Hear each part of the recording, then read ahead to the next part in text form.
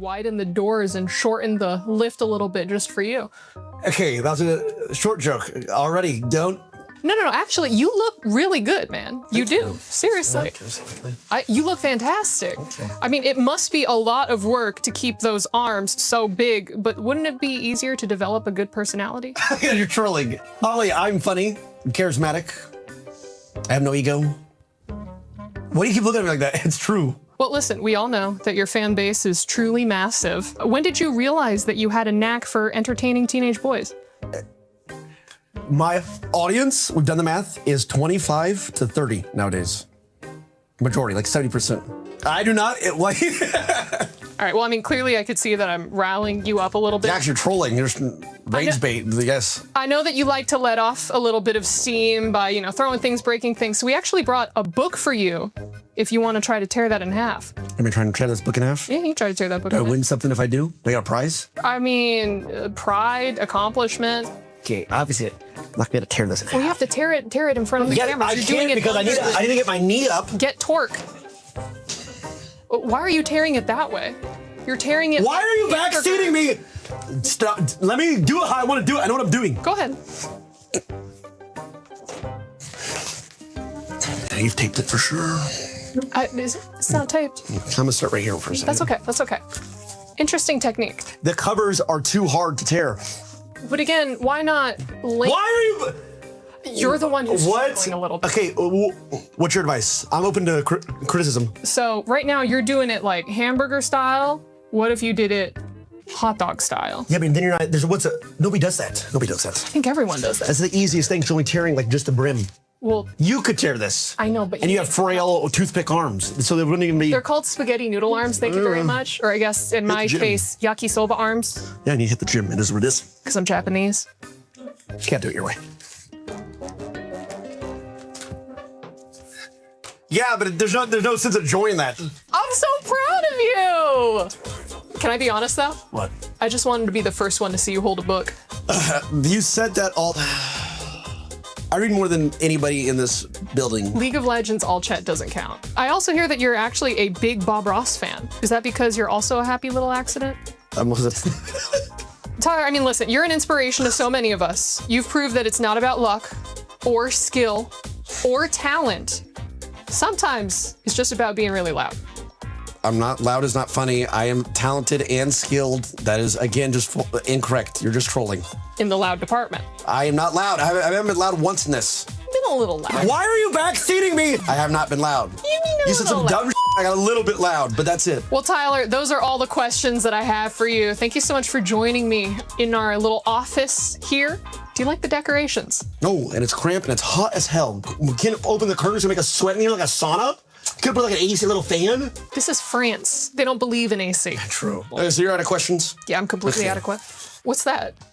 Wait. My, how the tables do turn. No. What are those? Where'd you get those? How does it feel to be the only one I see pop up on Livestream Fails who is an actual failure?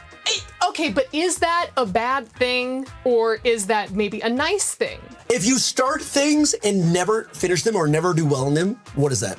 Trying my best. Yeah, well, sometimes your best just isn't enough. Everyone on this production should probably start looking for new jobs, guys. I'll be honest, this is probably gonna do equally as poorly. Just saying. Now, you've been playing for over 15 years, and you've still never achieved Diamond. Okay, I got really close to Let me finish. I don't know if this joke should be about League or your love life. Okay, listen, by playing League of Legends, you've truly done the impossible and found love. I've found body pillows, and I've gotten close to Diamond a couple times. All I'm gonna say is, for the moment I have been with you, I've seen you ever, it's been 10, 11 years ago, I've never seen you with a companion. I have my online friends, they're definitely real. A lot of people argue, well, you're doing it for your career, but your career is just doing so poorly, isn't it? But I'm speaking with you, brother. Doesn't that mean that I'm True, kind of and I saved the day. Tyler, here's the one thing. Do you know what I have that you don't? To go on, enlighten me. Control over the editors. Cut! The chair is dented.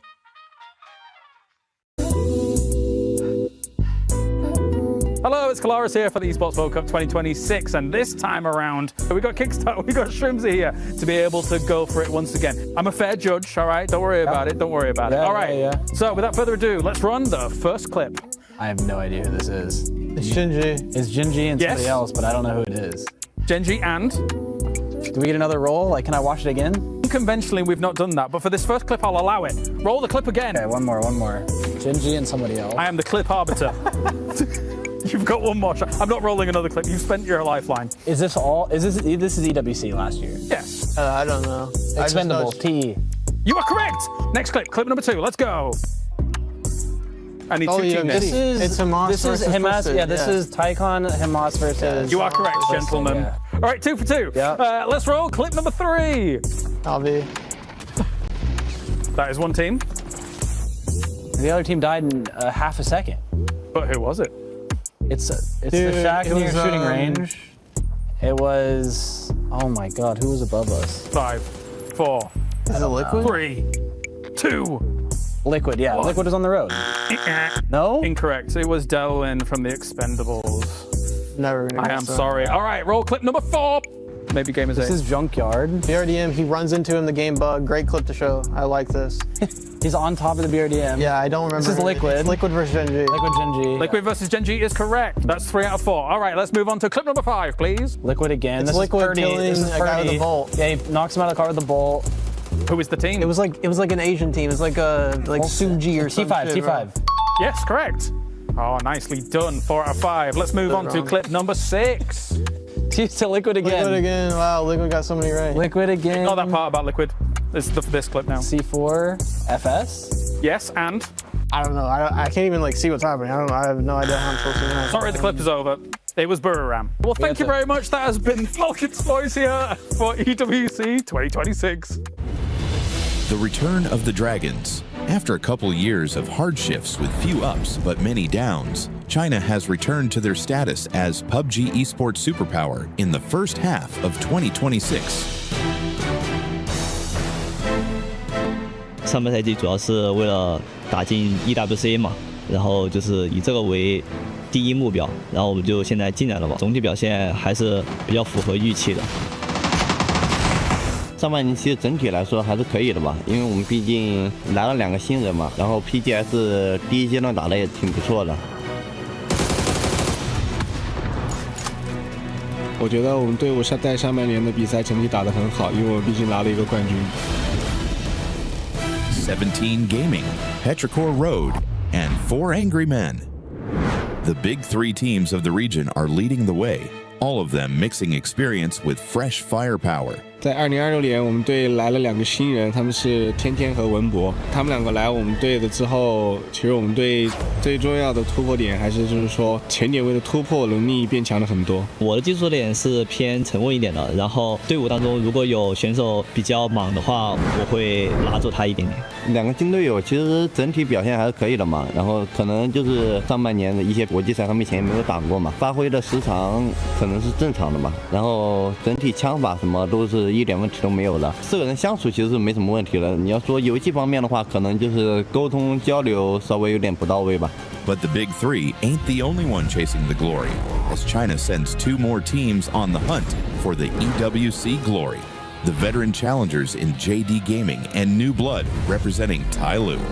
之前我们 PGS 的话，我们因为人员调整的问题，表现其实强差人意吧。关于团队的问题，我们最近进行了很多融入到团队的一些思考，然后我们相信我们现在的实力已经磨合的差不多了，所以期待这次 EWC 的发挥。针对这一次 EWC， 我们准备的还是很充足的。我们队伍不惧怕任何队，我们遇到了之后都会全力以赴。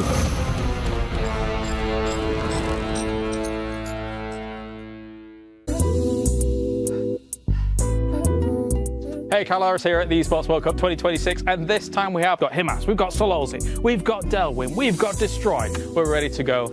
So let's roll the first clip, guys, and you've got to guess who the players or teams are. First clip. Phải bạn không? Là team đi chết á, bị class. Delwyn might know. Bero class đúng không? Đúng không? TE. TE? Yeah. Versus? Gen Z. Gen G? Gen Z. NT. 1-0 for AGAL. Well done, well done. Second clip. Cái này tôi chợt nhớ luôn. Tôi với Tài. AG and Twisted Mind. 2 for 2. Oh, well done, boys. Let's go clip 3. Ly thứ hai á, Liquid Navy. Đúng không? TE? TE nào đây? Hồi nãy khi fit tôi vừa hiện lên tôi vừa thấy. Falcon. Đó đây.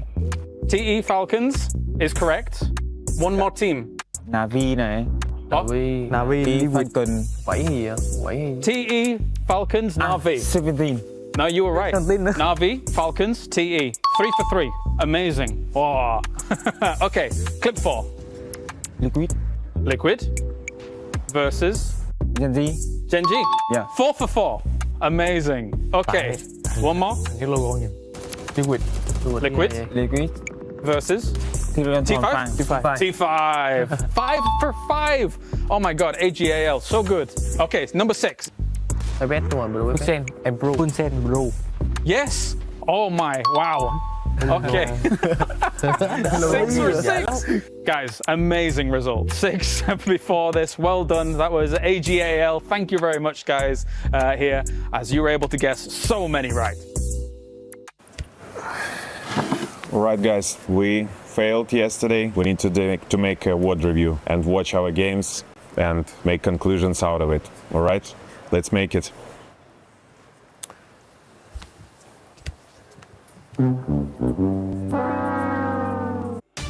Ugh. It's over. It's all over. And who are the biggest losers of the week? All of us who believed in KC. Why? It happens every time. I mean, they beat T1 and Faker. He just became an official EWC ambassador and then he got sent home packing. The arena was packed. The fans were loud. And the blue wall was blue. All to just get 3-0'd in the finals by a car company. Why does France always blow it at the finish line? Just like against England or the Waterloo. Maybe another game can cheer me up. For instance, our researchers dug up some interesting facts about Mobile Legends Bang Bang Women's Invitational after they were able to finish reading the title. The competition for these lady gamers, or as I call them, lamers. Nope, not that. These female athletes, or never mind, they don't need a nickname. But the competition this year was personal because 3 players each from Virtus Pro and Twisted Minds have switched sides to play for the rival. Now that may seem cutthroat and cruel, but that's what it takes to win in this business. What's that? None of them even made the playoffs? They weren't really a threat and Vitality won once again? Well, there's plenty of room in the depression pit, ladies. Hop on in. All I want, other than my emotional support for babe, the feelings of comfort and normalcy. Did Free Fire provide? Of course not. Defending champs Evos Divine barely showed up. Vitality's Secret and Aurora didn't even make the finals, all while Falcons, Twisted Minds, and Loud fell over to Lion, who forgot to even use their hands in League. But they did secure over 100 kills to get to the final. They want me to yell booyah here, but I'm afraid that if I do, I'm gonna start crying. Finally, in Dota. Wait, didn't we already cover the... No, that was a different game. I haven't been following closely since my Rune Eaters were eliminated by eventual champion P-Vision. They were heavy underdogs who made a splash before our hearts were ripped out, just like with KC, just like every time. Now that we've cheered and laughed and cried together, I only have one more thing to ask. KC fans, can you please stop camping outside of my hotel? I said that I was sorry about all the French jokes. Someone threw a hardened baguette through my window and it hit me in the forehead. I even got hate mail engraved on a croissant. Okay? Please stop. S'il vous plaît. Please. This is Cadrill's fault. Day one of PUBG at EWC 26 brought a ton of surprises. Twisted Minds with Lou missing and the Tab having to step in secured a chicken dinner along with a second and third place, sending them towards the top of the table unexpectedly. Shadow Esports, one of the tournament's underdogs, holding onto a compound, took a win in game number 3. And Team Liquid consistently put points on the board.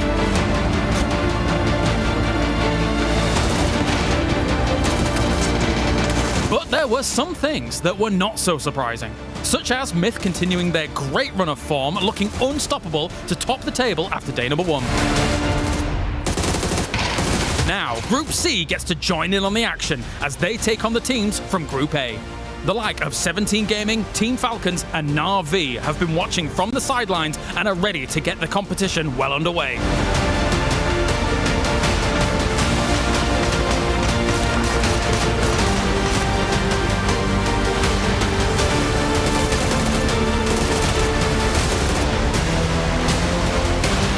Can they take what they've learned from watching day number 1 and use it to their advantage? Or will the Group A teams off the back of day number 1 be warmed up and have the upper hand? It's time to find out as Group A faces off against Group C with their tournament lives on the... James, I brought you here to find out what it takes to be a PUBG professional. Well, I'll have you know, Barney. I've got a trick or two up my sleeve. Let me show you how it's done. Speed.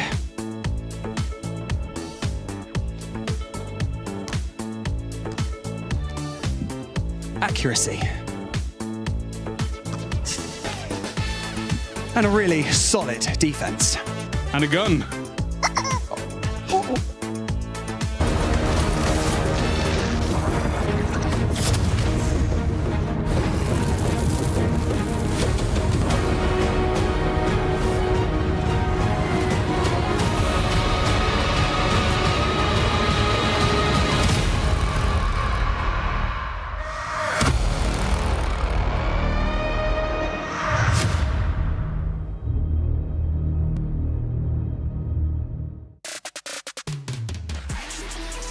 Barney breaking Kalara's ankles. It's also Myth breaking people's ankles in game because that day 1 was so impressive out of that squad.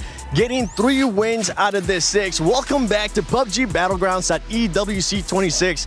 My name is the 7WG and I'm joined by Toffees and Godspeed. Yesterday we had an amazing day, but before we even start talking about that stuff, make sure if you are watching, if you are sharing stuff on social media, go check out the EWC website and the app and use that hashtag EWC and hashtag EWC26 because yesterday, man, I think we might have had the play of the tournament already because we had some insane plays. If you're talking about the example, ducks the Jeep and smashes a team, yes. And if you missed yesterday, go back and watch the replays or just hit clip because it had to have been clipped 25 separate times. They were phenomenal, but also the team of the century maybe appearing, Myth, pulling a trip. Like that is absolutely bananas that they came out and did that. I mean, Myth just pretty much came out and as James said, Kalar said, they're just going to show us why they've been so damn good. Truth. And they continue that consistency here, which is really hard to do, especially in the group that they were in. Yep. You know, and I was worried because at PGC, they didn't do great. And I thought when the big money's on the line, perhaps the pressure's too high.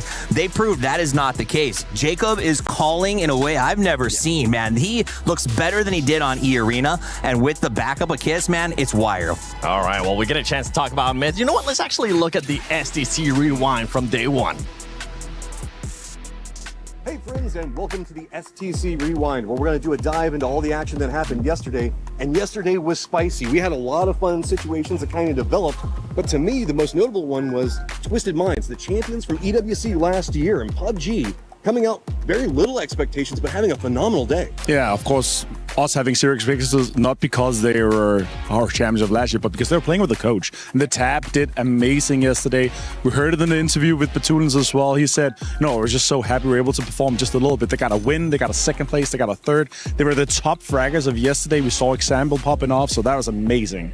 Always great to see. And a smiling Batulins is a terrifying thing to see because you just never know what's going to be coming next. But I mean, you were talking about before we jumped into this. Myth, man. Myth was stellar yesterday. Yeah, 79 points, 3 wins out of the 6 on the day. Kiss top fracking with 18 kills. They're continuing the form that we've seen from them throughout the internationals this year here. I'm super excited to see what they're going to be able to do in the finals because with 79 points, they are guaranteed to go there already. Kiss of death to the rest of the lobby right now, but Gam also had a very, I guess, consistent day yesterday, and that's kind of notable given that squad because a lot of times they can be pretty inconsistent. We'll see them kind of go for some crashes, put themselves in some very vulnerable situations, but they managed to fight out of a lot of them yesterday. Yeah, once Tanwu's on fire, we know him throughout the years, he will get everything cooking, right? And he got all the kills yesterday. They're able to perform.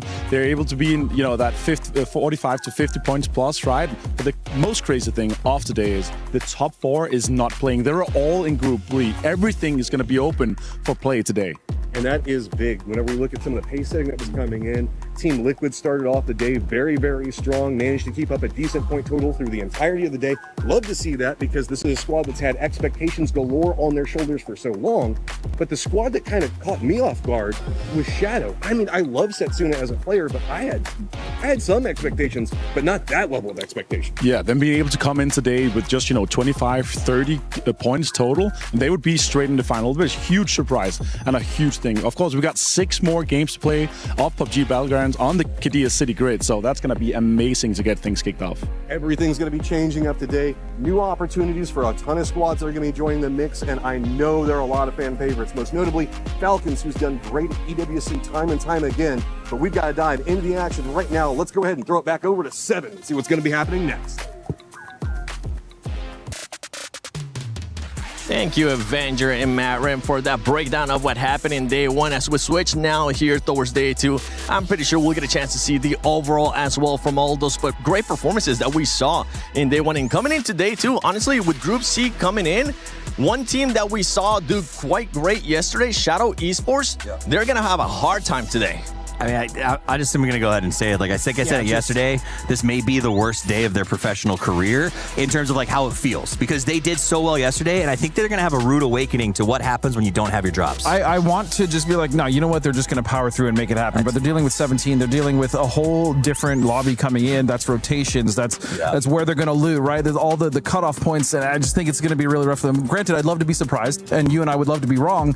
It's just we've seen this type of thing before, so we have to wish them good luck. But it's going to be a tough day for Shadow. Yeah, being in 5th place, getting 35 points. As we're talking about this squad, I want to know what would be considered a good day for this squad in regards to points. They were able to get 35 points yesterday. I mean, a good day for them is holding on to the top 16, right? Like, it doesn't even, at the end of the day, what they're going to come in to do, I assume, is play defensive. Their goal is going to be to drop without losing, make it to circle 4 or 5, push center, and try to shore up their position and get as many points as they can. But it's not going to be an aggressive day of play for them at all. No, not at all. And I think 17 is really going to thwart them there. But, I mean, when you look at the leaderboard, Gam, a.k.a. the Expendables, man, they came out swinging. And then currently in 3rd place, 50 points, not the most. And when you look at last year's cutoff, right, we're talking around 63 points. And that's the most important thing is you're not playing for first year, you're playing for top 16. And so if they can get even just 15, 20 more points on the day, they're looking pretty good for that cutoff. Here's the message for today, right? If you watch the World Cup, you saw a certain team from across the pond maybe pull their strikers a little bit early, maybe get a little defensive. And there's a temptation for that when it comes to these world level events. You can't do that. You can't do that. We learned that watching England. We're going to learn that today for those teams that play defensive. You got to play your game and you got to get aggressive. So Gam, I need them to keep coming full steam instead of trying to shore it up and say, just save my points. And I hope it happens too, because for some of those squads, I mean, you perform so well, don't change anything. I know sometimes squads tend to, if they perform that well, for example, the likes of Myth, right? They want to maybe take a chance to try something different. Myth might be a little bit different because they're so far ahead. And you know what, since we're talking about Myth, let's talk about our Sony story of the day, because it is Myth. The way that this team was able to perform yesterday, we said it already. Avenger and Matt Rim said it as well. 3 wins out of 6. Nobody expected that. we didn't expect for them to continue on the momentum that they have from PGS 6, but it was also the performances of the players. Yeah, I mean, let's compare that to what it's like to play this game normally, right? What's your win rate? It's not 50%, I'll tell you that, and it's not against the best players in the world. Individual performance were phenomenal. Jacob looked good, right? We talk about Kiss, but Baron and Scrappy were really putting work in there. Scrappy was scrappy. He was surviving when he needed to. I liked watching those guys. I feel like Scrappy was, I don't want to say saving them because they didn't really need to be saved, but in those games where they definitely didn't get as many points as they wanted to, Scrappy was there scrounging for those points, right? And he was able to get a couple kills here, keep them alive, maybe a few more placements, and that's really important. And on top of that, the amount of confidence that these boys have built just in that first day, as Martin said, they've already qualified, as far as I'm concerned, for finals. I mean, man, just think about the wrench that they can throw in the other team's kind of gears to try to slow them down, because the ball's in their court. They can literally do whatever they want today. They got the 3 C's of PUBG: communication. What was the other one? I forgot what it was. Communication, and communication. Communication. I literally had it in my head and I forgot because he said a C word that was really good. Don't worry. Confidence. That's what it is. Communication, confidence, and killing. Yeah, I mean, the way that this squad was pushing people, they honestly didn't really give a damn what was in front of them. They were just pushing them, and I'm hoping that aggressiveness continues on today because it was quite impressive. Another big surprise yesterday was Twisted Minds. Remember, we were talking about this squad, Godspeed, saying how are they going to be reacting? The first game, super slow, and then after that, they were able to figure it out. It's funny that we kind of think of them as a surprise. I mean, even with the tab, you still have that core 3, but I think what's most important is Twisted was playing Twisted's game yesterday, right? They were able to get center early on circles that they wanted to get that early position. On the games that they couldn't, they made sure they cleared out their edge, and that if they were going to go out early, they went out with as many kills as possible. You heard Martin rattling off the stats. They were absolutely fragging. Example, do we really need to talk about him? He's one of the best players in the... He's the GOAT. One of the GOATs. He's the GOAT. If not the GOAT. Yeah, that's a fair argument to make. So Twisted Minds, I think the only thing that surprised us is how fast they came out of the gate versus how fast they normally do, which is much slower. This is why systems can work, okay? They are a system team. They build very aggressively on how the game is meant to function, which means when a sub comes in, who's the coach who helped build the system, there's not a lot of catch-up. You don't have to sort of figure out how you work together because you know, just be where this guy would be, follow the system. Yeah, and for this squads, I mean, we're talking about the top dogs from Group A. Let's talk about those, in a way, bottom feeders that really didn't underperformed yesterday, honestly. And it comes down to AGAL and Full Sense. Full Sense being the reigning champions. They expected a lot coming in, but right now, things are not firing. And the thing is, for everybody currently watching at home, keep in mind, this next 6 games will be the last 6 games that these 2 squads are going to be playing. Absolutely. Full Sense has been a big letdown since they won the championship. 100%. They have not changed their team. It is the same roster. And here's the big hard thing for them is they had to prove themselves. To be honest, the fact that they got a direct bid to the finals of PGC was a hot topic. They won. That's cool. But you have to come out. It's like when Sonics won their championship at PGIS. You got to have a good next year to sort of silence the critics. And so far, Full Sense has not done that. No, they haven't. And at least in AGL's, kind of point, even though they're pretty much around the same points, we saw a lot of good stuff from them, right? We saw that crazy South split on Tego that almost worked out. They ended up losing that game to Myth. That was kind of one of the only good games that they have. But still, when Solozzi and when you have him as just popping off, they should be a much more tight unit, and they should have been getting more points, but unfortunately they just weren't. Yeah, and for that squad, I mean, they have to get wins. Honestly, they have to find a way to be consistent with what we were able to see out of Myth yesterday, out of Twisted Minds in regards to consistency. We just haven't seen that out of that squad. What is something that you would like to see in regards to points, Toffees, when it comes to those squads that are towards the bottom? We know, we just heard Godspeed saying about that cutoff, right, for top 16. With the way that they ended up finishing, which if I'm looking at this correctly, Full Sense ended up with 22 points, AGL with 23. They're going to have a miracle day. It's not unstrikeable, but they have to go aggressive. In the same way we said top teams can't play defensive, some of them will. And these 2 at the bottom need to take advantage of that. They need to look for those fights. They need to look for kill feed champing. So they need to see, okay, there's a knock there. There's 2 knocks there. We're going to drive the extra 200 meters to engage in that fight. But still the biggest issue, and you know it, Steve, better than anyone, is the other teams that are doing well. How are they going to play? Because again, they can do whatever they want. They can go hot drop a team that they normally wouldn't, because that AGL is a good team to hot drop. If I'm Twisted Minds, I don't want to play against him ass in the finals. I might might drop on him, right? And that's the threat. Camping rotations, the things that we saw VP trying to do yesterday, even though they struggled after that first game. So these are things that these teams that are struggling already are then going to have to deal with once they get into game 1, game 2, game 3, where things aren't going their way. Yeah, for some of the other teams coming in from Group C, we got 17 Gaming, T1, JD Gaming, Vicious, Navi, Genji, Team Falcon, Sharper Esports 2. I mean, this Group C is stacked. It's going to sting. I think in particular, Navi is one that I'm watching right out of the gate. This is a super team that has really, since they picked up Boostic, become, honestly, God's gift to PUBG. They play so well. They have ups and down days, though. So this is what I'm waiting for. Does Navi hit it hard in the first 3 games? And if they do, I think people have to worry just as much about them as Twisted Minds. Yeah, I mean, for me, Navi, also a team I'm definitely watching. Falcons, and Gen G really has not proved how good that roster should be this year. I'm definitely keeping my eyes on that team. For Falcons, what are the expectations coming in? I mean, we saw what happened with Falcons in the past, too. There's been rumors that they might be changing IGLs for this event. What are we looking to see out of that squad coming into today in regards to performances? You know, I talked to their coach this morning. He said everybody feels good. The attitude is great. Communication's working. I don't believe there's any IGL changes. I think, if anything, there's a bit of over-talking, but I think they're going to fix that. My expectations are they have to perform. We all know the Falcons and this event are tied together in every way. So they've got big expectations from the club, and if they can stand up and hold that on their shoulders, I think they'll be okay. Not that it matters, but they have big expectations from me, just because I want them to be able to do well. We're the ones we have the club championship at stake, too. There's so much going on there for the Falcons. You know what? We actually have an interview with the Falcons. Hey, I'm here. I'm with Tiggleton as he's just joining us here for day number 2 of EWC 2026. How are you doing, Tig? Decent. Slept well. Good 9 hours. Nice, nice. Okay, right. Well, I guess my first question then for you is, obviously you've come into this tournament here, day number 2, and I'm hearing there's a little bit of a change going on the Falcons roster. Tell me about it. I don't want to talk about it. Keep it under wraps for now, and maybe we can talk about it if we play well. All right, okay. You're going to let the results speak for themselves. That's fair. I guess another question is, has Shrimsy had the breakfast of champions? I think we all had the same military egg slop. Like this, it's about the sustenance out here. There's no joy. The dopamine will come from the game, not from the breakfast. Okay, so how are you feeling about the games in general? Obviously, you were able to watch day number 1, how those teams are kind of playing things out. How are you feeling coming into this, considering your preparation, as well as kind of how you match up against these teams? I mean, we watched Myth yesterday, and we realized the tournament's already over. Just going to try qualify today, and then get second in the finals. You're giving me no inch here, are you? No. All right, get out of here. Thank you very much, Tig. Good luck for today. I'll see you in a bit. I'm casting.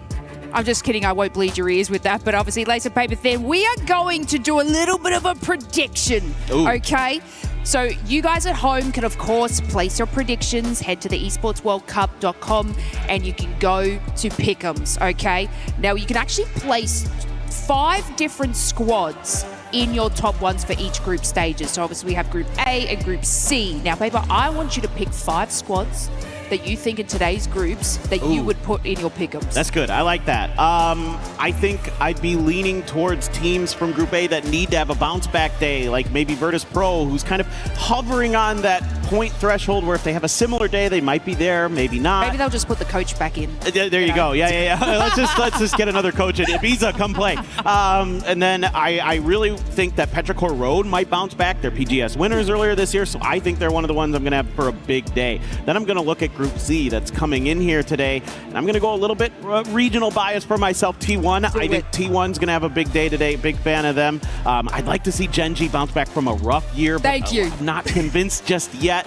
17 Gaming, another team that I think is always ultra consistent and is a good shout. Yes, honestly, I wanted to chuck Gen G in there too as well. Obviously the T1 banter, but you guys at home can, of course, do your own pick'ems on the Esports World Cup website. Make sure you place them on them, and I'm going to also put the Falcons in there too. I want you guys to do it at home. Everybody's like, what, no Falcons? No, I can't believe you've done this. But that's it from us. Back over to you, Seven.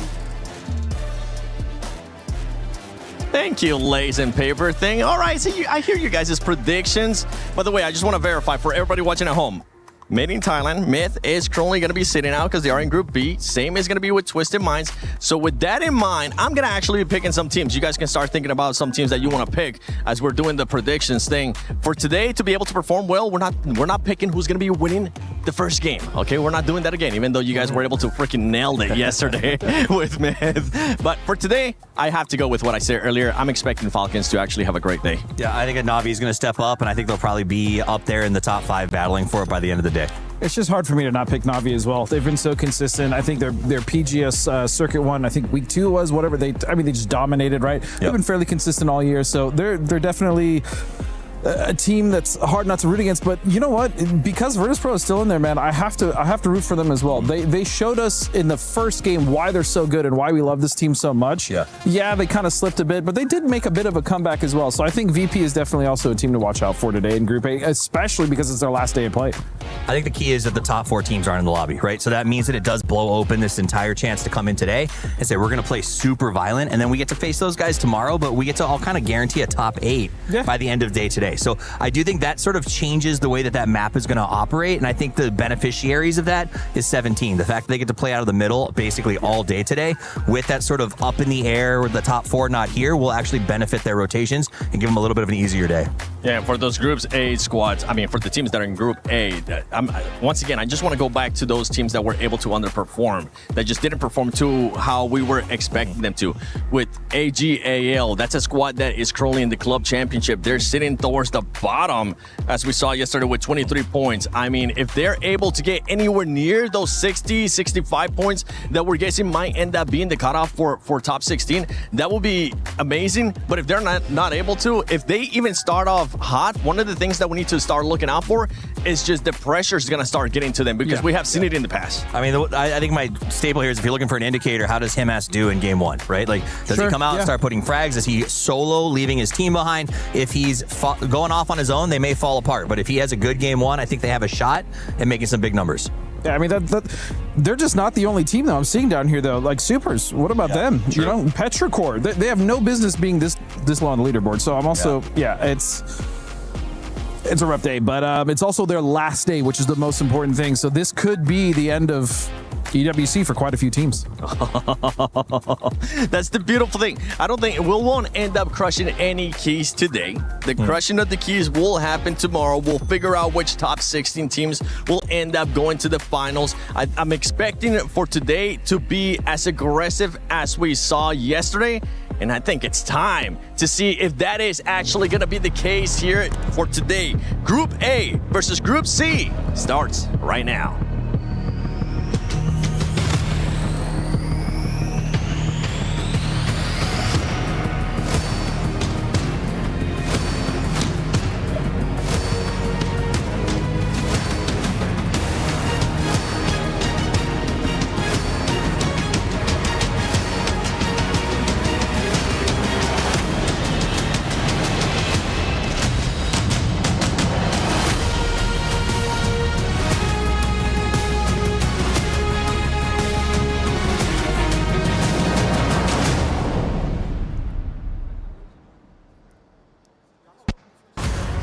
Teams took to the stage yesterday and made their mark, and today 8 more teams will have a chance to make a first impression on the Gadia City grid. In day 1, we got some insane performance coming from Myth, Twisted Minds, Team Liquids, and GAM Esports. But today, there is new faces on the battlefield. It is time for these teams to show the world exactly why they are here. The journey to this point has been relentless, but now it is time for them to show up once again. Barney, everything is set, and it's now time to welcome our team to the main stage, starting with 17 Gaming.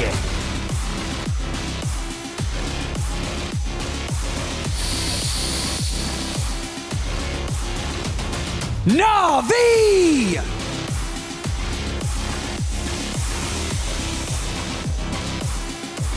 Petrichor Road!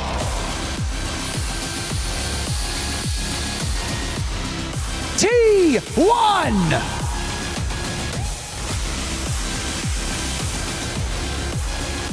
DN Supers!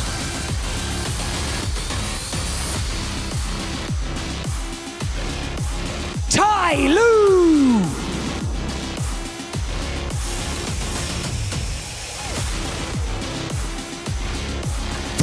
Sense!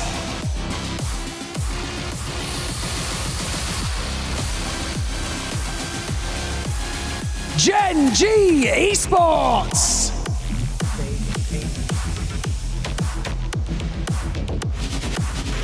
JD Gaming!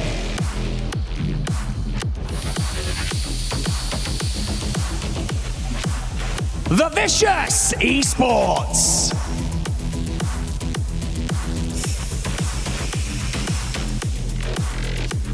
Shadow Esports!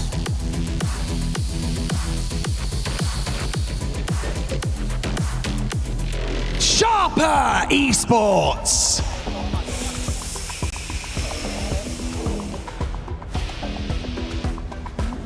AGL!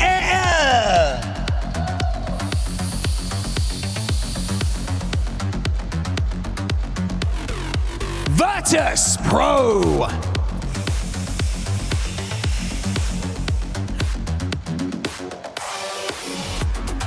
Team Vitality!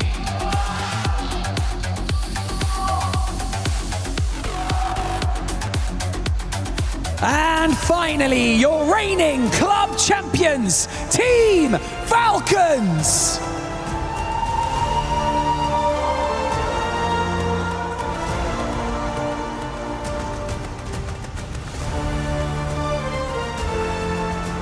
Every point earned today could be the difference between fighting for the championship or sitting on the sidelines. So get ready for fireworks and mortars. For the players who already hit the stage yesterday, these are the final 6 games. After this, their fate is no longer in their own hands.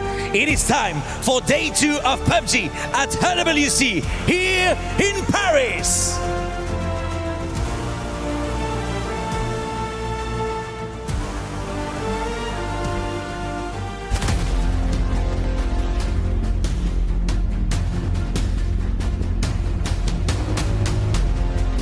针对这一次 EWC， 我们准备的还是很充足的，然后我们也对我们的实力还是很有信心的。In general, we don't have an issue with anyone, but probably AL just because of the chaotic playstyle in the early game. We're playing so many practice before EWC, and we're ready.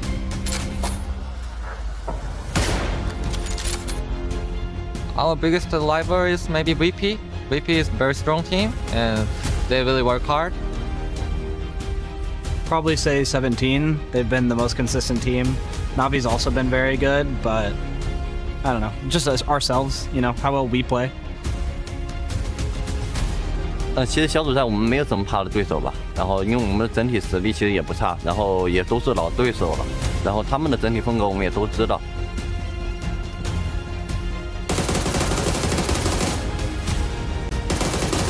针对这次 EWC， 我们准备的还是很充足的。 I don't want to not fight anybody. I want to fight everybody. We're going to win. We are a really strong team, and I am confident, and we can make to the final, and we can win this tournament. Hello, hello, PUBG fans, as it is time to get groups A and C underway. Matchroom Paperthin going to be taking you through the first couple of games as, yes, guys, Falcons are here. I know chat's been going crazy for them, waiting all day yesterday, but now finally arriving and confident on top of that. Oh, for sure. I mean, that team is always going to be confident. You feel like they have a shot going into every event. We're always going to be talking about them because of their history and their success that they've been able to find. So definitely a team to keep your eyes out for sure. I think a lot of teams in Group A that I really have some big questions about, you know, VP, the Supers, who we just saw in that video, talking about how they feel pretty confident to win this thing. They did not have a good day. They need to do a lot better. I mean, with VP, the question marks aren't as big. It's more just like, you're better than that. I was expecting it to be a little bit higher. You could see that there was a little bit of dishevelment that was happening within the squad, but I think that they still should be all right. But this is also a much harder lobby than yesterday, in my opinion, specifically. But I know there's some differences on that one way or the other. Supers, though, I just gotta ask, bro, what's going on? I just, to me, when I'm looking at them, I don't feel like they're confident to take fights. I think in this meta in particular, yes, it's very, you know, early center circle heavy. Like, you're trying to play for kind of the hedging your bets against the chaotic circles in that regard. That's why I think a lot of teams are kind of going for that. But they often weren't looking for those third-party opportunities, weren't looking for kills. And this is something I mentioned on the broadcast yesterday, that when you look at how they've done in PGS this year, they're one of the few teams that they do like way better in placement points than kill points, and that is a rarity and a something that you just can't be doing in this game right now. The mind-boggling one for me, hands down, mind absolutely boggled by AGAL. First game, 14th, 0 kills. Second game, 14th, 3 kills. Third game, 9th with 0 kills. Finally, we got a second place with 11 kills, and I thought maybe they were coming alive, but then no, it goes back to 12th, 0 kills, 13th, 3 kills. I know that we can talk about that there's some inconsistency in that squad, but what is going on? That squad should be able to find kills, no problem. I agree. I mean, it felt like, outside of that game where it came down to that, the situation was them versus Myth in the very end of the game, right? Came down to a tight circle, but that one's harder for me to put my finger on because you don't get to see a lot of them because they were getting knocked out of the game so early. Yeah. So we weren't kind of focusing on them as a whole. So what you did see was them hemorrhaging players in the kill feed early, whether it be like Delwyn or Hemas. I saw them going down, first, 10 minutes multiple times, and that can't be happening. Okay, enough questions. We've got the airplane taken off and we are ready to go. It is going to be way down to the south. Plane path starting south of Novo and kind of ending to the west of Gatka. So this is going to be pretty crazy here. Don't forget, now we're adding in some heavy hitters of 17 Gaming. I mean, we've got, of course, Falcons and the big question marks with Na'Vi, and how crazy do they go in a group stage? Oh, for sure. Na'Vi, a team that you absolutely are expecting to do damage here. I mean, especially with what you saw from Twisted Minds yesterday, and VP still did okay. I mean, yes, it isn't up to the standards that maybe we've come to expect for VP, but you expect Na'Vi here to be just as good as those other two teams. So certainly should be a pretty solid day for them. I of course, am going to talk about Gen G because they've been struggling a lot this year. You would think bringing in Soul and Salute, that dynamic duo from the 2003 PGC Championship team that were absolutely going crazy for them, hasn't really worked out. And bringing D from the Americas over to the team as well, who looked really solid last year, everything just hasn't come together. I was a little bit sold on the idea of the squad. D coming into it I thought was kind of interesting, but we just haven't seen anything cement in. And you're right, this is a squad that really you think that you could just kind of put Salute on one side of a circle and Soul on the other, and they just kind of meet in the middle and find themselves a victory at some point. But it's just not really been happening, as we got long stretches coming up from JDG going up to Georgia Pole. It is also going to be Setsuna and the boys just to the south of them. But Sharper gets the lion's share of the circle that is mostly fields. Yeah, this one, we had a circle that ended kind of in those fields that are southwest of Pachinki, so still could end up in that vicinity or a field somewhere along the way. That is the large percentage of this part of the map. But again, new circles means we have a lot of different ways that this can shake out at this event. Spyro just going to be doing a little bit of chilling. Na'Vi going for that west of farm split, and they have quite a bit of access to things. Now Salute right next to Salalzi here. He's going to try to pit maneuver him. Is there anything to follow this up? I don't know if anybody's even got any guns yet. Finally, a couple of shots going to come out, and there it is. Himas down. Looks like he should be flushed in just a second. And anyone's legend, just anyone's target right now. Oh, this is great. I mean, for Gen G, not good for AGAL, but Gen G needs to get off to a good start here, I think, to build that confidence for this event, to be that team that we all know that they have the potential to be. A nice headshot there with the Mutant, with the Iron Sight from Salute. After a nice spin out, really well orchestrated there. They do a little bit of punishing onto AGAL, and then they're going to retreat back towards Milta. And this is a very aggressive move coming out from Gen G, who are playing down next to Milta. They pushed all the way up next to tunnels and everything else like that, and just to secure one. And AGAL, who was needing to get something rolling on the day, this is a terrible start. I don't know what else to say. You're right. I mean, Himas down first is painful, man. No, dude, this is exactly what I was talking about, right? Like, they're losing players in the early parts of the games. They're not being as coordinated and disciplined as they need to be. And maybe other teams are just seeing things that are sloppy in terms of their early game drops and how they're getting vehicles and where they're going after that. And Gen G just, said, hey, sometimes a coach will go in and they'll be like, hey, I think we can punish this team here because on this plane path they're going to go for this vehicle. and that means they're going to not be able to get access to a gun quickly enough, and none of their other team might be around them. And I love the fact that Gen G is coming in with confidence in game one. Another team coming in with confidence is going to be Full Sense with a Full Send right on top of Sharper. Thunder's trying to defend one side. Thunderwatt's taking a lot of damage. He's going to go down. Belmont's going to be the one that found him. And this is just going to quickly go Full Sense sided unless Thunders can get something to happen. He steps around, and he's going to go down too. It's a great little punish here for Full Sense. You can see VP hovering off screen just a little bit, looking for an opportunity to maybe pick off a player, but because that was clean for Full Sense, they don't lose any players.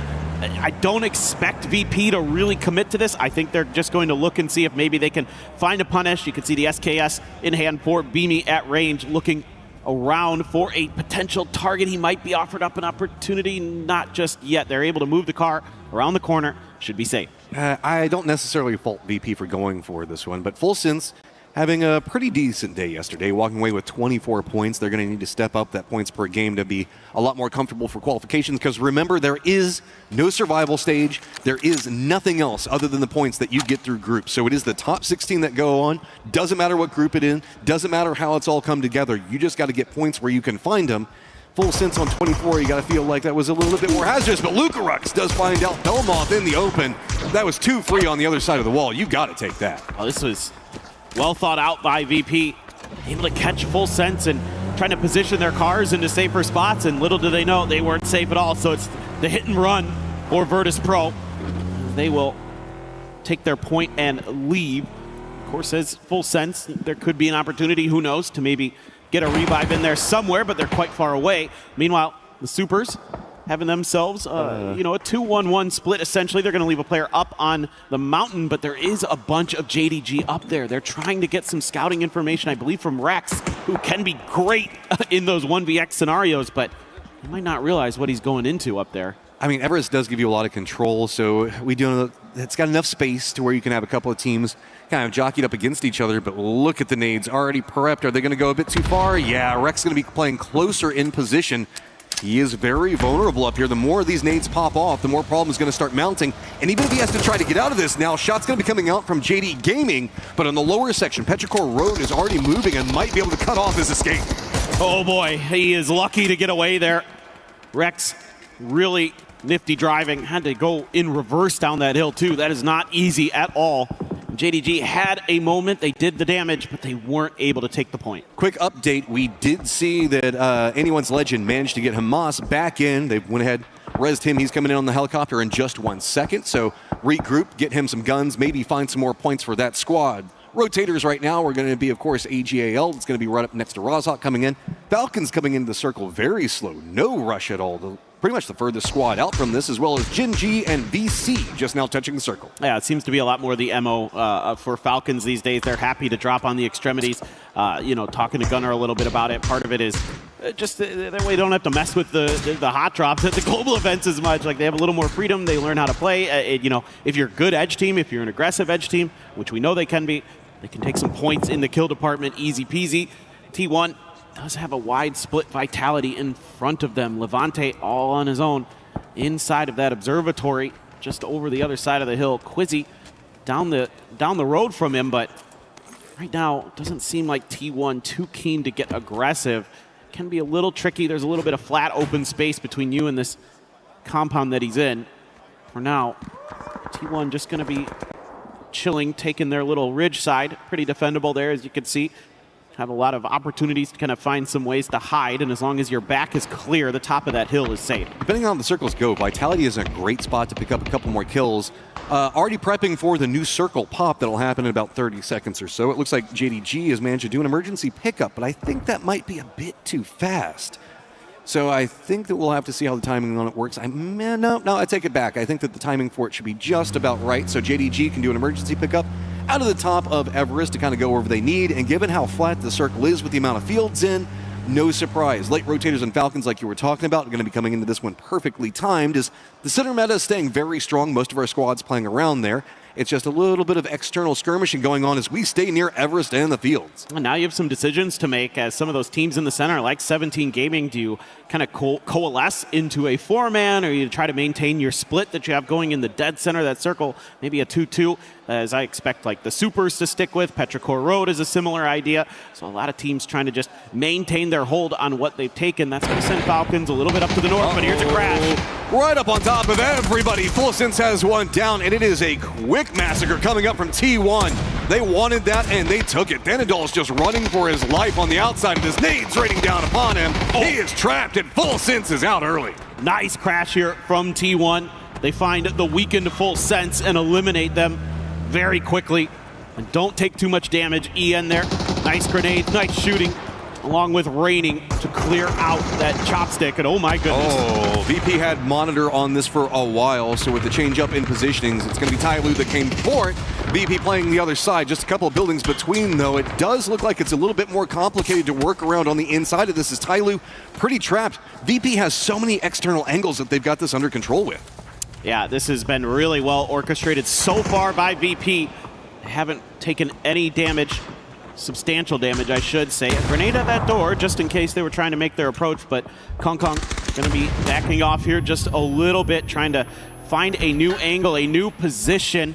Just gonna be holding the line. Has a teammate above him, but if they clear him out, wouldn't be too surprised to see VP really try to take Tyloo out of this one. I believe that we saw Lee playing on a glider earlier, so he's going to be external from this now, having just touched the ground. He could move into a backstab position onto VP, but it's hard to get over there. Mostly it's going to be Vicious taking a couple of shots as Lukrux got himself the bullet hose and ready for anybody to peek around, but it's going to be a nade coming out, getting the knock onto Lukrux. Yeah, that might buy enough time here for that backstab to come through. Another big grenade there. Really scary stuff for Virtus Pro. Trying to find an angle in. Hausker looking to set up a smoke. Trying to over-aggress on that angle. No, they're just going to try to cut this off. Oh, but VC is coming back behind this one. That might be a big problem for Lee if he doesn't make sure that he monitors that. I think he spotted it. But this backstab now having a big problem. That means that the two players for Tyloo have to deal with VP in a much closer range threat. No form of assistance from the outside, and VC looks like they're going to set up. Maybe they start taking a couple of shots, but no, it is going to be Nixie that gets Kong Kong down. Now Virtus Pro should really try to remove Tyloo from the equation right now. Hausker is taking a ton of damage from Util. In fact, going to be knocked by that blue zone grenade. Meanwhile, VC out in the open. Tycon looking to get ahead out there. Lee has dodged VC for now. He's able to kind of scoot off towards the east and avoid any contact with him. Lukarok's able to find a big knock onto Duckmai, and that means that they are going to have to kind of take a step back and wait this out. I mean, this was just so cleanly played coming up from VP. They saw the vehicles rotate. They were already using the external walls for defense.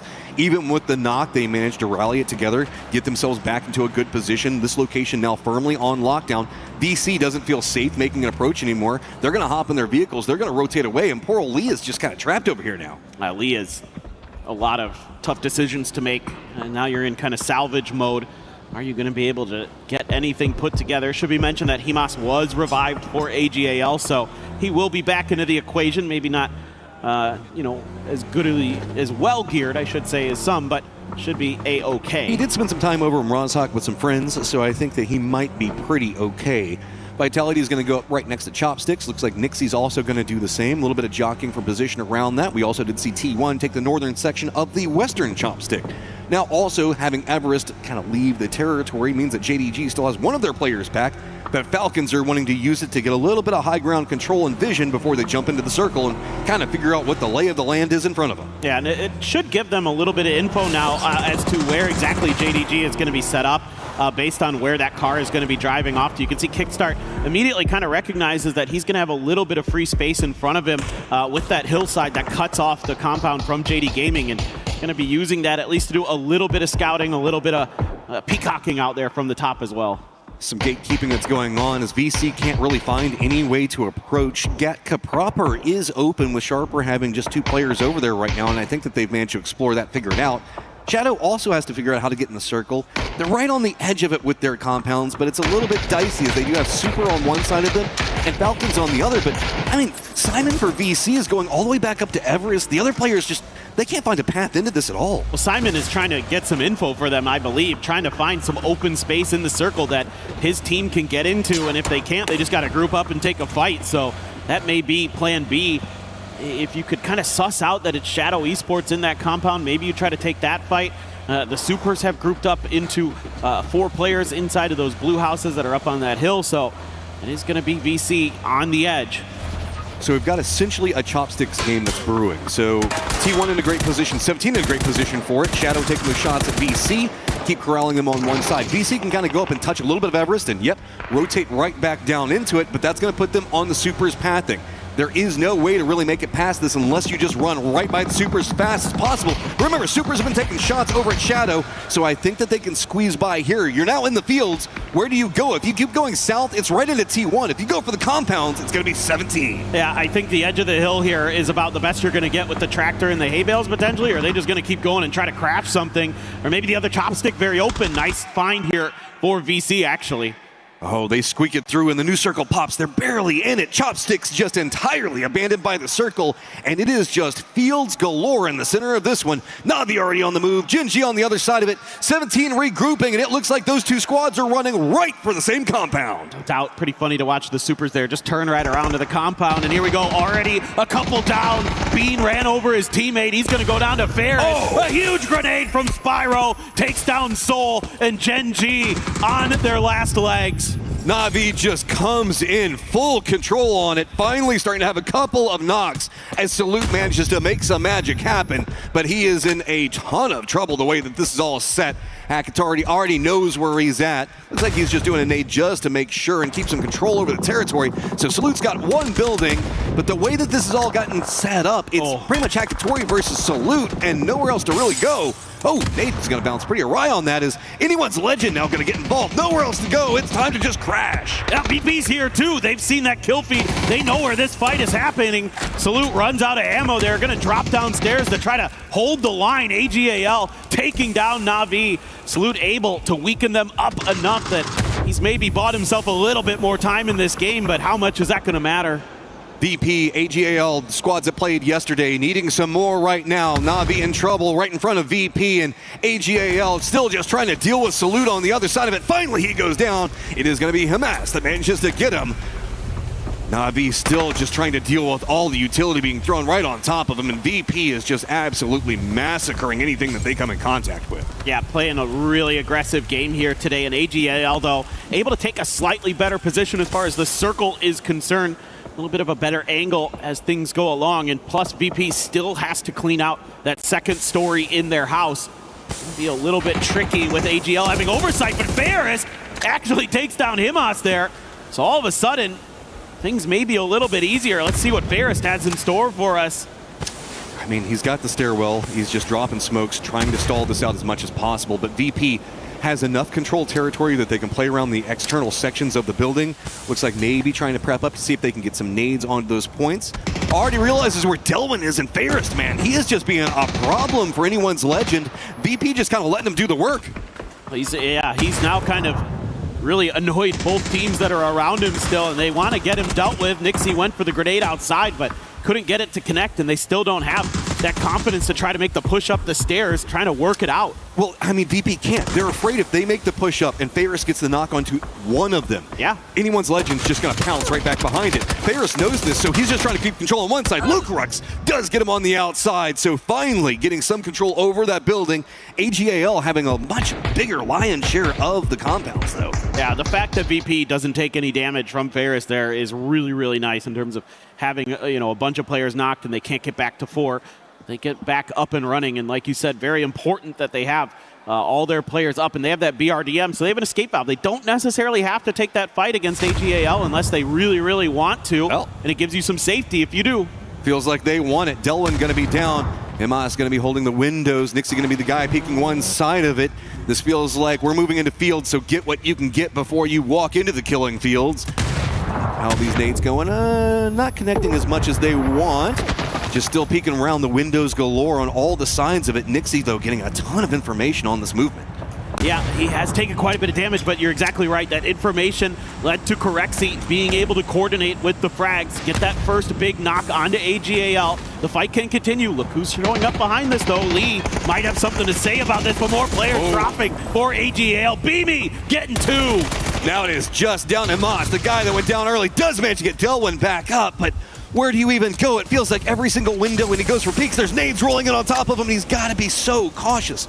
Smokes everywhere, visibility near on naught. He's just going to start holding the stairwell as Dylan's going to go down, and he's back by himself. My eyes just look to Lee. He's just going to use this opportunity to just try to sneak by this fight, but Hamas with the pump shotgun, very concerning. As VP, you got to be worried that you might overcommit to this fight. You've already taken 3 down. Look at Lee. Is he going to steal it? Okay, I thought for a second he might steal the BRDM. I like this from VP. They want to get timing on the circle. They did the damage. Hamas is just going to be up by himself. They know that. Lee's just going to go right up in front of him, maybe eat a couple of bullets for him. VP, though, maybe looking to finish out what they started a little while, as nade's going to be prepped up from Lee. What are you going to do against that BRDM? 17 now taking shots at both these roaming targets. It is going to be Vitality that has the center of the circle, while back behind all this, Hamas has spotted out Vicious making a rotate. Petrichor Road trying to hold the line between a couple different teams. The Falcons looking up and over this hill very, very shortly. Chewy throws the molly to try to get something done, but it is Shremzy with the AUG who pops up and takes Chewy down. Yeah, Petrichor Road, JDG, Falcons all having to move away from different angles. Specifically to the west, it's going to be Supers right in the center of the circle. Vitality has vision on what's going on over here. So Falcons, while they've got the high ground for now, know that they've got a lot of threats very, very close. Wouldn't be surprised if they just try to sweep this one out, see if they can finish off Petrichor Road, maybe Nons as well. Oh, there you go. Yep. No problem at all for Kick. Gets the grenade right where it needs to be. Still have JDG up on the edge of this hill that has to be dealt with. Should be pretty doable for the Falcons, you would think, but Tiggleton getting lit up by a bunch of different teams. I mean, there are 4 different teams shooting at him. Nons! Big play comes up at the end and ruins Falcons' day. Tig now down, getting flushed out. It is everybody in the lobby. 17 Vitality, as well as VP, all just trying to decimate Falcons. Oh, that was a push that had to happen for the Falcons. They had to go for kills. We'll see. Kickstart's going to be able to hang on, get a little bit further, get some more points into this one. Supers now as well need to be making a move as 17 south of the circle. Looking to try to sneak in behind Virtus Pro and Vitality. Supers, I don't know how much they're going to have to work with here. They should still have some vehicles, you would think. They've been hanging out of that compound for quite some time. I don't know if vehicles matter in this circle because it is really flat. Hay bales. I mean, there's that little bit of a ridge that we saw Falcons trying to play, but you just saw what happened whenever Falcons tried to move over there. If Supers tries to wrap down to the south, they're just going to bump into 17, who still needs to get in the circle. So right now it's VP, Vitality, EU, complete control over the circle. While we've got T1, I mean, 17 having to move a little bit, but 17 at least knows where the threats around them are. Yeah, I mean, as Supers, you're trying to go somewhere on that northern edge. I mean, you're going to have great vision into this circle at the very least, and you can kind of piece out what hay bales are still going to be there, what little dips and things like that that you can just kind of hang on to, where you can start digging your trenches with the picks. If you can find those open opportunities. And you're looking for a timing here while 17 is trying to make their way in. Here we go, the big wrap. Where are you going to go? If they go to the north, they're going to have a lot of firing lines thrown at them. VP is a bit more focused on 17 right now, so there's some movement to happen over here. They're just barely getting inside the circle. The smidgen of a ridge going to be enough. You can see bullets already cascading down on top of them, but now T1 has a denied angle of approach. If they crest the top of that hill, it's going to be Supers that absolutely demolish them. While Supers, you're in the circle, but there is so little vision to be had, and T1 going to be walking right into their waiting arms as there's just nowhere to really go. I haven't seen Vitality looking in this direction at all.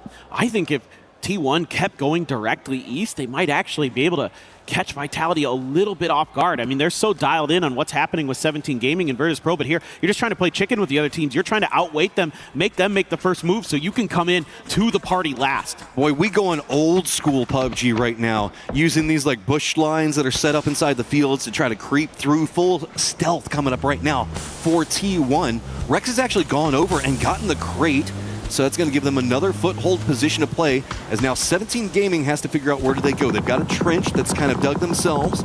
It's enough for some safety for now, but Supers does spot out the stealthy T1, so stealth fails in the end as bullets just rain down upon him. Oh man, and Rex has a Lynx. He's putting it to good use against Virtus Pro. He's going to find the big knock onto Lucarux, looking for Nix. He doesn't get him and gets taken down by Hello My Bad. that shield coming up just in time, as well as providing enough safety. T1 in a ton of trouble. Vitality, who's been playing the center point for so long, has just got turreting position. They just got to spin on every single angle. Looks like 17's trying to get closer and closer, see if they can maybe aggress onto the Vitality defensive line. Circle pops, and it goes down to the south. That means that Super is getting control over that crate, at least is going to get them close to the circle. Yeah, and now Vitality has to try to deny 17 some kind of entry. They've been trenching their way a little bit further forward so they can get into grenade range and try to displace them, and they're already landing some good ones. Quizzy down. Winbo manages to drop it. Here comes another follow-up. Looks like the Molotov's going to be just a smidge too short. Levante's just got way too many targets in front of him, and the smoke line for 17's a bit further out. Looks like maybe they were trying to prep it out for a run, but instead it's just going to be nades landing down onto that spot, opening up more cover for 17 to work with if they want it. Yeah, this is pretty well thought out here by 17. They've been able to keep themselves very much alive. The Super still trying to get Rex back onto his feet. I think they just are able to get there, but they're taking a lot of damage along the way because everybody else has been able to dig in, find spots inside of the circle, or create some safety of their own. And that has made it very, very difficult for them, still being on the outside looking in. Another crate going to be dropping in just ahead of them. I mean, it's a little bit of extra cover. You'll take anything you can get as the Supers. You can see there's a couple Doritos up there even for them to work with. But again, like you've been talking about, it's not much, man.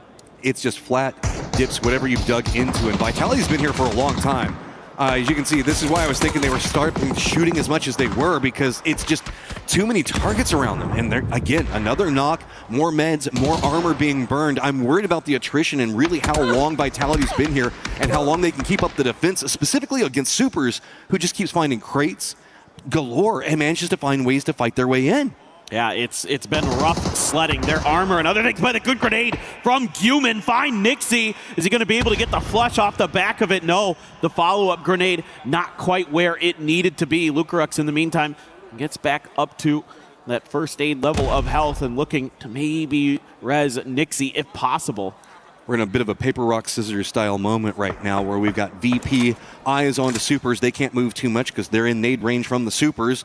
No real capabilities for movement as we're just in a very flat section. So if you've got any way to dig, you can see that that is just the only moment of reprieve that you get. 17 all stacked together. Little Ghost going to be down back behind him as it is going to be Nixie just lighting up. Supers gets 2 knocks, but Vitality can't get any control angles on it as Hell My Bad's trying to creep over there. Just nothing being revealed for him, though. Yeah, the fact that the Supers couldn't follow up onto that knock on a Nixie quickly enough has caused them to hemorrhage a couple players. Nixie will be knocked again, but still, it's going to be VP hanging on quite nicely. And now Hello My Bad trying to finish the Supers off. Cannot do so.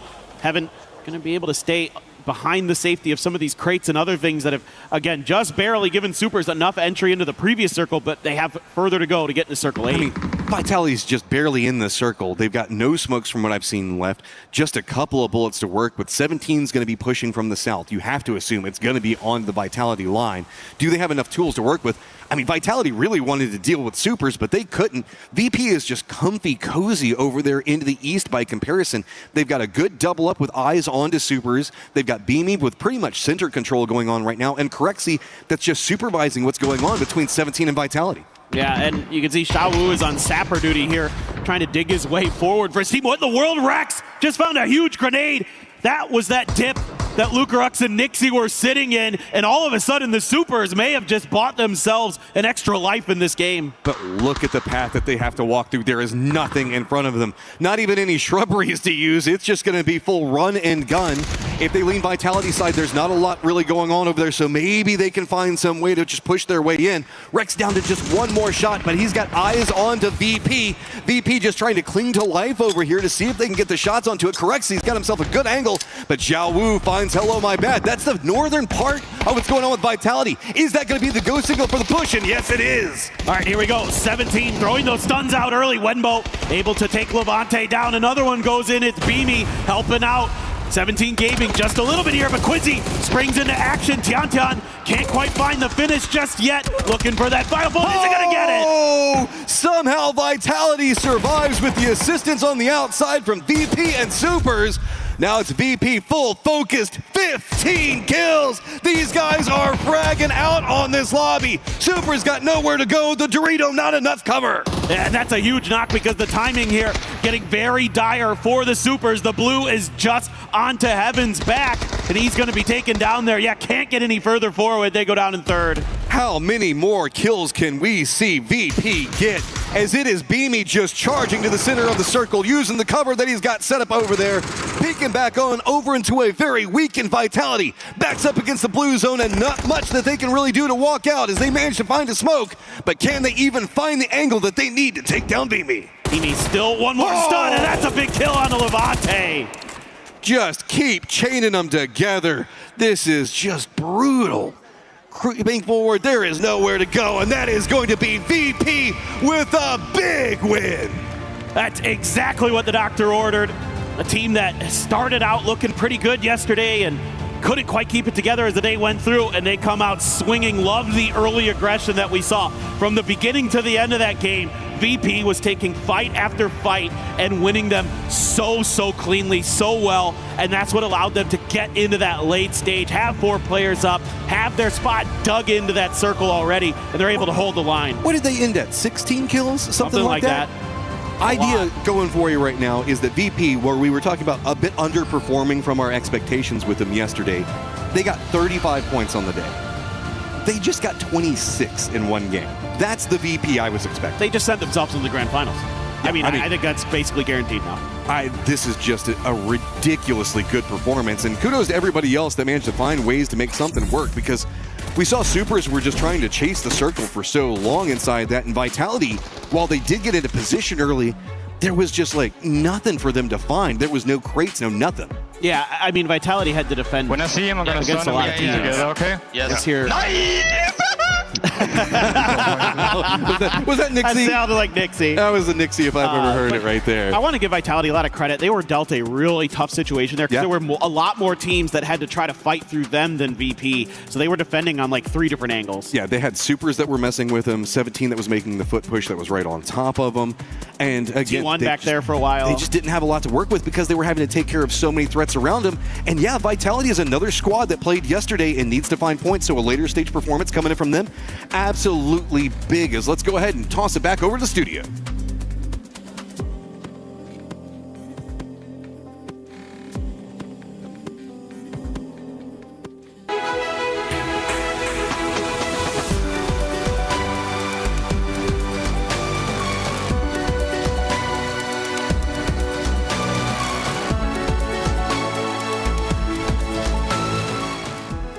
Everyone is playing, you're not yet. EWC Play is your all-in-one platform to compete in fantasy, pick'em, and quests for a grand total of $300,000 in prize pool. Build your dream fantasy team in 5 different games and track your score with live results tables. Predict the winner of every game, every group stage, and every tournament. Complete daily and weekly challenges to earn boosters that help you climb the global leaderboard. Got what it takes? Join EWC Play now.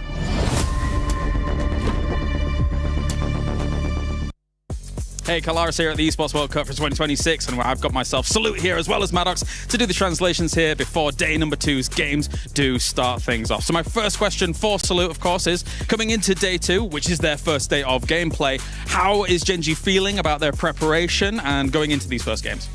일단 살로스 선수 첫 번째 질문은 일단 오늘 파리 경기장 와서 오늘 첫날 또 경기신데 지금 기분이 어떠시고 좀 어떻게 준비하실지 궁금합니다. 일단 파리의 날씨가 너무 좋기 때문에 컨디션이 너무 좋고 그 다음에 경기장이 EWC에서 너무 좋은 데를 제공해줘가지고 좀 마음 편히 준비를 하고 있는 것 같습니다. Yeah, I mean, the Paris atmosphere is very good, and the weather is really clear. So, yeah, I mean, feeling really great. And also, the EWC actually provided a really good stadium for us. So, yeah, it's actually a very good atmosphere to prepare. Fantastic. And I guess my follow-up question to that is, did you guys get to watch a lot of what was going on yesterday? And what do you think about some of the performances from those teams? And are you concerned about some of those teams? 이제 두 번째 질문으로는 이제 어제 경기 한번 보시면서 이제 슬슬 준비하셨을 텐데 어제 경기 중에서 좀 이 팀은 진짜 좀 걱정된다. 이 팀은 진짜 경기해야 되는 팀이다라는 팀이 있었는지 궁금합니다. 일단 저번 대회 때부터 좀 미스 팀이 되게 잘해진 것 같고 굉장히 경계되는 팀인 것 같습니다. 굉장히 현재 폼이 좋고 4명 다 자기 위치에서 할 거를 다 잘하기 때문에 그 팀이 현재 제일 잘하지 않나라고 생각을 하고 있습니다. Yeah, since the last PGS, I think Myth has been definitely a titan. So yeah, I think their gameplay is really great. Their form, all of their 4 players' form is actually really great here, and also their cohesive plays are actually showing off. So yeah, I think that Myth is actually the one to look for. Makes a lot of sense. All right, 감사합니다. Thank you very much. Gosu, the flute. Oh, so good. Genji. Oh, what a win. Interview, please. No, come back, please.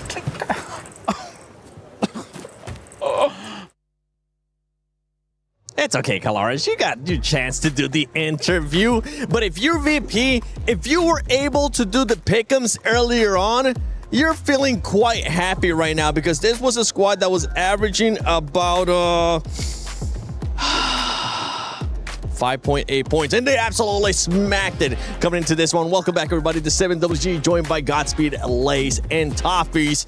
Lays, VP showed up today.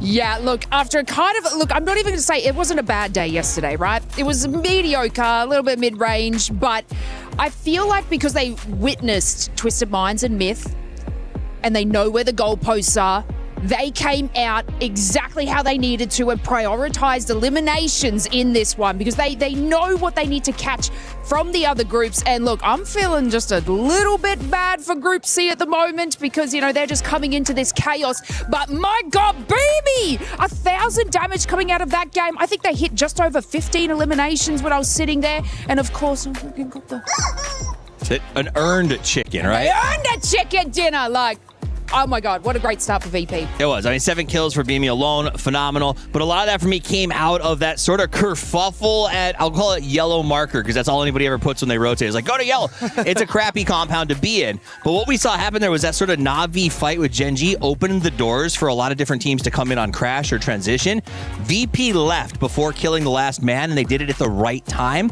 That put him in a great spot, and that BRDM let him stop right on top of Tyloo, who had just gone through the trouble of digging a hole with a grenade to lay down. They were like, oh, well, thank you, Tyloo. We will take that spot. And that was the crazy thing about that game as well, as we look at the leaderboard here with 27 points for Virtus Pro.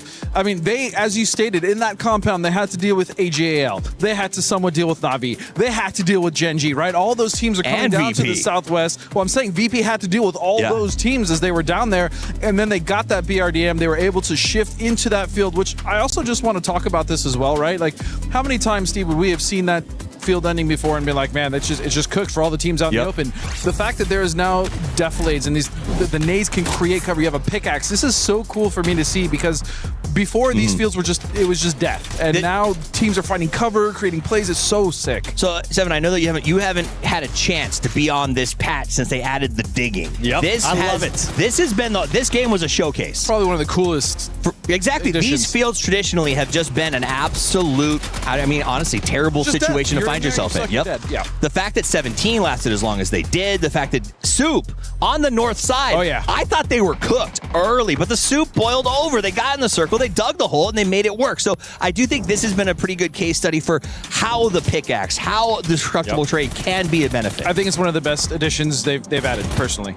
And when I was talking with Kalaris yesterday after the show, he asked me, what is the one thing that you're enjoying the most so far? I was like, the digging. It just changes the dynamic so much of certain areas. We got a chance to see it yesterday, but as you guys just mentioned, we just saw it perfectly in that scenario. And the BRDM, I want to see a little bit more of that splat maker because I wanted to see them being able to run some people over with it. Yeah, I think that BRDM has been a huge staple so far this game. Yeah, I love I'm not the biggest fan of it, but historically, Godspeed has not been a BRDM lover, and it has gotten stronger with the nerf to the Panzerfaust. There's a few less counters, but it's been very good. We've seen it over and over again. I do think, sometimes the pickaxe a bit overpowered. Maybe a few changes for like the durability or things like that would be good. But the holes, I love the fact that we can change the terrain. Yeah. I also want to give a shout. Another thing that was added not long ago was res beacons. We saw a trap at a res beacon in that game, and we'll get back to that. But right now, props for Virtus Pro, man. 7 kills for Beamy. That's what you were talking about too, Lace. Beamy with those 7 kills, and honestly, a good pick-me-up and a great start for this squad, considering what was happening yesterday. As you were mentioning,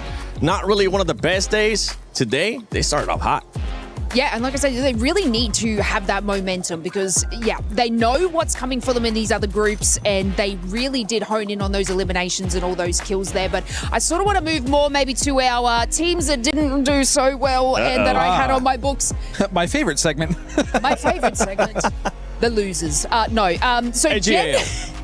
I had high hopes for Gen G. They came out, got their first elimination on AGAL. It was looking kind of bright for them. We've got 2 of our Korean teams here today. T1 as well, sort of facing it off. T1 actually did a lot better than I thought they would. They were more up that leaderboard with about 9 points left over. But yeah, these Gen G, not a great start for them. It was looking like they were sort of going to move up there. But yeah, honestly, Salute was holding that team together in that entire game. But unfortunately, I guess that confrontation where we had, it was AGAL and then VP and obviously all those third parties, it just wasn't looking good for them. I did have high hopes that Salute could get out of that situation due to the third party arriving, but it just didn't plan out that way. The problem for me, and I'm glad you brought up Gen G, is that their whole year has just been disappointing. When you look at the roster, you have Bean, you have Salute, you have Soul, right? You have D. These are players that in their, well, I say in their prime, they're really not that far off it, or if they're not still in it. I mean, these are players. Salute at one point with Soul was one of the best players in the world. Like, Soul was one of the best players in the world, right? We all said it. He's incredible. Him and Tig had a little set off. Where is that? I need to see that. They just Gen brought G has back been this roster, no? They sort of but all rekindled year they have been floundering, and I need to see something more. This is the biggest test they're going to have, and so far, the first game wasn't great. Now, I have to give him a caveat because that circle was rough. That whole circle, Steve, we saw a lot of teams having to go. Those fields traditionally underneath Everest have always been really rough to play around. So, I mean, you got to give him a pass, I guess. I guess. That's right. I mean, I want to see team not be getting a pass in AGAL. I want to see a little bit more out of that squad. They need more too. They have 5 more matches left, and it's not going to be enough. But I know we do have something awesome coming this year, and that is none other than ENC.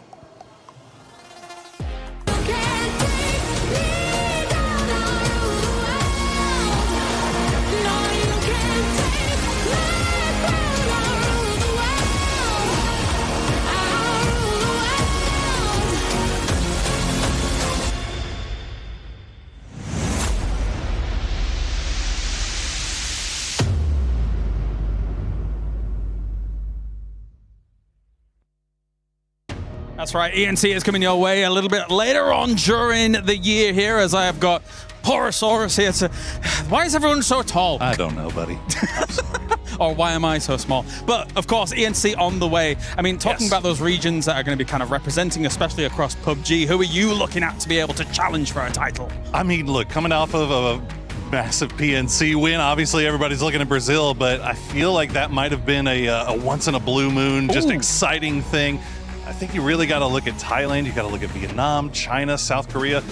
Basically the East, right? If you're looking at, if you want to put all your chips in the right spot, but you never know. I mean, the West has something to say about it sometimes. Yeah, I'm going to slightly disagree. I think the West has got some power. You think that Brazil might be once in a blue moon, and they looked good being able to do it over at PNC. At the same time, though, EMEA is able to represent in quite a big way as well. If you think about those individual components that will get a chance at ENC compared to some of our prior ones, you've got guys like Nixie and the boys able to put up some kind of numbers as well. So I think there'll be some big challenges. Thanks, Poro, for joining me here. It is time to head over to the casters here for our next game of the day. Bye. Thank you so much. Super hype for ENC this year. Yeah, okay, we just had PUBG Nations Cup, but I love whenever we watch what's going on with Esports World Cup in general. Now getting another, I guess, a different flavor. You know, we got some vanilla, got some chocolate going on, mix it up, get some fun going on with this one, because we just did the qualifiers for that. I think it was me and Poro, and it was just so fun already. Yeah, no, I mean, that's going to be a great event, just top to bottom. It's so much more interesting in a way, because it's different than what we're used to, where teams can just kind of bring anyone together from around the world and put together these great teams that we get to see here at EWC, at ENC. It's all that country pride, it's all those things on the line, and the stakes are going to be so high. Everybody's going to want to be gunning for that big prize that you can get if you win. So we'll have to wait and see. But this plane path, pretty fair, right down the middle-ish, a little bit east, but pretty reachable for most of the drop spots on Taego.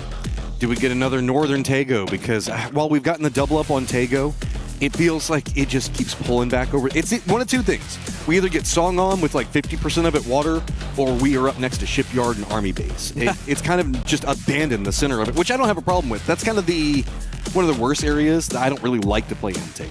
Ah, okay. I mean, I kind of like most of Taego. Actually, the only place I don't like is the swamps by Hosan Prison. That part is not fun to play. I kind of like that area because you can do like all the foot pushes around on those little mini hills. Yeah. Now, competitively, it's a lot harder, of course. Yeah, it's the driving, actually, that ends up just getting locked down over there, I guess. We're up by Shipyard again, though, so Gen.G, that's been their drop spot here for this game, and Falcons going over to the airport, and they will be A-OK once they get situated. I love how the fact a lot of players joke that they don't like to go airport on this map because it feels like they're cursing themselves to go to the airport early if they go there.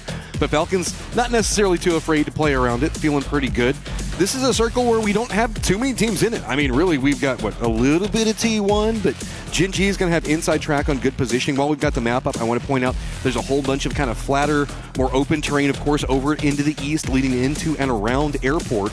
But whenever we come into Shipyard, that territory just to the south of it has got this, I don't want to say big hill, but biggish hill that's over there that a lot of teams can kind of fortify around in different sections of and kind of creates a fortress for everybody that's kind of playing in the, I guess, the river that's more to the south, it's more open and flat, and then to that eastern territory. Yeah. The hill around it is one of the bigger ones on Taego for sure. And there's a decent amount of trees and other things to work with that's up by that Shipyard hill. So there is a lot of room in this circle, even though there's quite a bit of water. There's still options. They aren't great in some cases where you might have to kind of hang out at the edges of the fields that have kind of those berms on the outside of them that you can try to hide underneath and wait things out a little bit, try to make your moment. But the real thing I have in mind right now is the fact that this circle is so far away from everybody. Like you mentioned earlier, not a lot of teams starting in it means that there could be one of those situations where teams run into each other while they're rotating or something like that. Well, I mean, look, this is a early emergency pickup already called from 17 Gaming.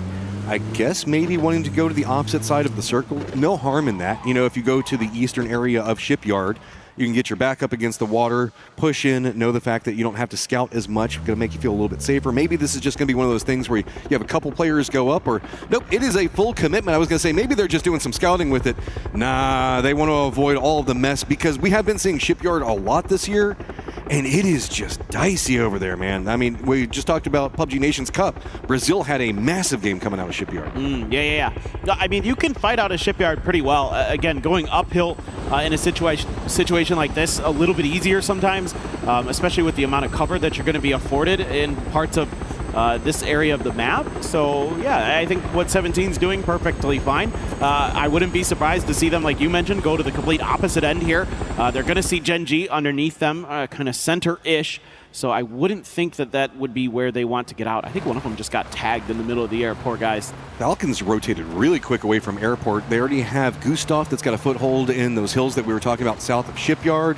But it looks like they've got a couple of rotation options. I think that they're just going to get more control over that southeastern hillside. A couple other squads going to be rotating over there pretty close to it. Petrichor Road going to be right back behind it. Tyloo actually has one Dragon that got stuck behind Petrichor Road, so the rest of the squad going to be in front. 17's pulling, and they are going as far to the northeast as you can get on this map. Yeah. I think this makes a ton of sense. Yeah. Looking for maybe some vehicles that didn't get scooped up along the way, and, Wenbo's already got one for the team, and VC going to roll into Shipyard proper, try to figure out if anybody's in here. Gen.G has a player close. It's Bean and somebody else over there with him. Looks like D, as they went into a 2-2, but they're going to drive away from this. Don't want to give Vicious Esports an opportunity to find a free pick or something like that. Or maybe they're just going to spread out a little bit. They're leaving D on his own. So while we're looking at what's going on with the circle, also remember that we do have, I guess, the river that turns into the dried river. That's a big core component of this circle, going down into the south, and the territory that's just going to be to the west of that, that's also incredibly hilly. We don't know how the circles are going to pop, because remember, these are the new circles. For all we know, we could go back over to the west of Shipyard, just because why not? Really Super is the only squad that's playing over there right now. I dare you to cross that bridge next to Shipyard. It's not going to feel good, and I don't think that they're going to go that route. But we've got a lot of late rotators down to the southwest, where we can see Full Sense about to make their move. anyone's Legend's going to be very close to them. Sharper's going to be back behind that. Even Shadow down there, as a lot of squads are like, nah, man, I don't even want to go center on this one. I'm just waiting for Circle 2. Well, this is what I'm a little worried about for Gen G, is D's all on his own. He needs to get the heck out of here, man. He is getting surrounded. He's going to have to do some damage. This is a very interesting push coming out from VC. They see an opportunity. They abandon Shipyard. They go for the hillside, get themselves a decent spot. D's going to be playing the other side of it for now, but this is pretty vulnerable, specifically with 17. Hearing this firefight, they're also moving in pretty close. So the longer this goes in, I like this. A side rat coming in from Gen G on the side flank of it. D is going to go down. Is this going to pull Gen G off of it? No, they're going to commit. Beam gets down, duck by. Well, they have to at this point. I mean, D was dead to rights if they didn't get there quick, and being able to at least buy a little bit of extra time, Tycon will at least take the point for now. VC has established themselves. They've got their position taken, and Gen G has to retreat, so that's going to be blue chip on the ground. I like this from Gen G. They wanted to go for D, see if they can maybe get him out. Yes, they have a high ground position over that compound, but they know too many people are going to be vying for positions on this hillside, so they need to get out very quickly. 17's already just going to be in the north of them. Vitality already over into the east. To the south, it's going to be Falcons, and T1 kind of close as well. So abandoning that position, while it did cost them D, does also mean the fact that they can get into a better defended position for all of their neighbors that are due to start messing with them sooner or later. I think the mistake there is just leaving D in the beginning, and I talked about when VC goes into Shipyard, that compound that D is in is actually pretty easy to encroach upon from the Shipyard spot. So that's exactly what happened. When you're on your own, you can't really defend that. Super is going in for an entirely different strategy right now, as it looks like it's all the way up into the north of Shipyard entirely. They're out in the water. They're going to go ahead and wrap into that section of it. Should be pretty okay. So with VC kind of abandoning this spot, Super's going to find it for near on free. Yeah, but the Supers are going to have to get it done on foot now. Not going to have the luxury of having, a Dacia or a US or something like that as they try to make their way forward. Now, the good news for them in a way is that everybody in front of them is a little bit split up for the most part. VC's pretty coordinated, like in terms of being pretty close to each other, but like Sha Wu, for example, who's on the edge of one of those warehouses in the Shipyard, Human can just do a little bit of scouting out there, make sure nobody's coming up behind him. He can watch the bridge a little bit. Hide behind the cargo barges over here. He's got that pier that he can kind of keep an eye on. I mean, there are a couple of foot push capabilities coming out, and I wouldn't be surprised if Supers went for this strategy, maybe to see if maybe they already have or are looking for another emergency pickup that they could use, because we often see bouncing out of Shipyard in that strategy pretty common. There's a couple of foot push paths that you can go for, but that's a problem for later because this circle is going to stay on Shipyard. It's just the guys to the south, so let's get ready. T1 is going to have to be defending or really abandoning that position, while it's going to be a VP, AGAL, Na'Vi, JDG, Full Sense, Sharper. I mean, we even have Shadow as well as Petrichor Road all having to regroup on the hillside we just keep talking about. Yeah, it's going to get a little bit chaotic maybe. It's starting to really narrow down the amount of playable terrain that is going to be available. AGAL once again going to be in a fight early, but Salalzi spotted out Hausker before he could get that Panzer put into place. And all of a sudden, Tai Lu on the ropes early here against AGAL. Lee was getting, I think, called back in or something here. Falcons taking a bit of a fight against, I believe, Vitality out there. Tittleton's going to take a point for them, but Kong Kong trying to hold the line. Some grenades are going to hit him, though. He's going to throw a stun in response, but if that frag, it almost got him. The longer this goes on, the scarier it gets. JDG still needs to get in the circle, and they're going to be wrapping over here. They might choose to third party. AGAL feels like they've got the momentum already set up for themselves, but they don't want to overextend onto anything right now. They want to try to reset the pacing just a bit more, see if they can get any of the knocks. Lee's on the other side of this right now. Has a lot of vision on at least Sololzi on position, but this is kind of isolated. Not too much he can do. Nade's going to land pretty close to Sololzi, but it's going to bounce a couple times, so continue on its merry way. It's going to peek around, and Sololzi just denies Lee to do anything. Yeah, point blank there. If Lee had cooked that frag grenade a lot more, he could have maybe gotten Sololzi there, but it wasn't cooked at all. He just kind of tossed it in. Meanwhile, Delwyn trying to use the edge of the smokes. Yes, indeed. Goodbye. To try to do something about this. Hemas hits his teammate. That didn't go good. Well, you know, if you go with explosions enough, sooner or later there's going to be a problem. One Dragon, now the last one up for Tai Lu, but only one up. And Himas, as he's trying to go for the res as fast as possible. JDG is starting to get some vision on the outside of this. Full Synth also encroaching from the south, so the longer this goes on, the more problems continue to mount as One Dragon's across on the other side of the road. I don't know if he's going to go for anything else here, as it's just going to be pretty defended. I mean, he's going for a couple of peeks, but nothing's revealing itself. This looked like it was going to be a pretty clean fight for AGAL, but it's gone very sideways, very fast. Sorry, I saw that Synth deny the grenade, and it just reminded me of whenever Barney denied the shot coming up from Kalaris earlier today. Right. That was just full rejection. Yeah, just denied. Absolutely. I mean, not that it would be hard to stop Kalaris. He isn't, you know, the most athletic. He was trying. He was trying his hardest. But his best is never going to be good enough, Matt. I forgot you guys have bad blood. That's part of the lore of everything. The lore, yeah, exactly. All right, AGAL looks like they should be able to get their fourth man back up, and poor old One Dragon living up to his name as he is all by himself down here, as JDG going to go ahead and move away more into the west. Looks like Full Synth doesn't really want to get too involved in this. Vitality actually calls an emergency pickup just in case. They're not going to need it. Circle pops right on top of them. And good old Supers, now you got to figure out how you're going to get out of Shipyard. Of course, a couple of pads, but it looks like 17's going to regroup. And I'm more caught up in what's going on with T1, VP, and VC right on the edge of the zone. Yeah, for sure. That western edge may get a little bit bloody. You know, Full Sense now just setting up a bit of a barricade on their edge of the circle to keep AGAL pinned in if they try to encroach on their territory. Nixie just doing a little bit of a fact-finding mission. I mean, this is incredible from Zolalzi right into Lee. Really nicely done. Now, if we get to see the follow-up from Himas, it didn't go so good. And this right here, that's your teammate there, bud. I mean, I get it. He was trying to get it around the corner to hit the other player, and Delwyn kind of walked into it. While that was going on, Nixie does get dropped. That's I guess a minor problem for VP. T1 has a side position just down to the south. That's going to stall out any knock onto VP on this approach. Is really going to throw off the pacing. Ian flanking back behind this one.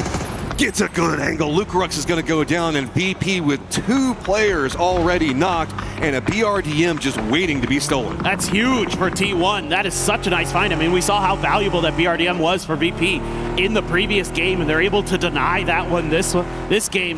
That's awful for Virtus Pro, who played so well on Erangel. Here on Tego, not going to be able to recreate the same magic, most likely. Yes, Beamy and Crexy, very, very good, but as a duo, nigh impossible to be putting up double-digit kills. We'll have to wait and see. Is Heather kind of right behind Beamy, driving in his general direction? Nowhere to go. It is going to be Supers making the push to the south, right as VC is making their rotate, hops inside of a vehicle, and Simon just gets instant drop by Heaven. T1 hears that firefight. Looks like they're trying to backstab, see if they can get a piece of what's going to go on. Falcon's also going to be to the east of this with some minimal vision. Trees are going to deny out a lot, but it's going to be enough to make it complicated, as that's going to be another knock. Nade from Rex drops on top of Duckmine. Yeah, he's able to do some really nice damage up there, is Rex, because Heaven was really in a lot of trouble, had to go prone into the smoke to get the heal through. Like this from the Supers, they got to clear an edge, and if they can deal with VC, at least make them weak, then they're going to buy themselves a little bit more space. Now, the concern, of course, is going to be that Falcon's also going to be up ahead of you, and you got a little bit too far ahead of the rest of them. Did Rex there, and he pays the price. He almost gets knocked by Falcons off screen.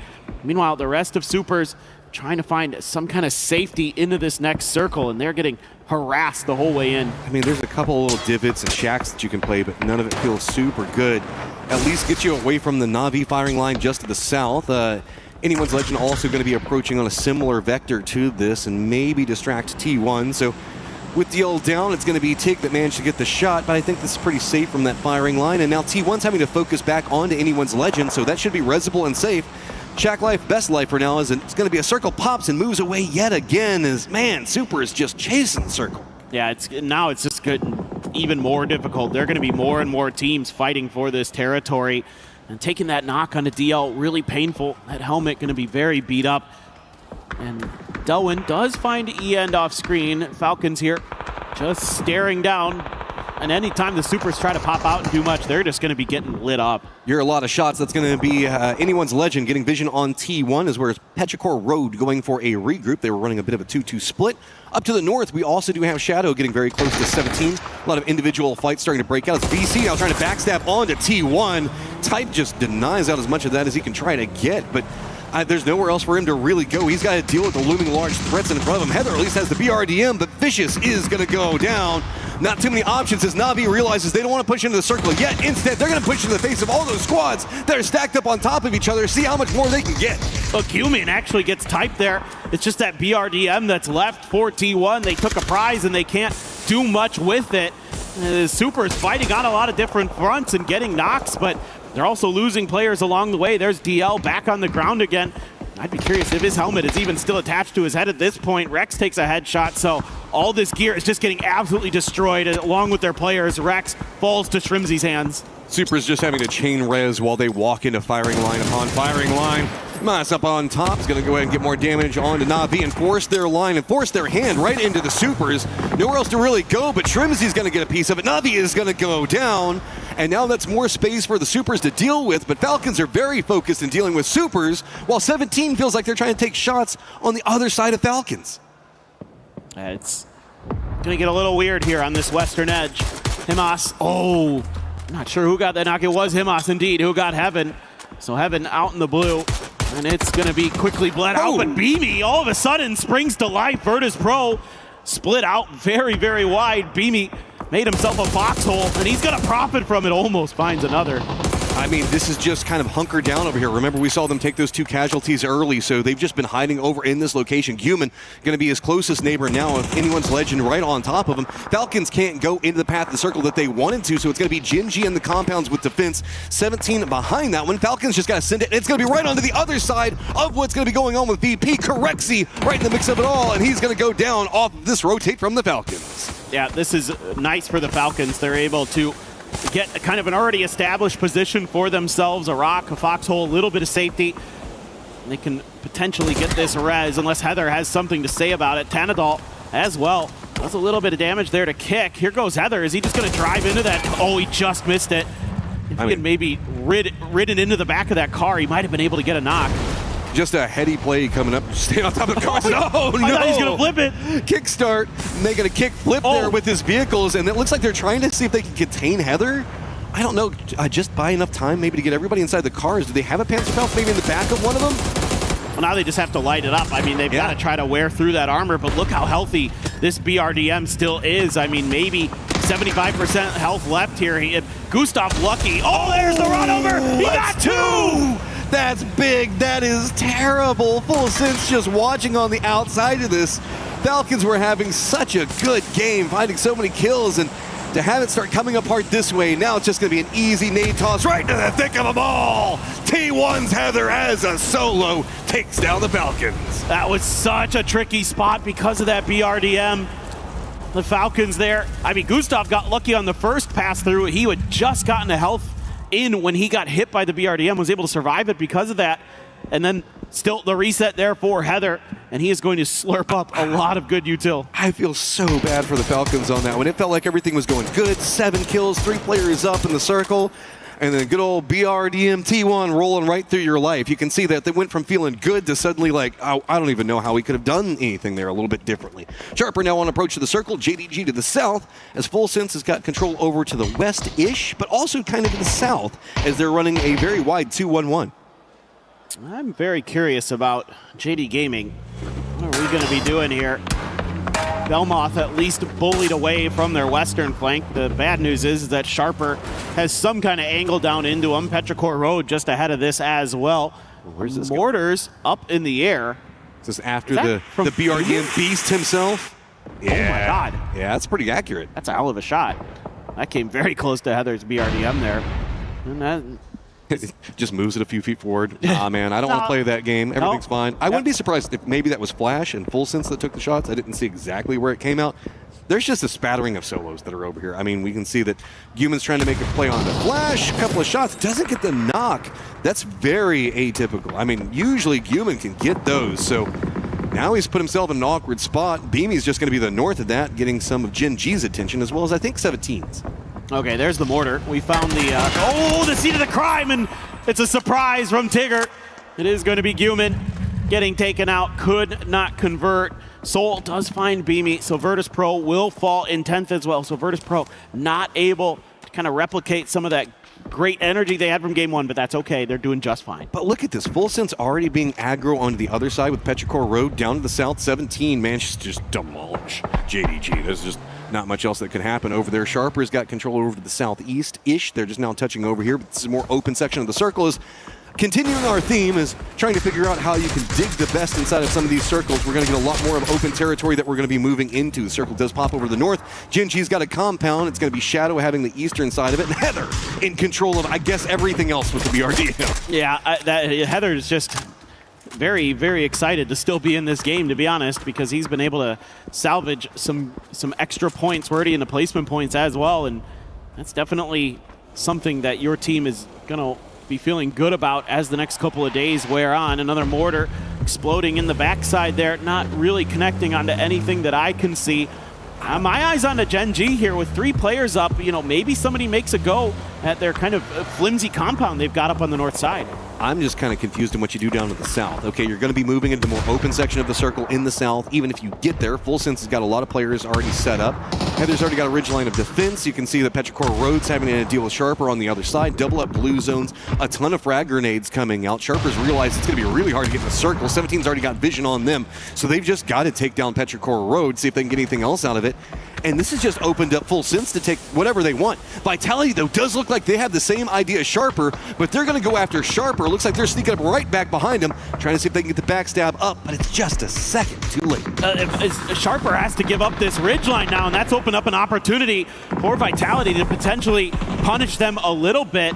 And 17 still struggling over there. It's Bean into Setsuna taking the point, and here goes Sharper forced into Petrichor Road. They're falling at the hands of Ming Ming and company. 0-4 getting in there as well. Earth, the only one alive, and Petrichor Road still has all 4 players up.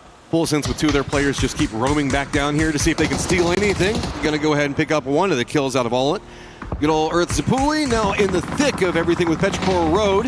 Looks like seeing if he can get anything more out of it. Not going to get the knock. He's outside the blue. He's going to go down. Ming Ming's going to go ahead and send him back down into the dirt.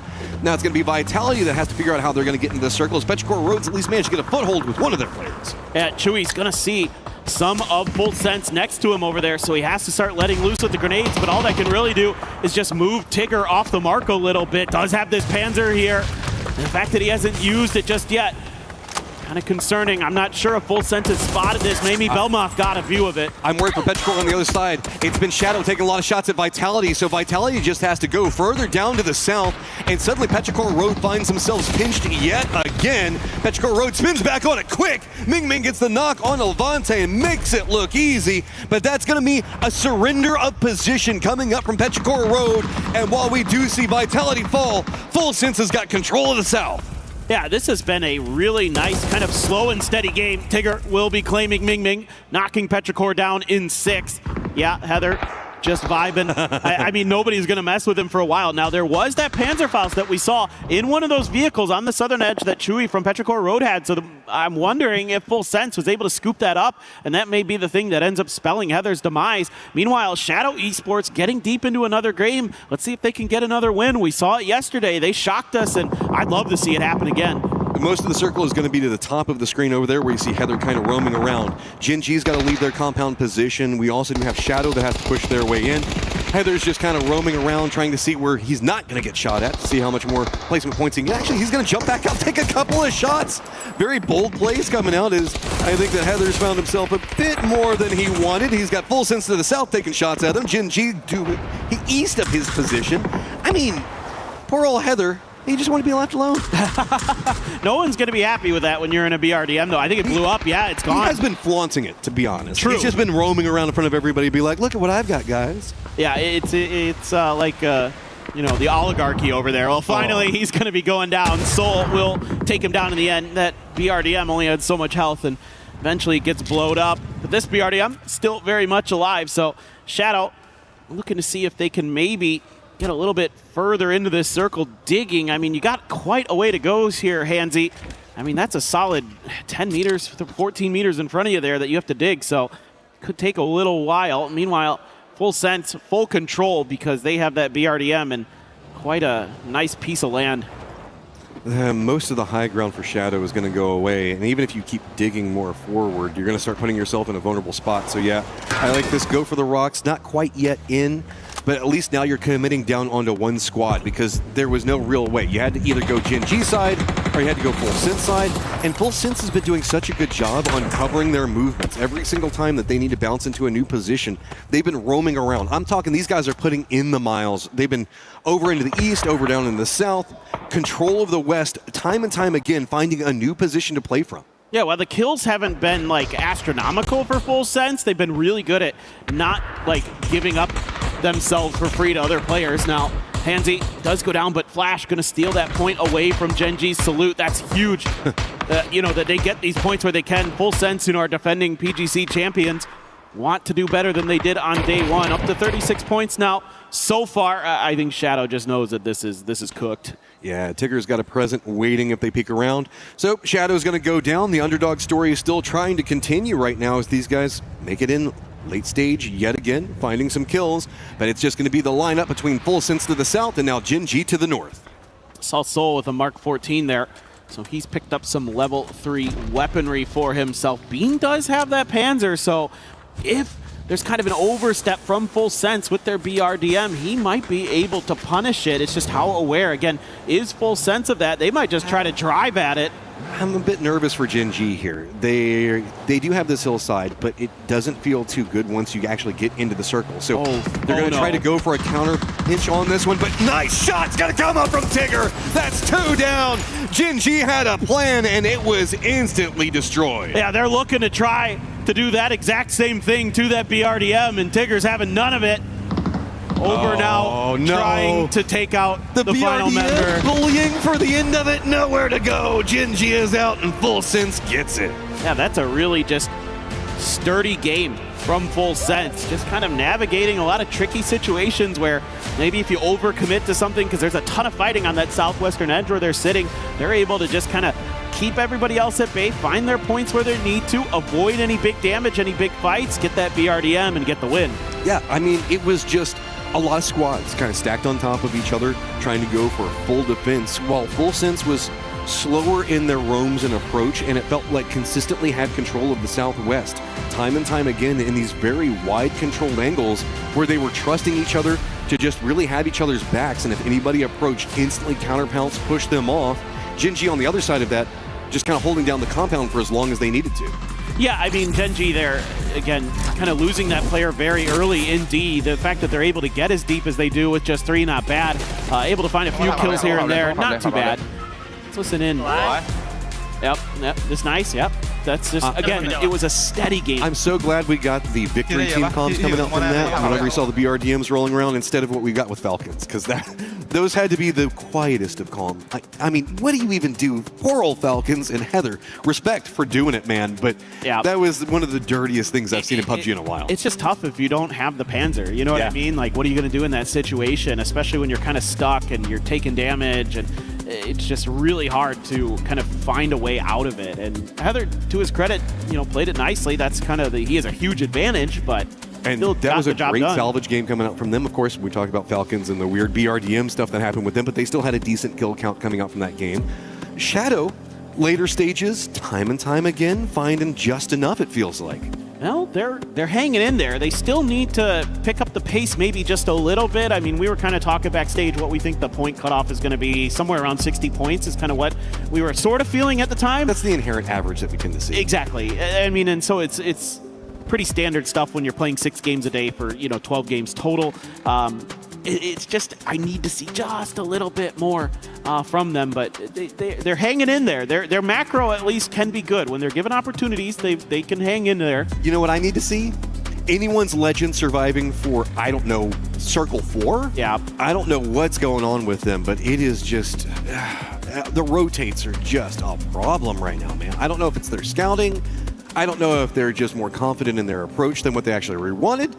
It's just absolutely crazy as we've got another squad in the hunt, and that is going to be Vitality. I believe Coloris has Levante on the stage. That's right. Thank you very much, guys. Of course, Levante here, the big man himself here to talk about everything that's going on. So my first question, Levante here, to start things off. This game just now, You're in the compound. Circle 6 shifts away from you. What's the plan for the team? Найти поинты, сделать игру максимально хорошую для нас, зафармить все и попытаться зайти в плейсмент-поинты, найти киллы, найти плейсмент-поинты, в целом все. Ну, шифт, конечно, неприятный. Двигаемся дальше. Points to make the game maximally good for us to gather up and to maneuver forward. Yes, indeed, the Circle 6, the form, okay, not so good for us, but we're moving forward. We are going ahead, finding points. That's it. Okay, fair play. And overall, what was your kind of impressions of yesterday? What went down? Do you think that you could have had a little bit more points on some of the certain games? What was your perspective on day number 1? Конечно, мы должны были и обязаны были вчера набрать больше поинтов, но мы допускали в своих играх глупые ошибки, из-за этого где-то не добрали, где-то плохо сыграли, но сегодня дали себе обещание парням, кто нас поддерживает в нашей организации, что мы справимся и сделаем сегодня все для того, чтобы пройти финал. Oh, yes, indeed. Yesterday we must have had to score more points, but somehow we failed to do so. Nevertheless, we have time, we have today. We made a commitment to ourselves, between the players and to the guys who are committed to that we are going to get those points, refocus, gather up, and move forward. All right, well, thank you very much, Levante, for joining us. All right, it's time for a flex off. We do flex off. All right, that's Levante. Let's go.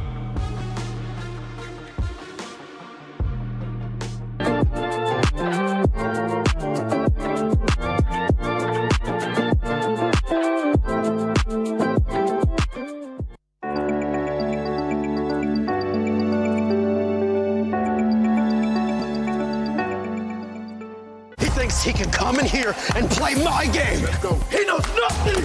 Let's go! Tyler Wine, you're done. Raw energy. Off, blow the house down. You tired of taking down your enemies with those boring regular frag grenades and blue zone grenades? Introducing the red zone grenade, the newest addition to the PUBG throwables. With the red zone grenades, you won't have to worry about scouting their enemy team anymore. Just pick one up, throw it into your enemy's territory, and watch them get blasted from the skies. The red zone grenade, your savior when one explosion isn't enough. Coming soon to your PUBG lobby. Visit throwable. Before using, make sure it won't bounce back into your playing zone, and don't use it in a closed environment. Common side effects include friendly fire, blowing up vehicles, and destroying terrain. Consult with your team leader or coach before safe use. Oh man, I want a red zone grenade. They look so much fun. And I mean, a squad that was able to not use a red zone grenade, but finally show up full sends. And for everybody currently watching at home, if you guys haven't already, make sure you check out the Esports Foundation Creator Program.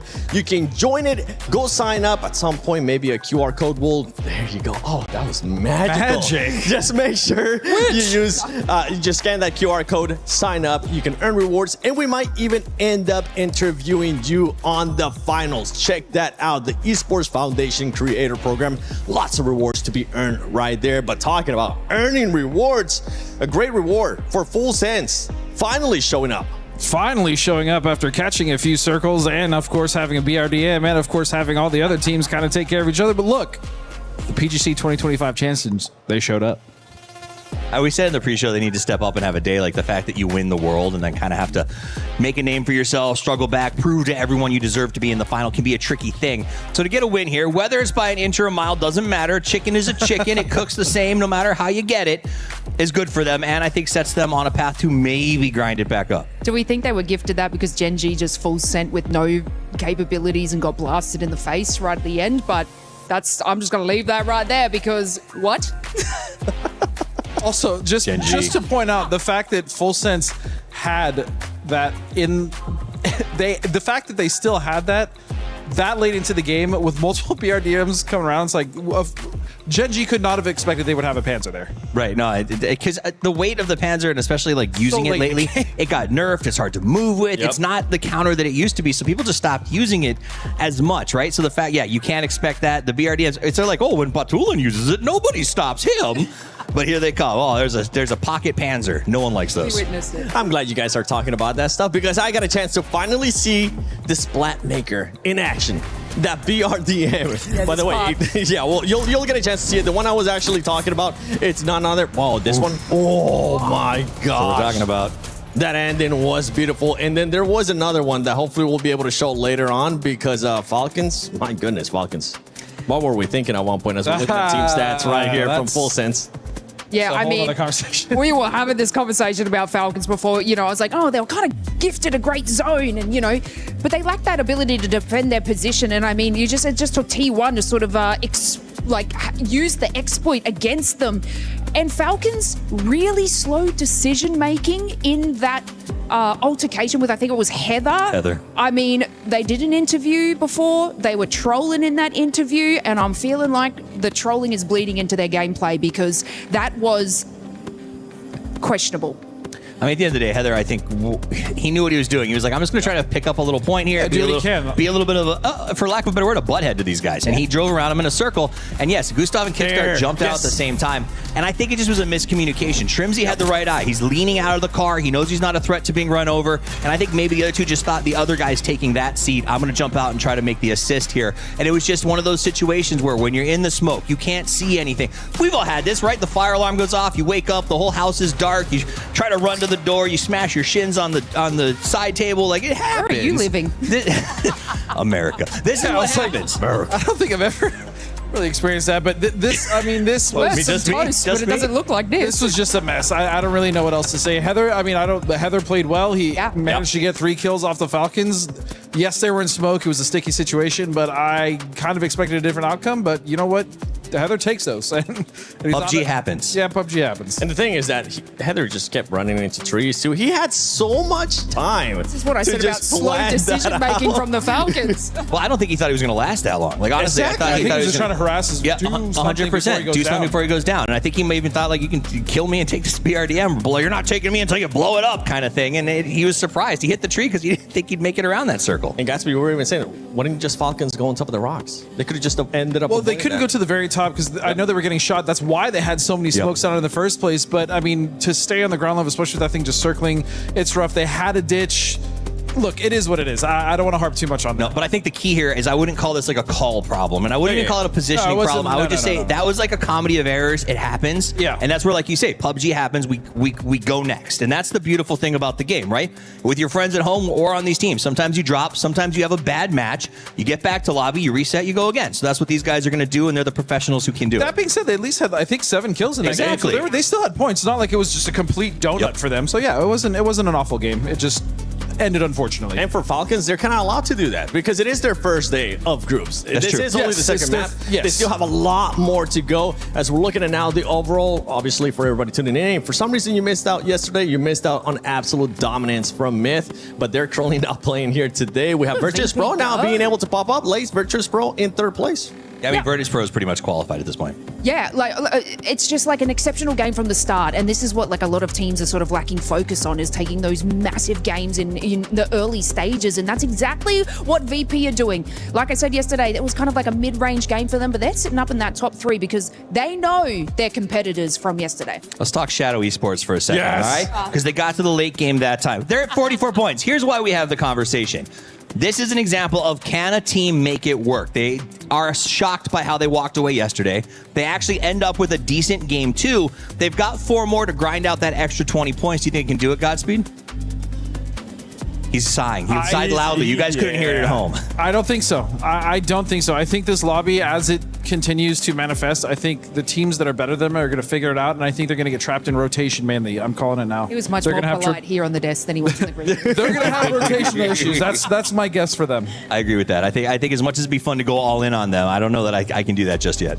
Yeah, you know, I ended up saying that my predictions have been going off on the pick'ems, but to be completely honest, Lace, I kind of just want to see them in the finals. I know you guys are saying that it's going to be hard, and honestly, we kind of saw that in the first game as well out of that squad, as they ended up with a big old donut on that first game. Here, being able to bounce back, but if they can maybe just string some good performances, they just might end up doing it. Yeah, well, if we're talking about donuts, let's talk about another team that's been sort of sending those in, and that's Na'Vi. We're 2 games in. I know it's early, but I've seen 4 points, I think, total coming out of them in 2 games. I expect better when it comes to a team like Na'Vi. And I would agree with you, but for whatever reason, they just haven't been able to get it together. I don't know. That team, it's difficult for me to pinpoint what exactly the first two games. The first one, the circle was rough, right? Yeah. Second one, still, it's rotations. They couldn't even make it in. So I think that's definitely something, as long as they can just, maybe the first two games, they weren't feeling it. Maybe they kind of had to go a little wider on their rotation than they wanted to. But either way, they should. I still think Na'Vi is okay. I'm not super worried about them. They didn't really get to capitalize on like a many eliminations in match one. So that was probably their sort of time to get points on the board. But yeah, game two, I just didn't even see them show up. I just saw Vitality's get sent in. Their last player getting, patted on the back by the coaches, looked like he was masked up and not feeling great. So that could something maybe get our team on the floor to go look into. Because again, Vitality in that race needs to be on their game. And if they're doing it with a player who's not feeling at the top, like that is something that can have a massive effect on the team. It hurts your comms. It hurts the speed of your thought. It really can get in the way. Yeah, well, for this squad, especially for all the squads that are in Group A, you do have 4 matches left. For some of the other squads in Group C, you still got some time. Falcons will let it slide. You did end up getting the 7 eliminations. I just wanted to see the Splatmaker in action once again, but I'm here and we have something amazing with Kalaris and Avenger on the stage. That's right. Thank you very much, guys. Of course, there's a lot of great players here, but we wanted to talk about some of the very best so far here from Esports World Cup 2026. I am with Avenger, once again, another very tall person here to talk about everything that's been going on so far, and we'd be missing the point, I think, if we didn't start with good old Kiss Magic. Yeah, we have to talk about, of course, him coming here, changing into the French Kiss, getting 18 kills in just 6 games. Not playing today, but still leading that is just insane, right? Sure, we've just played 2 games so far today, and it's all up for grabs. After the second game, Levante actually jumped into the second place of overall damage, still behind Example. Yeah, got to hear from him just before, of course. He's able to, he's flexing on the lobby. He's muscling everybody out of the way. He's one of the very, very best here so far. But of course, as you say, in terms of that damage done, you don't quite have Example here to be able to keep that going. But you say, what, 2 games still in hand, and he's still able to put up those kinds of numbers? I think Levante is something like 3,000 damage, and Example, with 2 games less played, is 3,500 something. So still leading by more than 500 damage, having played less. So yeah, crazy amount of damage done yesterday. Remember that game on Miramar where he was on the roof, fragging out, getting tons of damage, but few kills, but he was farming that game. All right, well, that's the bronze. Let's talk about some of the brains here as well. I mean, I'm not going to stick with Twisted Minds right now. I'm not going to talk about Batulas because he's always kind of in the focus of all of that. I want to go back to Myth because Jacob really, with what they've been able to do so far with PGSs as well as yesterday, that's a scary formula. Yeah, every time we talk to them, every time we hear from kids, like, they're praising him so much, the way that he's putting them into these situations where they're able to frag out and get into positions where there are 3 or 4 alive. So Jacob, very much so. For this year, I've been so impressed with him. So hopefully they can continue to push that on. All right, well, thank you very much, Avenger here. Of course, you should keep your eyes on all of these players. It's time to go to the commentators here for our next game of the day. Okay, got about 4 games left on the day and 4 games left in the livelihood of a whole group. They've got to make sure that they get everything that they can get right now. We talked a lot about Levante and the capabilities, but this is a guy that's got to make sure he gets points at the end of the day. No doubt. I mean, he's had a nice day so far. One of our top fraggers here throughout these first couple of games.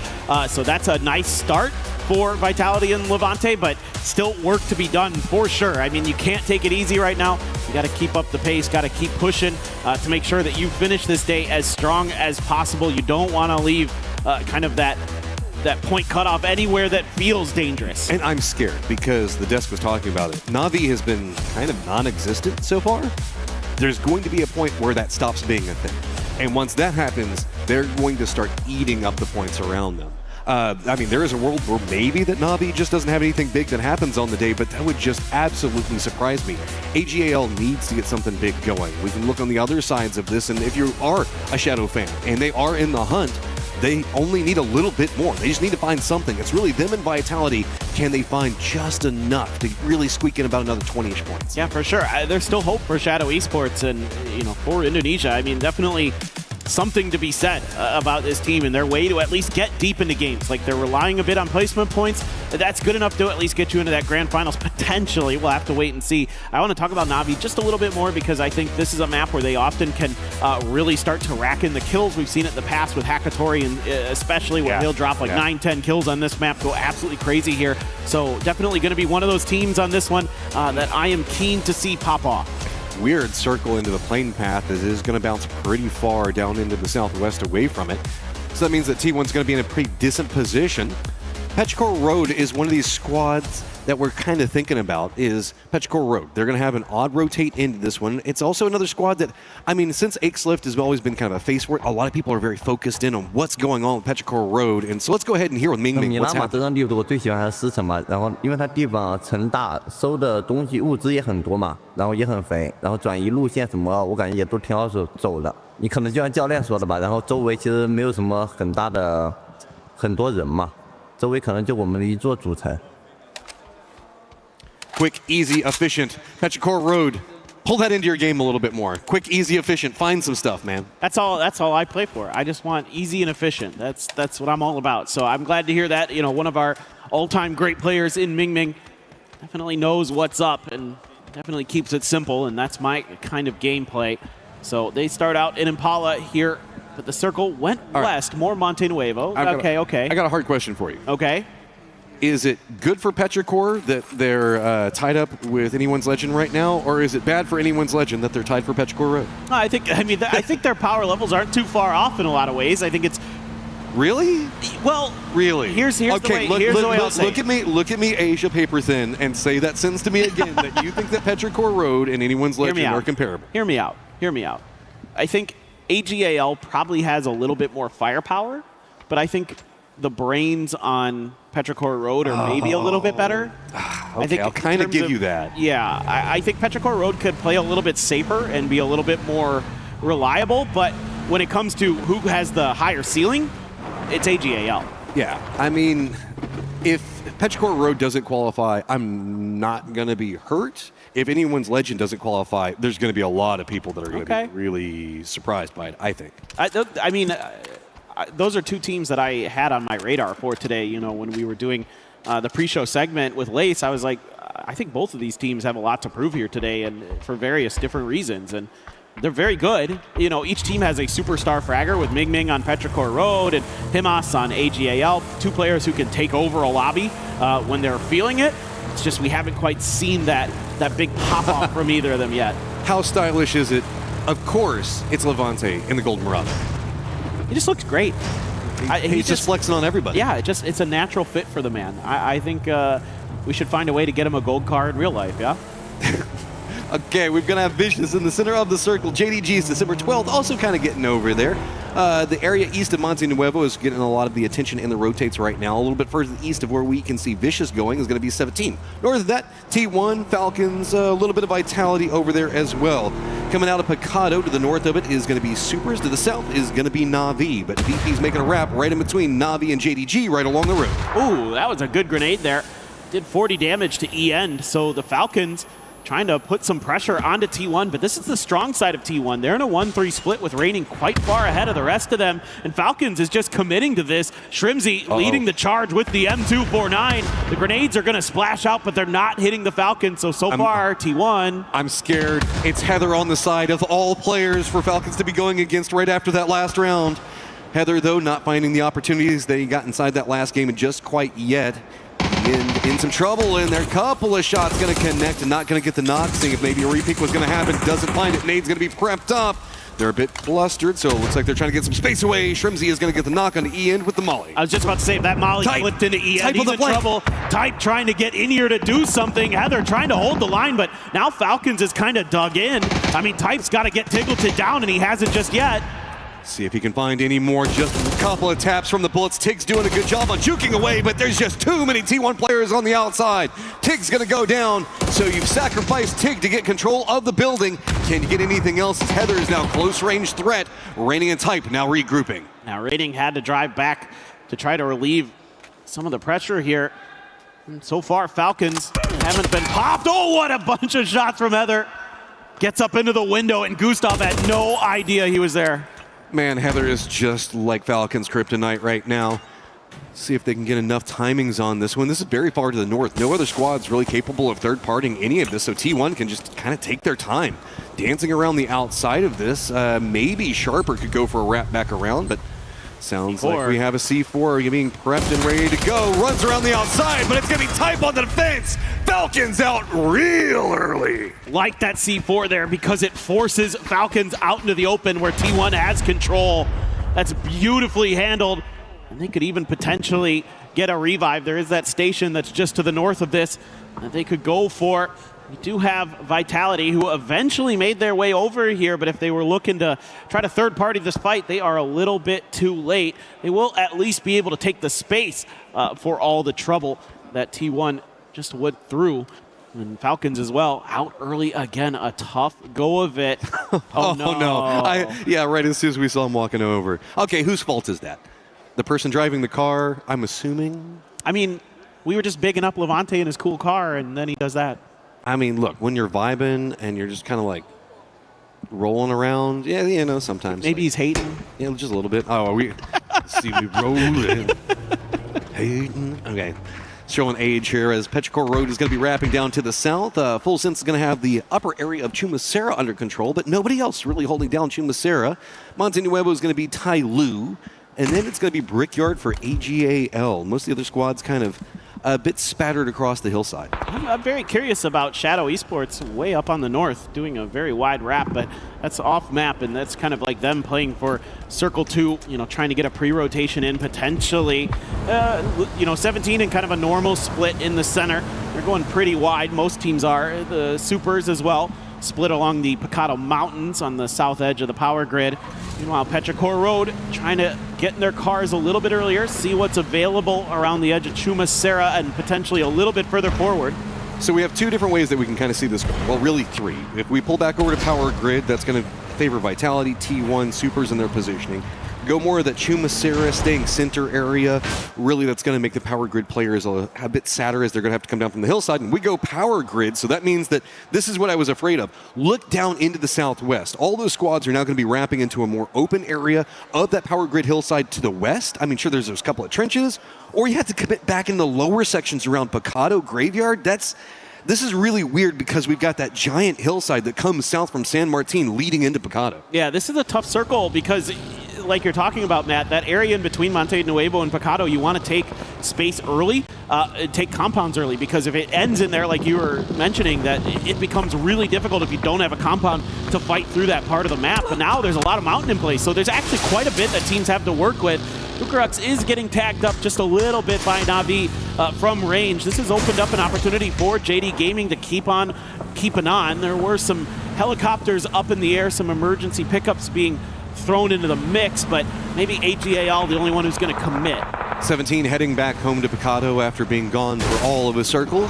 Other side of Picado, looks like Gen G is going to be trying to take that to the south. Full Sense is going to be ramping it back behind Petrichor Road as well as Navi. AGAL with their emergency pickup could be going literally anywhere. Shadow still nowhere near the circle. They're going to be coming on the other side of Monte Nuevo, as it is going to be Vicious going for more of an approach onto that lower hillside coming out of power grid to the west, as well as Tai Lu taking control over that just a bit before them. I want to talk about where Sharper is right now in relation to kind of the circle and how much control they have. I mean, they have everything from San Martin all the way down to halfway into this phase 2 circle. That is a huge amount of space they've given themselves. They're very spread out though, so there is opportunity maybe for a wide wrapping team to punish them, but if nobody does, I would expect that Sharper is going to get pretty darn deep into this game potentially and look to, you know, do some real damage here, but we'll have to wait and see. T1 does end up getting back up to their full strength. Now, they did have a knock on the outside of the power grid area there, and there's that emergency pickup. So this is, where does AGAL go? This is what I'm looking at. Sharper, if they can keep AGAL from getting in the middle of everything and causing problems, should be A-okay, and that's damage done. Oh, is it enough to get the knock? They do manage to make landfall. So Crash into a great position right above Gen G on one side. Well, I say a great position. It's at least a safe position now, and it gets them away from all of those crazy wraps that they wanted to do. Is this just the solution?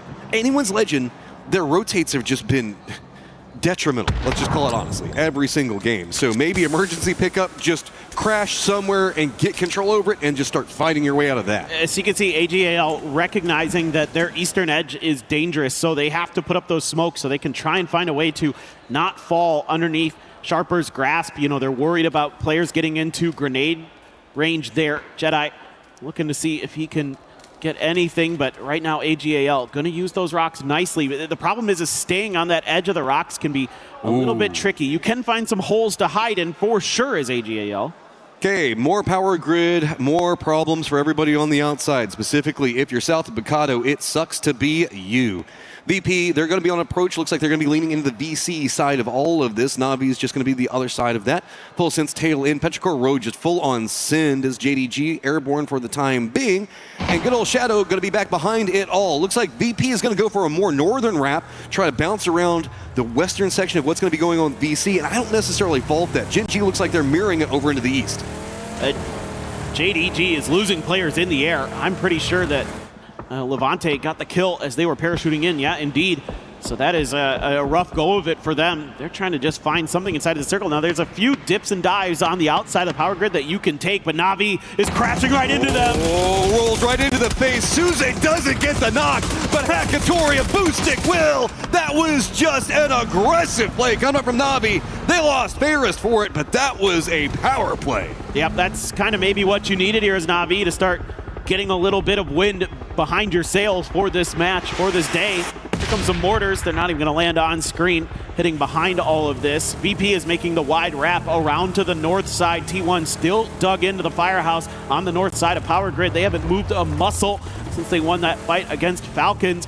Meanwhile, I really like this from VP. They had two options there. They could have gone for the emergency pickup. I think if the circle had gone east, maybe they had done that. Instead, they want to go north because they realize that there's going to be some open space up there that they could rotate into. Well, we were talking about VP as well as Gen G going for that more northern wrap. They are going to be right next to each other now as Gen G is going to stop off, get some vision of VP right in front of them, with Vicious going more north to get away from the firing lines that were happening down to the south. That's going to get even dicier as there is nowhere for Shadow to go, and they're going to be bumping into Full Sense down in the south.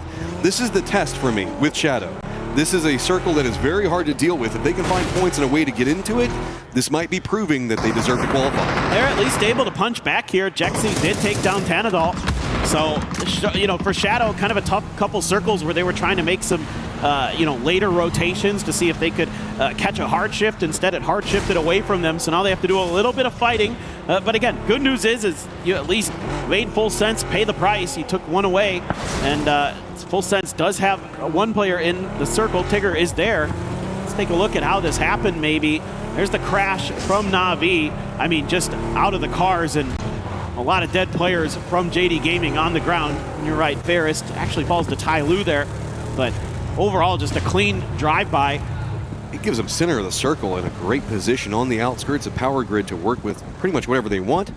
Here's Shadow continuing their roam into the circle. They did manage to get away from Full Sense, but can they survive the new set of threats that are going to be around them? Petrichor Road coming up a very close range back behind all of it is power grid yet again, being the focal point, and Vitality just loving every moment of it. Oh man, maybe we get a little power grid finish. We get a little death match going there. In the end, that would be rather fun. I think, let's see, VC circling the wagons, looking for an opportunity, but really they don't have a ton. They've got a little bit of safety at the bottom of the hill, and Tycon up in the top in a shack. Not ideal. You got to kind of play a little bit of defense around the backside to make sure that you can't jam enough players in there. Really, one is only going to be safe. I mean, the way that this is set, we've got some very big rotates that we're going to be looking at. 17's got to force their way into the circle, and that's going to be kind of close to the supers. I don't think that they can really avoid that. AGAL has to force their way in a much more open section of the circle over into the east, where Sharper has been holding them back for quite a while. And then down into the southwest, we've got Shadow, we've got Tai Lu and Petrichor Road. Yes, there's a couple of ridgeline sneaky areas that they can play, but it's also a lot dicier because they could be in much closer range and a bigger firefight and nade range, most notably, than I think any of these teams want to be. 17 might actually find the northernmost warehouse. Well, they're running right into Sharper. They're going right into Sharper. Sharper going to have an opportunity here. AGAL might have some vision into 17, who's trying to figure out anything that's safe. Meanwhile, Pau just going to make his own safety, digging a little bit of a foxhole there. Okay, well, 17 makes their rep. Petrichor Road also managed to get very close to Pau, so maybe that digging could be important for him in just one moment. Shots now starting to come out on the 17 on all of their approach over there. Gen G is also going to be the new target of 17 in their rep.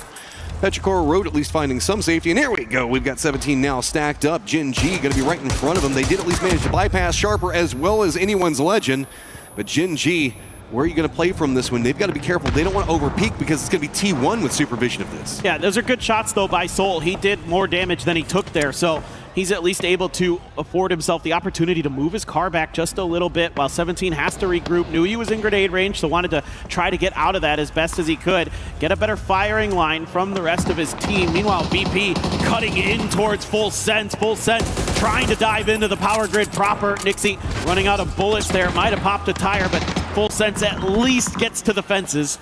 Where we started with Falcon's death is where everybody seems like they're focused on getting to. Full Sense does find a nice little position to play for now. VP is going to now have control over everything into the west. Tyloo still got to get into the circle, and it's going to be Shadow. Actually, Henzi he's gotten all the way into power grid by himself. The other players for Shadow are right on top of Tyloo, and it looks like they're just full on stealth as Tyloo's literally driving over them right now. I mean, I wouldn't think that would be possible, but it is. I mean, they've done it, and Jexy actually finds another kill there. Type knows that Full Sense is out there. Jexy gets two, one with the barrel, one with the Mark 12. Looking to see if he can finish this off. Tyloo getting absolutely shredded. Another angle is found there. It's actually Beamy from VP who gets that. A grenade almost finishing off a player on Petrichor. Circle's popped. We're keeping in most of power grid, but we're going to move into the more open sections of the south and the hillsides into the east. Petrichor Road still has to vault over what's going on with Supers as well as Vicious in front of them. Luckily, Tyloo falling off to one side has denied out a competitor onto one angle of approach. But I don't know how Petrichor Road can fight their way into this. There's just too many squads around them holding too many angles. Ooh. If they fight their way into the north, they're going to have Ewan back behind them. If they try to go east, it's just going to be BC holding them out. Yeah, Rex is driving way on the southern edge of this right now. DL was watching from the high ground, giving a little bit of just couldn't quite get there in time. Yeah, so he's going to go down, and Human trying to do what he can here, but now the Supers are at a man disadvantage compared to Petrichor Road. Grenade not going to do much there to our IGL, and he looks over towards Chewy. Can't do much. It's actually VC putting him down. Okay, Bob saying head needs to start popping some heads as it's just him and what angle of approach you go for. VP with nowhere to go. They're going to run back down into the Shadow defensive line. Good shot's going to find or on at least one knock off the start onto Lucarux. But you can see VP already has the information. They know exactly where they need to focus their targets, and Nade's already running right down on top. Jexy doesn't get the knock, but running in, it's going to be Kabal's right into the face of VP, not finding the angles yet, at least getting some damage though. Oh, actually, I think Hansi is getting some damage into the backside of Virtus Pro here, who are trying to fight tooth and nail. This is kind of turned into a tricky situation for VP. Looked like maybe they could have taken a favorable fight, but Shadow, little do they know, had an extra player already up towards the power grid proper. Jexy going to confirm the point and use these blue zones to scooch ever so much closer into the threat range. There is a res that happens for Virtus Pro. Okay, also Vitality has some angles of vision. What's happening over here? Nixie, though, just shuts down Kamal's. Nothing to be had there. VP on a rampage trying to push their way forward. Jexy taking a lot of damage. He's going to go down. That leaves just one up for Shadow right on the edge of the zone, but VP still needs to get in the circle. They've got VC in front of them, and they're trying to avoid the Vitality firing line. Look how weak Beanie is. I mean, he's 1 HP here, so anything that hits him is going to put him on the ground and basically put him out of the game with the circle that close to them. Meanwhile, somehow the Supers have kept themselves going, took Petrichor Road out of this. They only get a couple kills out of it, but still in the game. Maybe can get to placement points if they can find some level of safety there on that eastern side. And there's that shot connecting into Beamy. He's down. Nixie into trouble as well. Tycon springs from the shack, instantly deletes Corexy, and Nixie just going to go out. VP gonna fall. VC just too defended in their position. They were having to hold down this for so long just due to the way the Supers were playing this. Supers are just sitting at center of the circle. Well, no, maybe let's just go all the way to the north of the circle. So let's make it full on Korea over here, as it's gonna be T1, Jin G, and now Supers all right on top of each other.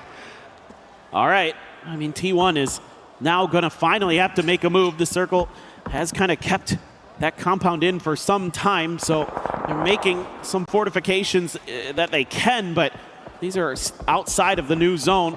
There is a little bit of ability to potentially go into that northernmost warehouse where I think the Supers are going to go right now, so they're going to be beat to the punch there just a little bit. AGAL on foot, looking to maybe do some damage on the edge. Clear 17 out before they have to make another move, but they still have Sharper, danger close, and there you go. Getting some shots towards them as they try to cross. Soul might also get some vision if they're not careful, so the foot push has got to be aggro and it's got to be fast. Pimas can get into this angle. I think that he's spotted out. Does he know exactly how much he could get? But 17 moves quick. Looks like maybe Zhao Wu spotted it. quick counter move, and Soul is going to be able to get the knock onto Heather. That's going to start the catalyst of things happening into the north, as a couple of shots are going to be enough. 17 now moving closer to Jinji on one side of it. Tian just walks right up in the face, gets a knock onto Soul, but it's getting dicey over here, and he gets counter knocked by Bean. All right, Bean at 5 HP, takes down 2, the barrel, but he's going to get backstabbed by EN. D trying to hold T1 back to save his team, but he's the only one alive. He's in the blue, and he's in trouble. 17 ends up getting taken down by Destroy's grenade. D just trying to throw everything he can at this, but it's not going to happen. AGAL wanted a piece of that and couldn't really get it. Delwyn still having to hold back Sharper, and T1 just dominant position over in the north. 8 kills already, and they're starting to stack them all together. Anyone's Legend doesn't really want to approach on that angle anymore. Instead, use the hillsides. They're starting to focus more down onto Sharper in the defensive positions that they're playing, while the Supers, who were all the way up next to T1, use the fence row to come all the way down and get into a great position, center of the circle. I mean, if T1 doesn't lose any players here and they can keep those vehicles relatively healthy, they're going to have a lot of outs potentially to get outside of that warehouse and lock it down if it does a hard shift to the west again. AGAL swinging back down towards Sharper now, looking to take more fights, looking to rake in more kills. They've only gotten 1 here for being so fighting so heavily out on this edge for so long. That's not much considering the caliber of this team, and Tanawat putting him back down, and he's getting shot from a bunch of different angles. It's EN who gets the knock. A lot of squads that need big games since they played yesterday and couldn't really find anything. Going to be in good positions for the circle. Anyone's Legend, though, just getting picked apart. Too many different angles, and it's going to be Sharper finding everything. What do you even do off of this? Now Sololzi looking at T1. Type's got control over the warehouse. Sure, we still have Shadow up and Hansy looking at everything, but Vitality's got such a great position in the circle as well. It just feels like Sharper's got all of the East on lock, and there's nowhere for Sololzi to go. I'm loving the way Sharper's been playing this game for the most part. They know Sololzi's on his own. Ian wants to finish what they started. Don't want to let him go over to the blue, and not going to happen. Heather's grenade is going to do it. 10 kills for T1 in this game so far. Ian immediately has to prone down. Here comes the grenade barrage from Na'Vi. Knew that VC was going to be getting close. The follow-up, still not going to find any knocks. Good movement there to avoid much damage. T1 active, really quickly running into the face of Sharper, realizing the way that this circle's popped they want to go for. But Denawat's going to defend, Ian's going to go down. Hakatori's got eyes onto VC, trying to get control of the southern area, while it's going to be Na'Vi trying to keep control over everything in the center. We also have movement happening for Vitality, going to be keeping eyes on what's going to be going on with Supers. All of this just stacking on top of each other, while VC finding an angle of approach. Yeah, this fight, though, for Na'Vi's position, one of the most important in this circle.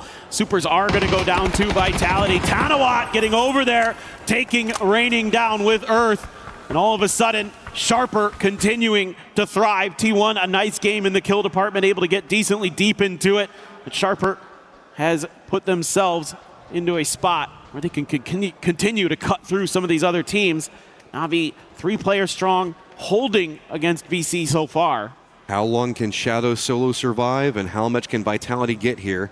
The solo is going to be creeping up in the warehouses around Power Grid, while Vitality just wants to make sure nothing's going on over into the north. Sure, Na'Vi's got control over the circle itself, but really it's going to be Vitality and point totals that we're going to be keeping an eye on. As, yeah, Hansy, I think they know where he is. Picks around the side, and that's going to be all she wrote for Shadow. At least managed to make it into placements. Very decent, but here's our top 4. Sound cues gave that away. I could see Hello My Bad tracking him with his arrow from the map, so he knew and heard him. So Hansy not able to keep himself obscured long enough from Vitality's detection to get any further into this one. Decent salvage game again, up to 50 points here for Shadow Esports, so they very much could be in that grand finals. They're on pace to get there. They get 6 points in this game, I believe, if memory serves me correctly, and that's plenty to continue to have the point pace you need to find yourself playing in the last 3 days here at EWC 26 and PUBG Battlegrounds. Tanawat takes down Hakatori. This team is on fire right now. Yeah, Hakatori going down is going to make the defense of the center so much more complicated, but Boostik's still up. He's in a vulnerable spot. He goes for the peek onto it. Sharper going to be trying to put the damage in. That unlocks VC to counter-wrap to the south of this. Na'Vi's position that they were playing from was so strong, but VC's got a man advantage on position, and this has also drawn all the attention down to the south and allowed Vitality to get out of Power Grid. Tycon here looking to take Spyro down, but it's Tanawat's blue zone that is going to find it. Tycon looking to steal the point. Clicked on the head once, just needs a couple more bullets to land there, but there's pressure from Vitality. Na'Vi gone. Tycon doing some heavy lifting there in front. Sharper needs to recover. And it's Levante that got the angle onto them. So we're looking at this hillside. An approach to the north from Sharper, down to the south, it's going to be VC and Vitality that wanted to go for the center. Maybe balled off a little bit too much. They're going to retreat, try to get Gadrox back up, as it looks like it is going to be a 4v4v3 to end this all out. This is a key game for Vitality. Yeah. Getting deep, getting some kills. If they can get the win, they're going to be feeling a lot more comfortable about that grand finals positioning. Sharper, VC have something to say about it. VC's looked really good to me, taking some really nice fights, being really disciplined with holding their line, not giving up some of that space. You know, their spacing's been really good. That's the biggest thing here for VC.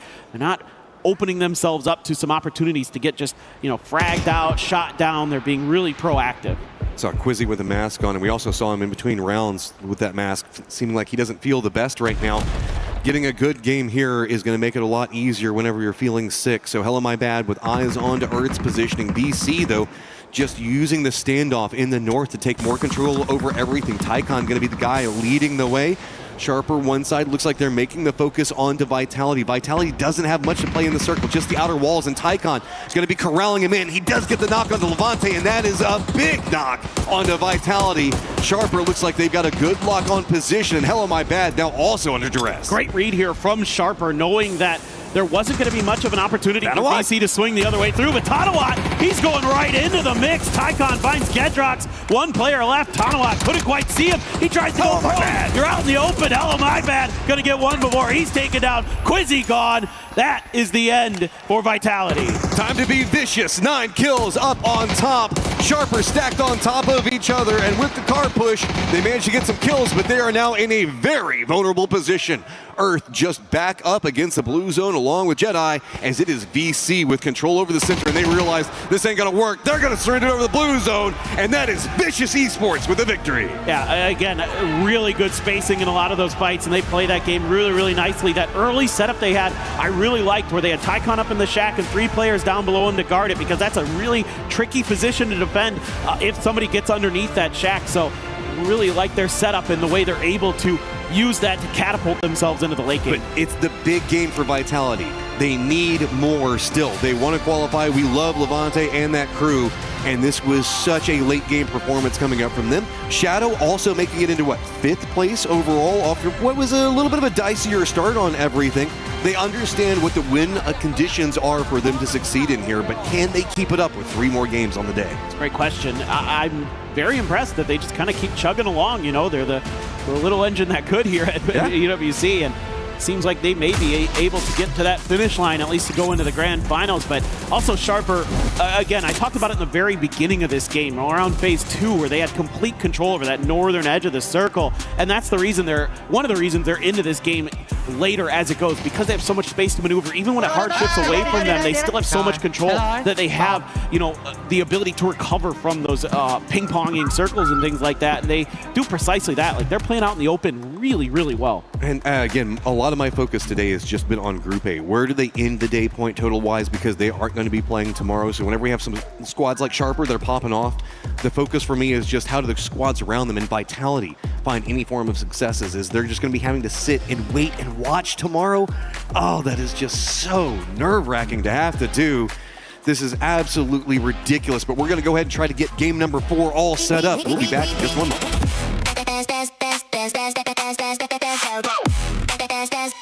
We book Esports World Cup up.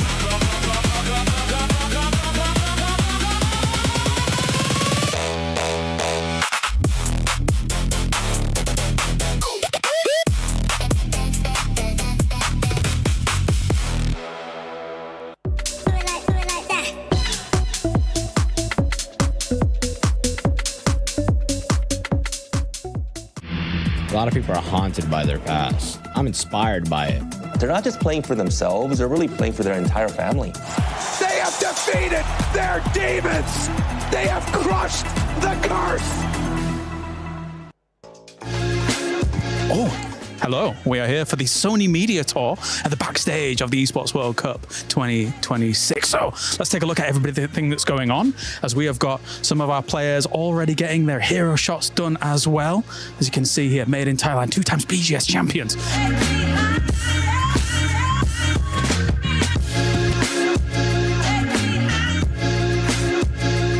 Look at the size size of that tripod. Whoa! For such a small phone. Size does matter. All right, let's take a look a little bit further on. Kiss, what a legend, what a legend. Maybe we'll chat to him a little later on. Let's move on further down, of course, though, as we've got a lot more other stuff going on. I can see Team Liquid in the distance here, getting all of their media sorted. We're getting a lot of introductions into how all these players are setting up, how their feeling is for the tournament as a whole, of course. And you can see they're getting mic'd up as well. They're going to be talking about some stuff. A very different setup here for Esports World Cup 2026, as you can see. Another lovely stage.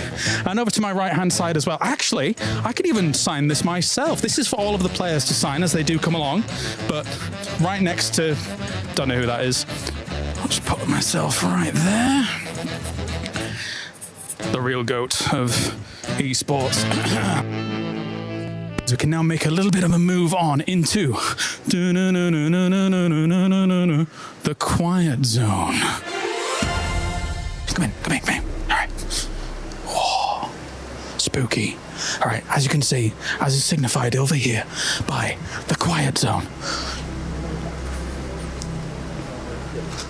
Pay close attention, because we're going to be on a little bit of a trip, an excursion through the quiet zone to see exactly what is going on. A wild Avenger. A wild kiss. Exactly. Right, let's take a look at what's going on in here as well. As you can see. Oh, sorry. You can see Parasaurus over there is getting ready to do something. He's about to say something incredibly stupid, but maybe, just maybe, we'll get a glimpse of it later on.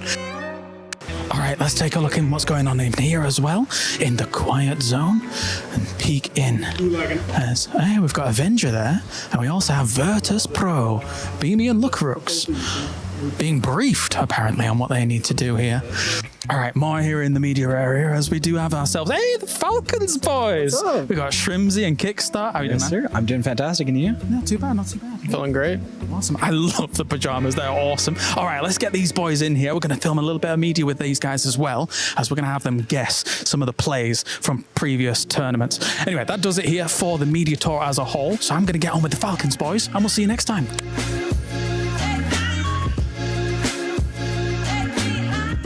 All right, guys. It's going to be the quiet. All right, let's try that again.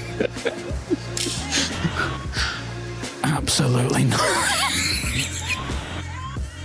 Absolutely.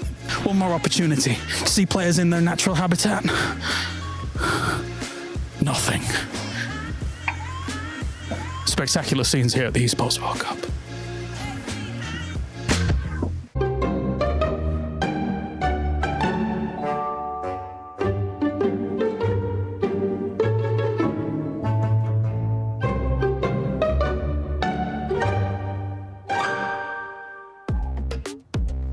Welcome back, as we have decided to just go and explore Paris a little bit more. We find ourselves on the rooftop of Novotel. Shout out to them for actually letting us use this spot, because it's amazing. But as we have hit the halfway point of PUBG Battlegrounds at EWC 26 group stages, honestly, we got to recap a little bit what's been going on. We just saw the Vicious being able to get a chicken dinner. But if we go back to day one, I mean, that storyline was just straight up myth.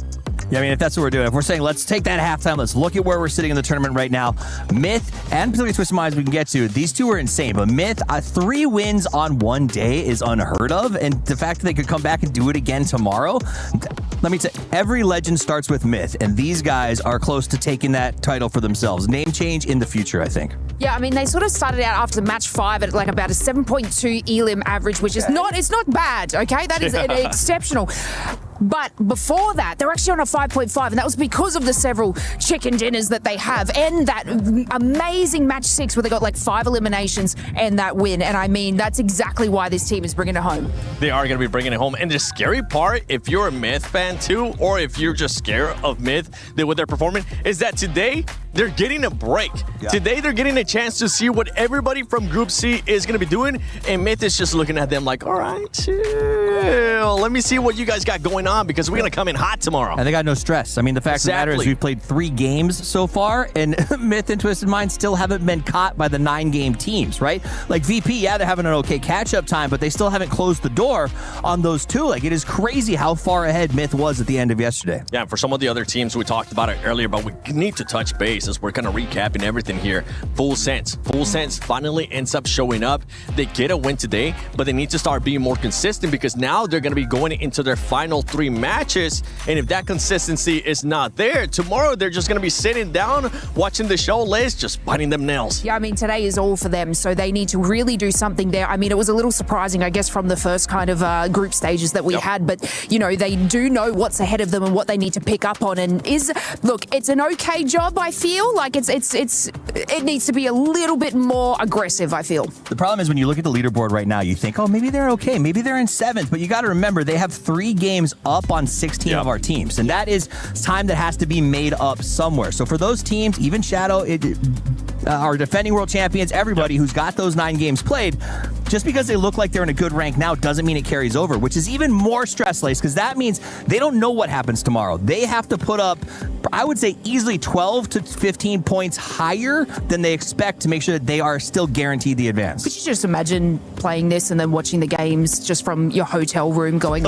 did we make it enough? Did we make it enough? I mean, it's crunch time right now, but yeah, I would not want to be in that position. They definitely need to amp it up. If they have the Novotel view, honestly, it might not be that bad. You're not wrong. Actually, I know teams who, when they're in that situation on the 3rd day, they'll just go to lunch or they'll take a day at the zoo or they'll do something like that. Their coach obviously is like watching the whole time to give them updates, but I've met teams who are like, you know what, we don't even look until the very end and then let's enjoy our day. Let's not have that stress looming over us. How about some of the other squads that have came in today? 17 Gaming. I mean, they've been putting up some points. We just saw what Team 1 was able to do in the last one, and they ended up eliminating Falcons early on as well. Yeah, I was sort of touching on this. Like, we looked at match 2, and obviously Heather just being able to pop that grenade into their situation, and it looks like T1 is just clipping the Falcons' wins at the moment because coming out of match 3, it was just an obliteration from them too. I mean, they're from my region. I love the Falcons, boys, but this has been a very rough start. Now, I'm not going to write them off. How many times have we seen the Falcons sort of thrive up and go full phase Sunday, if you will, on that last performance day? So I'm not going to write them off yet, but it's been a very tough run for them. T1 looks so good to be as high up on the board as they are. 13th place with only 3 games played at 30 points.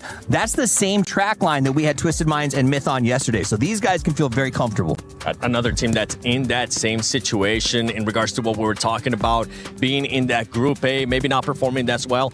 AGAL. You got to remember, for AGAL, this squad, yes, you have been able to step it up a little bit, but it hasn't been to the point that we expect it to, right? You're thinking about insane players that they have in that roster. Hey, Maz, we need to be able to see them being able to bring it up. So you know what? I think it's time. We want to continue talking on. We might stay here at the top of Novotel a little bit longer, but for now, I want to see what's going to be happening at the stage. But bosh, it is time, of course, as we have a few more games coming up here for the halftime. But we want to kind of touch on exactly what was going on really there. For the Vicious, I mean, you've got Tycon finally being able to step on up back on the international stage here, Matchroom. Always good to see Tycon. I mean, dude, you gotta love Tycon. I always have like mental images of that clutch that he managed to do where he got like, what is it, like 8, 9 kills, 10 kills by himself and then clutched out the game.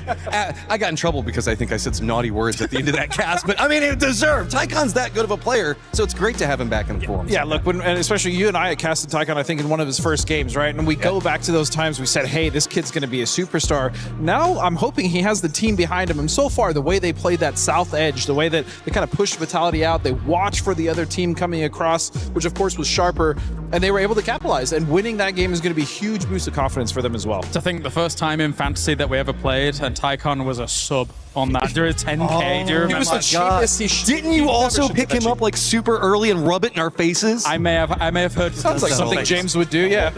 I'm sorry. I've got my ear to the ground, as it were. But let's talk. You're so low. You should. Sorry, I didn't. Yeah, I mean, because you're so much shorter than me, I'm going to enjoy this. I don't know if I should be speaking.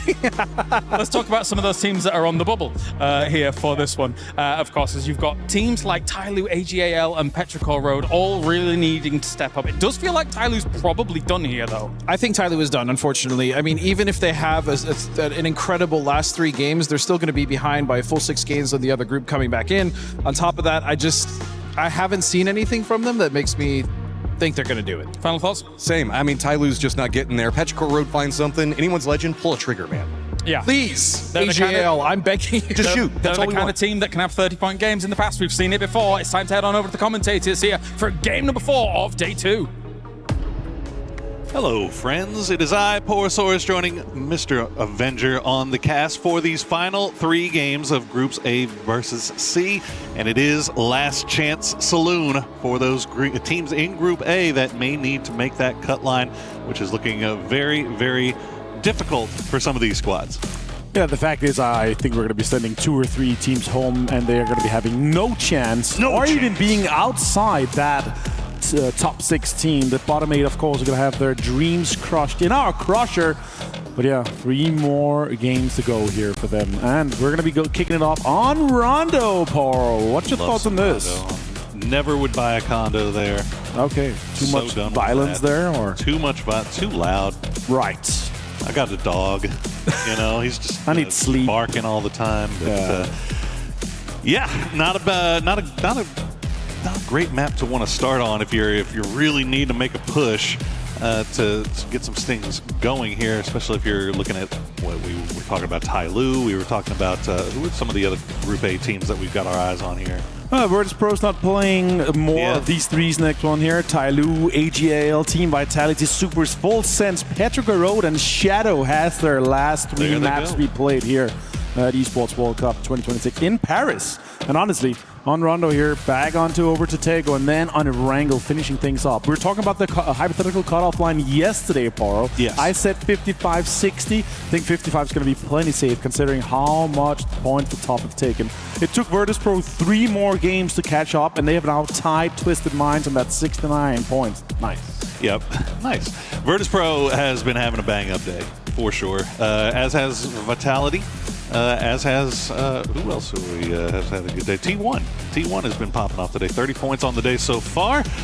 But, yeah, I mean, still work left to be done, obviously. But with 3 more maps to go, I think those guys could be feeling a little bit more confident. Yeah, we're giving a little bit of a hard time to Falcons here. But the fact is, there is 6 teams below them that have had worse performance. That is Gen G, it's Navi, and it's AGL. But let's hear what Tyloo has to say.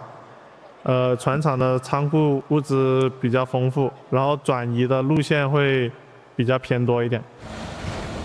Well, there you go. Yeah. It's a short interview, and it's also been a short pleasure of them today. Unfortunately, 1 point in 3 games. 19 points yesterday. They're on 20. Currently very, very far down the leaderboard. It's going to be a little bit rough for them. Sure, there are some other teams that have obviously only played 3 games so far.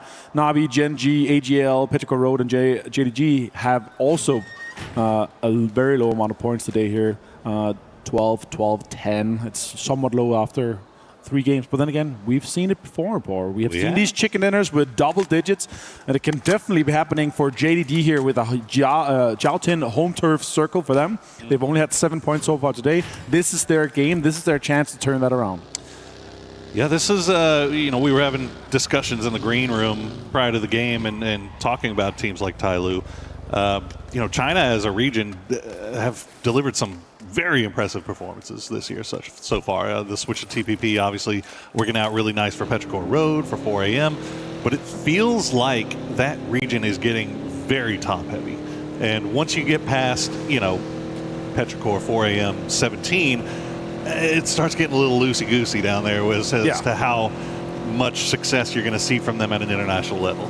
Yeah, and 17 Gaming has had uncontested spots most of the time throughout the day here. They only have 2 more points than Falcons. They've not had the best of games so far, and they have fantastic loot spots. For this circle here, they have a pretty easy entry towards that central stadium area here. JDD's always getting ready, and they're already taking some of the best spots right now, looking to see if that gas station is free already. AGL coming in from that northwest side over to Bailey. They're going to have quite the space here, and considering how far northwest this circle is, Poro, I'm really wondering how many teams are going to try to backfill it. We have Falcons in the north, sure, they're going to come in from that, but how many teams are going to try to swing around? You typically see this on stadium circles like this, where everybody immediately tries to send. You see such a cluster towards the center because those positions of power, those strong positions, are so comes at such a premium that these teams are willing to make those high risk, high reward sends right towards the dead center early because they are so convinced that it is going to end up paying off for them. So we'll see now that we're getting a little bit later in. It's 4.5 minutes. That's late at this point in a circle like this, but so many teams still outside, still fighting their way in. It's going to be interesting to see how many try to go and still send towards that center or who will just kind of play around the fringes. Yeah, about half these teams already looking at how can we get into this circle, try to get some of the priority here. And also, let's break it to you guys. Rondo in general, especially for land ratio, is this area has so much unplayable terrain that is counted in land ratio. It has water, it has these high ground, it has these pillars. Now with this, that we don't have land ratio, we're going to have some wild circles. We could be ending on straight next to the rocks on stadium. It's going to be really interesting to see how the teams apply the strategies that has changed just since this meta has just updated just a month ago.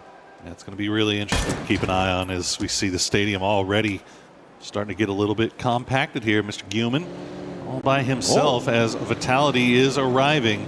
The rest of the supers nowhere near here, so Guman leaving. I would think so. Yeah, be pretty quick on the trigger there, and trying to get out. And he's just going to go ahead and rejoin Mr. Rex. That's an alpha move, to be honest. You just 4-man roll up into stadium, assuming that the team that's looting there is already split out to some of these compounds on other priorities that we have here.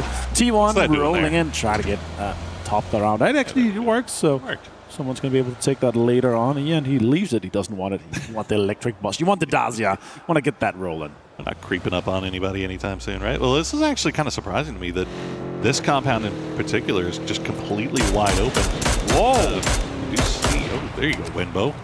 Nice shots there to start things off. But yeah, 17 just kind of coming in a little bit on the later side, but are, again, as we were talking about earlier, sending it really close towards center, not playing around on the periphery because they know the likelihood is that this area is going to be in now, and you want to get something hard cover that you can play. You don't want to be forced into playing any open areas this early. Yeah, I actually thought Suse from JDG is going to take that gas station, but yeah, 17 just rolling in aggressively, taking that. We've seen so many endings close to that, and the ridges just south of it, but that was because of land ratio. We had so much circles went away from that stadium area because you had all these pillars, all these high grounds around it, right? But here, that might change. We can see it go absolutely anywhere, and it's going to be amazing.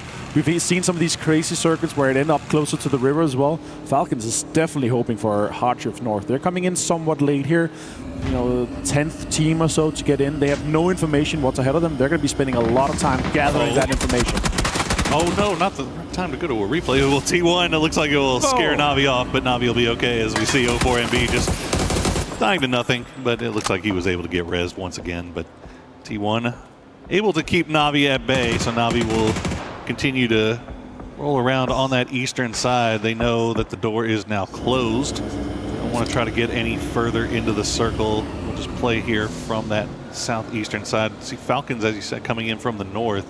But yeah, I mean, you keep bringing it up, and for good reason, right? Like this, the way teams are playing this right now is based off of old circle logic. Yep. And now that we have the new circle logic, those hard shifts could come into.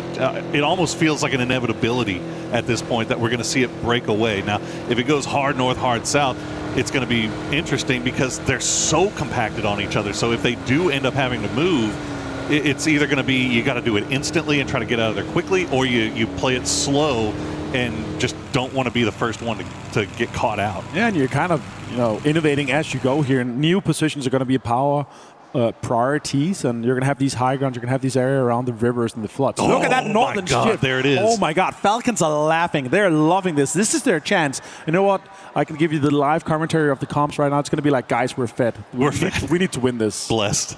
Hashtag blessed. Well, immediately you see them turn back around. They're going to go for whatever high ground they can find around there. You can see just off to their northwest are those pillars that they can play around. And it looks like Kickstart already in the glider kind of looking over in that area. But they're going to see a boatload of vehicles down to their south starting to head that way. So they need to make a decision quickly as Virtus Pro is going to run into Sharper. Sharper had a great game last round, and they're going to start off here by getting the knock on a Nixie. Getting a big name down right there. He had 2,500 damage when he started today here. Sabalui gets it. Lukarooks also has been found. Noxon confirms it coming through. VP, sure, they've already gone through. They're already in the final here, but they still want to get points. This is still the absolute best practice you can get if you're already qualified for the final.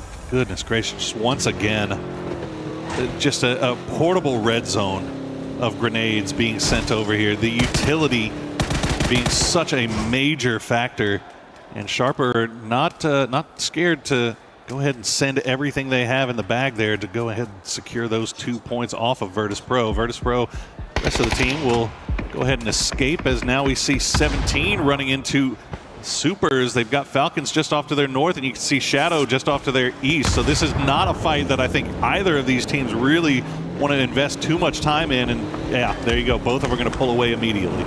Smart. That's the way to go about it, right? You want to make sure you can stay alive as long as possible.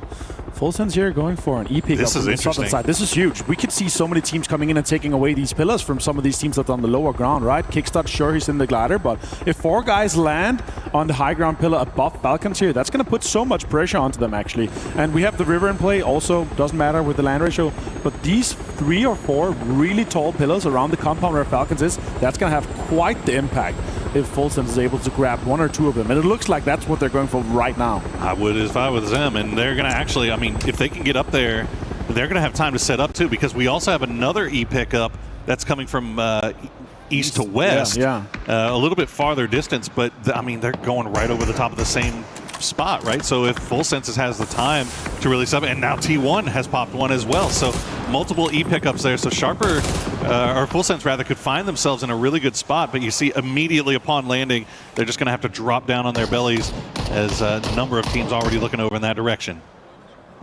Yeah, Falcons hunkering down this compound. This is quite a strong compound here. You have multiple sides of cover. You can be in the roofs, and it's really difficult to breach unless you breach from that northern area where the rocks is. Just this direction that Gustav is looking at. But they're fully aware that Fulton is taking some of these northwest pillars, but we're going to have this next circle pop. Let's see where we go, Paro. All right, we're going to get another hard shift. Wow. We will. Going to cut all the way over to the west. And that's going to leave a look at all the pretty big chunk of Bailey in. Where's Vicious going to go? Where's T1 going to go? Obviously, Full Sense has landed on top of that pillar. Right now, you see Falcons currently content and hanging in their compound. Why wouldn't they? As you see a number of teams trying to make their way past. It looks like they're going to be able to do it. Vicious not going to pop the chutes by the towers. Instead, they're going to continue going all the way over to Bailey. I'll have to admit this. I've never seen such a northwestern circle, especially with the back-to-back hardships like this here. Look at that, all the fans here in Paris loving the games going on the Qiddiya city grid. I need to get a beret, man. Yeah? Red or blue? I mean, honestly, the red one is looking pretty nice. You have to go with the lipstick as well then. That's kind of crazy. But look at this, 17 being absolutely getting in here as T1 is flying in above them. Delvin finds 0-4 and B from Petrichor Road. Shots are coming in. AGL, they need to have a good game. We have just 3 more to go. Happening on the south side of the circle, you can see there's still 60 alive left in this game, as there are a number of fights going on here. T1 have run into 17, and 17 proven to be a little bit more of a hassle to clean up than Falcons was for T1 last time. In fact, they will go down as T1 gets eliminated in 16th place. We'll see if 17 has the time to get those revives on before they get crashed. T1's had a good day so far today, so they can afford one, but now look at this. Vicious also finding 17. Beamy finds JDG as well. So much fights happening here in the northern side. 17 Gaming's out of 15th place as well. Tycon is back to being him old self. 2022, 2023, Tycon is back. Beautiful timing there by Vicious. They're able to get there before 17's able to do any type of reset whatsoever, so they'll pick up a couple of kills there as I-26V6 will get the knock on a Rex. That's going to force Supers to pull back off, but they don't have time for this. Vitality is coming in, Petrichor Road is coming in, Tai Lu is sniffing over in that area as well, as Falcons also third party on this fight. So the entire south side all kind of playing a game of chicken right now to see who's going to commit to a fight so that the other ones can then third party on there. So many sharks in water driving around, just being ready to pull up or drive by. Team Vitality here trying to maintain control of that eastern side just of this high ground road here. It's going to have quite the impact on DN Supers. Nice to see them driving around here. It's going to be a little bit difficult for Deal and having them back. Yeah, they're going back south here. They're actually going to go straight towards AGL and Petrichor Road, and maybe Tai Lu on that southwest side here. Having popping some tires, it's going to be annoying for Vitality. Also a headshot coming his way. Damage is done. difficult for Vitality to recruit. Hello, my bad if he's going to go down out here, but I think he's going to be fine. The blue zone is not taking more than 1 damage per second. Until we get to the next one, just 10 more seconds. We're going to go to triple that damage, so you need to get into that circle just now. Super's one of our teams that's on the clock. 43 points overall right now. And only this game with 2 remaining. To try to make sure they're above that cut line as the circle will bless up just a little bit here. That's great news if you're Full Sense, as they still have 2 on that high ground, but they've sent Belmoth and Thanadol down low to kind of that as well. We'll see where Falcons decide to go, and when they decide to go really is more the important question. You don't want to be the first one there, right? Yeah, Full Sense also on the clock. 3 more games to go for them here, and that's exactly that.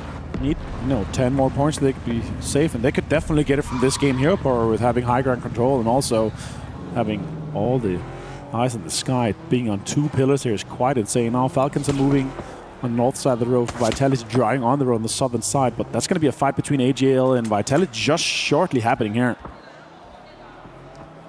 Looks like Petrichor Road is sent it towards the middle as we get a quick replay here of 17 quickly dispatching with T1. T1 did manage to get a couple in return, but that was very well played there by both squads. Really, it just turned into a 1v1 at the end as we see a number of teams just kind of playing along that roadside. The high ground on the east and low ground on the west. Kills just picking one off here and there. Now Na'Vi focusing down on Kamal's. Coming in from the south side, no one really there to support Kamal's. The rest of his team is a distance, and there you go, he is going to go down. Yeah, there's Hats just trying to slide straight to the center. Vitality out in 12th place here. They were way too aggressive at going too deep, and they lost out on everything. Himas with the links as well on Get Rocks. Jedi finds Ming Ming from Pittsburgh Road.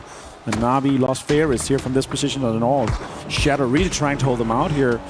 The usual Na'Vi would put a straight pull up onto this position, but they have so much strong terrain here from Shadow. They're inside the circle. They have rocks to peek from. Very difficult to take away from them. That actually might be a come up for AGAL as well, as the Lynx, he was able to take him out of that BRDM that Vitality was working with earlier. So AGAL may have acquired themselves a new toy, as Falcons will play just underneath the tower. And now Na'Vi continuing the push up, but you see Shadow. Oh, you don't want to stack up like that. Boostic cooks a perfect grenade. Hansi now the last player left alive as the utility continues to stream over the top.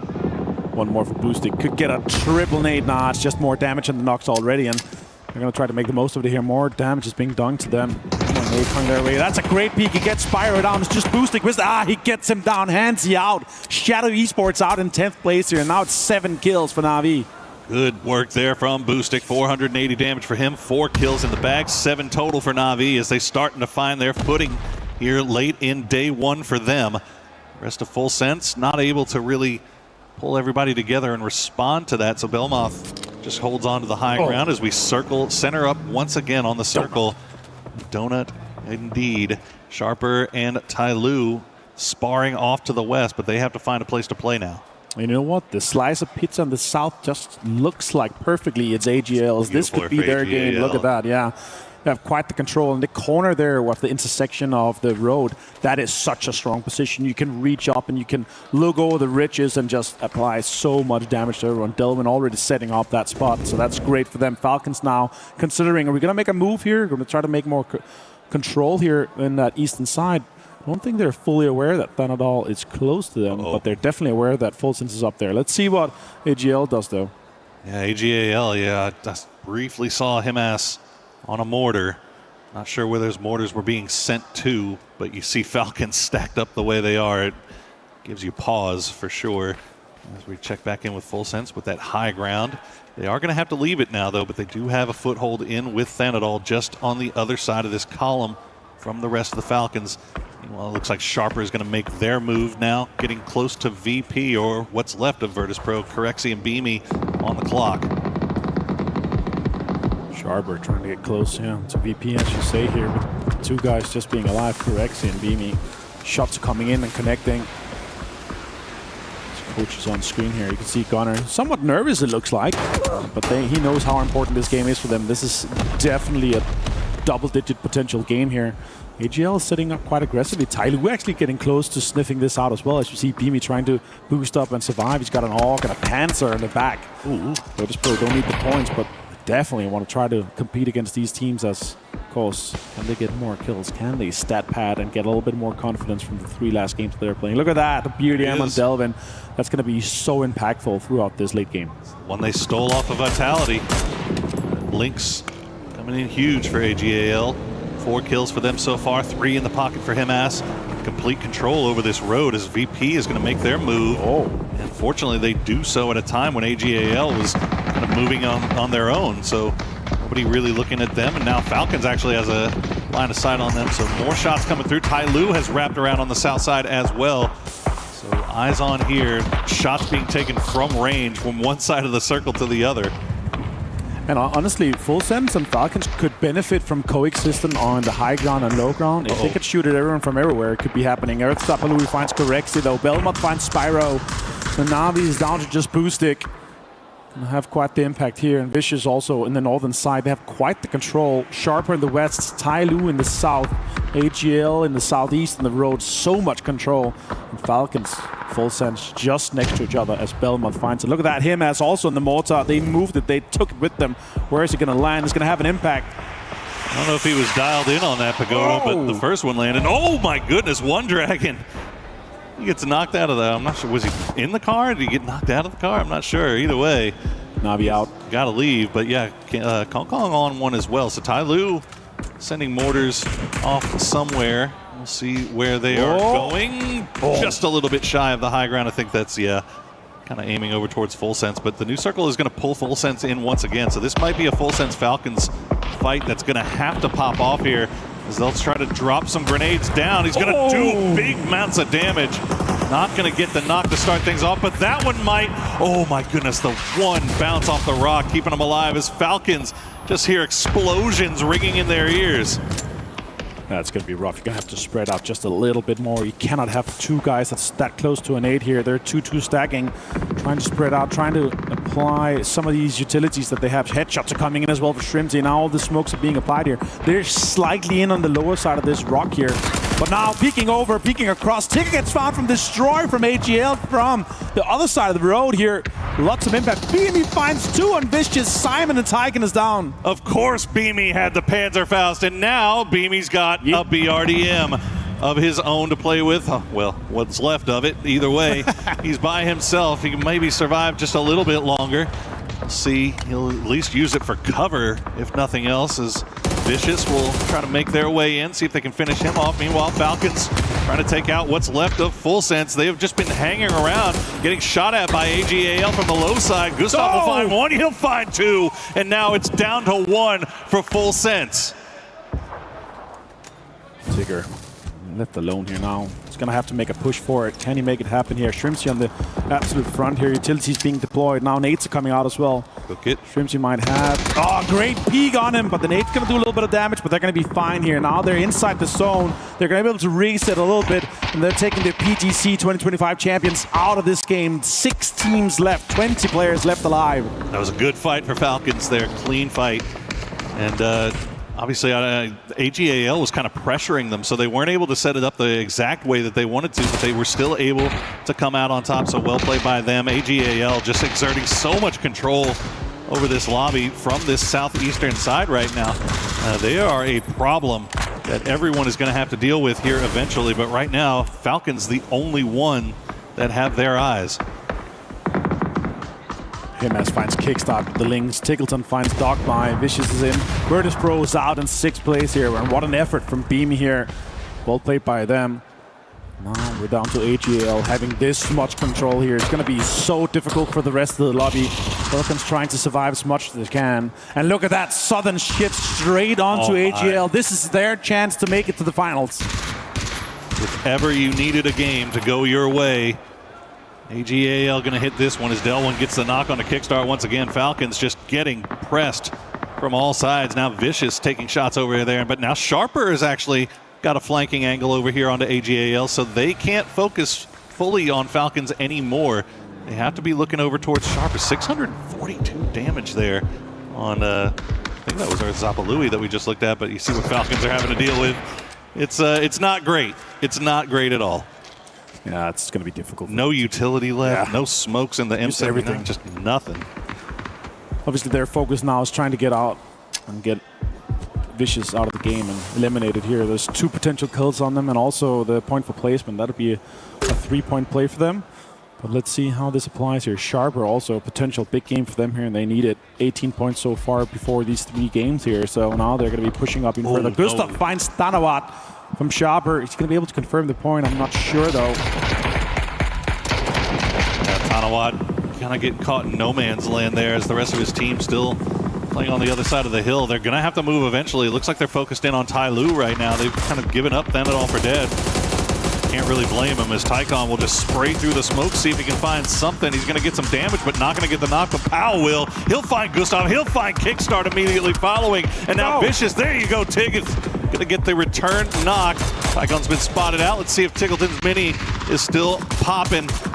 He's a 1v1 here versus Tycon, but a lot of cover here for Tycon to play around. Absolutely. Stolen kills left and right and center. Him as finds Stanawat. Huge trade. Grimsby as well. Yeah, it is. Him as is finding Thunders as well. Takes Sharper down. One Dragon goes down to Sharper. It's a big 3-way fight by the big teams left alive. And now without just Jedi, Hausker, and Kong from Tai Lu. Falcons is out in 5th place. Tai Lu showing signs of life here at the end. Kind of talking about them prior to the game, saying that they don't really have much of a chance. We don't have a lot of faith in their abilities to come from behind this point. But yeah, good night, sweet Tycon. Of course, it's going to be Delwyn that gets them too, isn't it? Well, AGAL, we were saying earlier that they looked to be in a fantastic position to secure a win here. And now they have complete control as the circle will pull to them once again.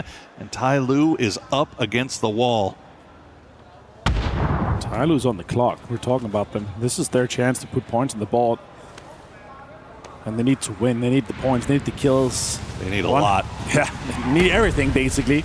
Especially considering they had 1 point in the 3 first games of the day here. And so far now with 2nd place, 6 points for placement alongside the kills that they have. So it's a good one for them. But I don't see them winning this game here. There's a 4-man strong with full 3 gear, with FAMAS, with Lynx. I don't know how many bullets Hennis has left, but Hausker is taking lots of damage here. He has a Panzer. Could have an impact.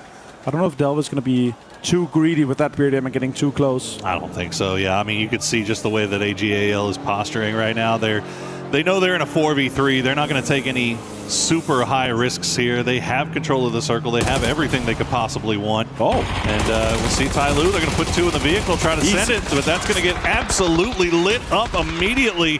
Kong Kong going to have to hop out, and he's going to get spotted by Sololzi. Somehow, Hausker is still alive. He's able to get behind a tree as the Panzerfaust comes through, but he will get the knock on the Delwyn. One Dragon. They'll spot him at. But, you have to imagine Tai Lu kind of in a tough spot. There's no way. You're not going for that res, right? That's crazy. Delwyn with a... Oh my god, the confirm from Hausker and Tai Lu here. Great utility usage from him. 6 kills for them so far, and a 12-point game considering they going to be pushing up to 13. Still going to have 2 massive games. Shots comes in. Himas gets so much damage done onto Hausker. You're not going to get that res. Surely One Dragon is going to get absolutely slaughtered with all the utilities being thrown in his direction right now. The red zone comes through, and that's going to do it. AGAL clutch out a huge victory for themselves here at EWC. Absolutely cinema here for them. They were looking actually pretty rough so far today, but that game was their absolute victory here. What a way for them to do it.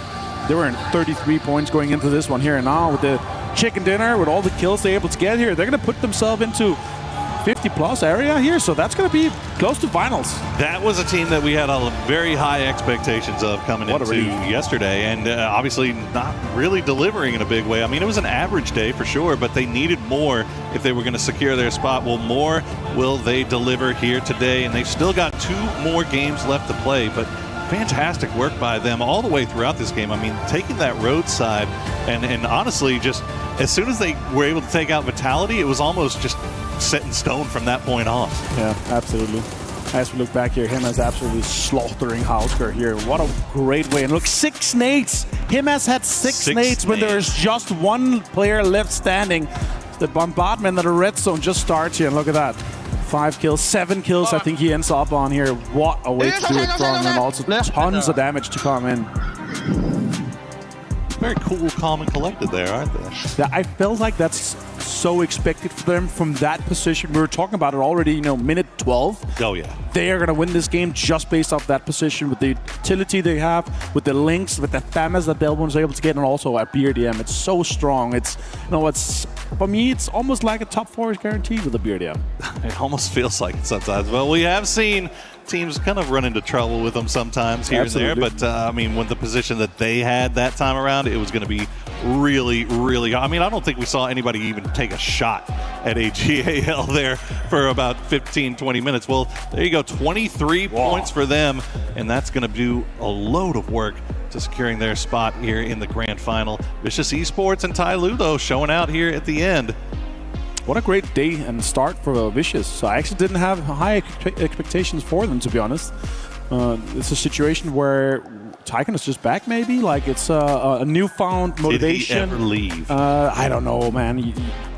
Last year, 2025, 2024, he was a former shadow of himself. Remember Dubai, remember 2023. He was an absolute beast. I don't know if he's going to be able to continue to do this throughout the final, but Vicious is looking great. They're looking poised. Absolutely. Well, we have a quick interview, so let's throw it down to Mr. James Carroll. Yes, that's right. Thank you very much. I'm here with Shrimzy to check in on what's going on so far here for the Falcons boys, one of everybody's favorites and one of my favorites in Shrimzy as well. How are you doing so far, man? Doing good, and you? Not too bad, not too bad. I want to ask you about the first, well, half and a bit of the day here, of course. A lot of people are looking at Falcons as one of the big names here for EWC. So what's been your perspective so far on how the games have gone here for Falcons? Games have actually gone pretty decent. I think we're playing pretty well. A few things haven't gone our way, and it's led to a lot of points not being acquired, but I think that's just PUBG sometimes, and you just have to keep pushing. Bit of a tough rondo here for this one. Obviously, you guys had a decent shift north onto your compound and be able to take that spot, but then the circle starts shifting away. You send Gustav forwards for that scout, but then beyond that, you're kind of stuck up against those rocks. So what's going on communication-wise, etc., in those kinds of moments? It's just pure chaos, you know? Like, there's just so much going on all the time. Mortars, BRDMs, people above us, you know, we're just trying not to die and trying to see get as many kills as we can, but I mean, it's just crazy. There's a lot going on. Confident about your chances to be able to move on, though? 2 more games here today. Obviously, you've got another day in hand as well. You thinking it's going to be okay? Yeah, of course. We're one of the best teams in the lobby, and we're going to perform like it for sure. If I get you some waffles for the Breakfast of Champions compared to our previous breakfast, do you think that'd work? I need it. The Breakfast of Champions, very important here for Shrimzy. Thank you very much, mate. You can get them back, as now we head on over to even more here from the EWC.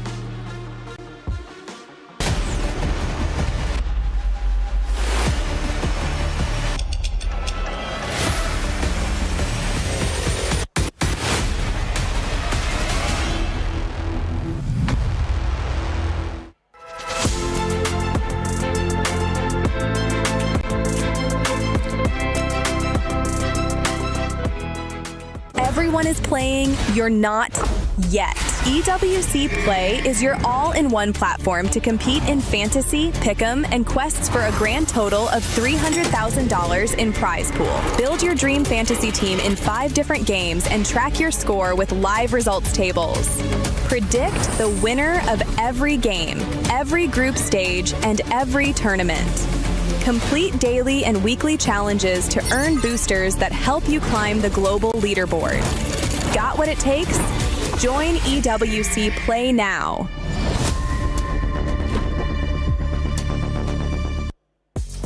Another week of EWC means another week of club championship updates. We've got new games on the table, and we're hanging out with Ton to give us a little bit of insight about what's been going on over at the Lenovo Legion Gauntlet. Yeah, MLVB very much underway, starting with our group stage, which we've got going on all week long, into playoffs next week. But we're very early doors here in MLVB, but it's going to be really interesting, especially when it comes down to club championship. We've got a lot of the big boys in there, and some of the teams that actually really need to start putting their foot down. I mean, similar situation to what we've got going on for PUBG as well, which means that when we're looking at the Falcons, AGALs, the squads that need that win in order to be eligible to claim the trophy, this could be a huge pivotal week for them. Yeah, I mean, Falcons, speaking of them, they've got 2 teams within our tournament. So one of them did come through in week 0 of WC, actually. managing to make it through the qualifier. They've got those two different teams coming through, but only one of them is really in contention to be going for the win. For them, not being the greatest of starts, though, for both the Falcons squad, you would have liked something maybe a little bit more clean cut. But teams like Vitality, Team Liquid are our favorites when we're over there. They need to start getting going as well. They're not quite putting up as much of a fight as they have done in 2024 and 2025. But realistically speaking, they are a team who should be getting 1,000 points in MLBB. Whether or not that happens or not, though, is another thing. Yeah, and they're one of those teams that have done well in years past for club championships, so we'll have to keep an eye on them and see how it goes. But of course, lots of gameplay left before we can even get into that, so we'll check in just a little bit. Well, if you had AGAL, one of those club championship teams, on your pick'ems, congratulations, because they are bouncing back, getting over 10 eliminations in that last one. If you haven't been able to put in your pick'ems, make sure you go ahead and do so. Go to the EWC website or the EWC app. And if you're sharing stuff on social media, don't forget to use the hashtag EWC. I want to start featuring some of your guys' stuff that you're sharing on social media. But, I mean, the main topic right now, Toffees, AGAL. Man, they needed it real bad, right? This is one of those, they're not only for this, but for the Cup in general. You heard the Cup update. They're a team that has to sort of put some points on the board for the organization. They actually managed to do it that time. Now, they did it with all the tools that they could possibly get on the map. The BRDM, they had a Lynx in their pocket. At the end of that match, I think there were 8 grenades left on Himas, so that was crazy to see. They played it really, really well. And while Tycon and Himas aren't on the same team anymore, it was nice once again to see the old Tycon-Himas show as those two teams went head-to-head at the end of that match. Ladies, we're enjoying this rooftop so much. We decided, you know what? Let's just stay here a little bit longer. We were expecting Falcons to make a bit of a comeback. We just heard on that interview they still have the confidence. Kalaris asked him, you expected to make it to the finals? They're like, yeah.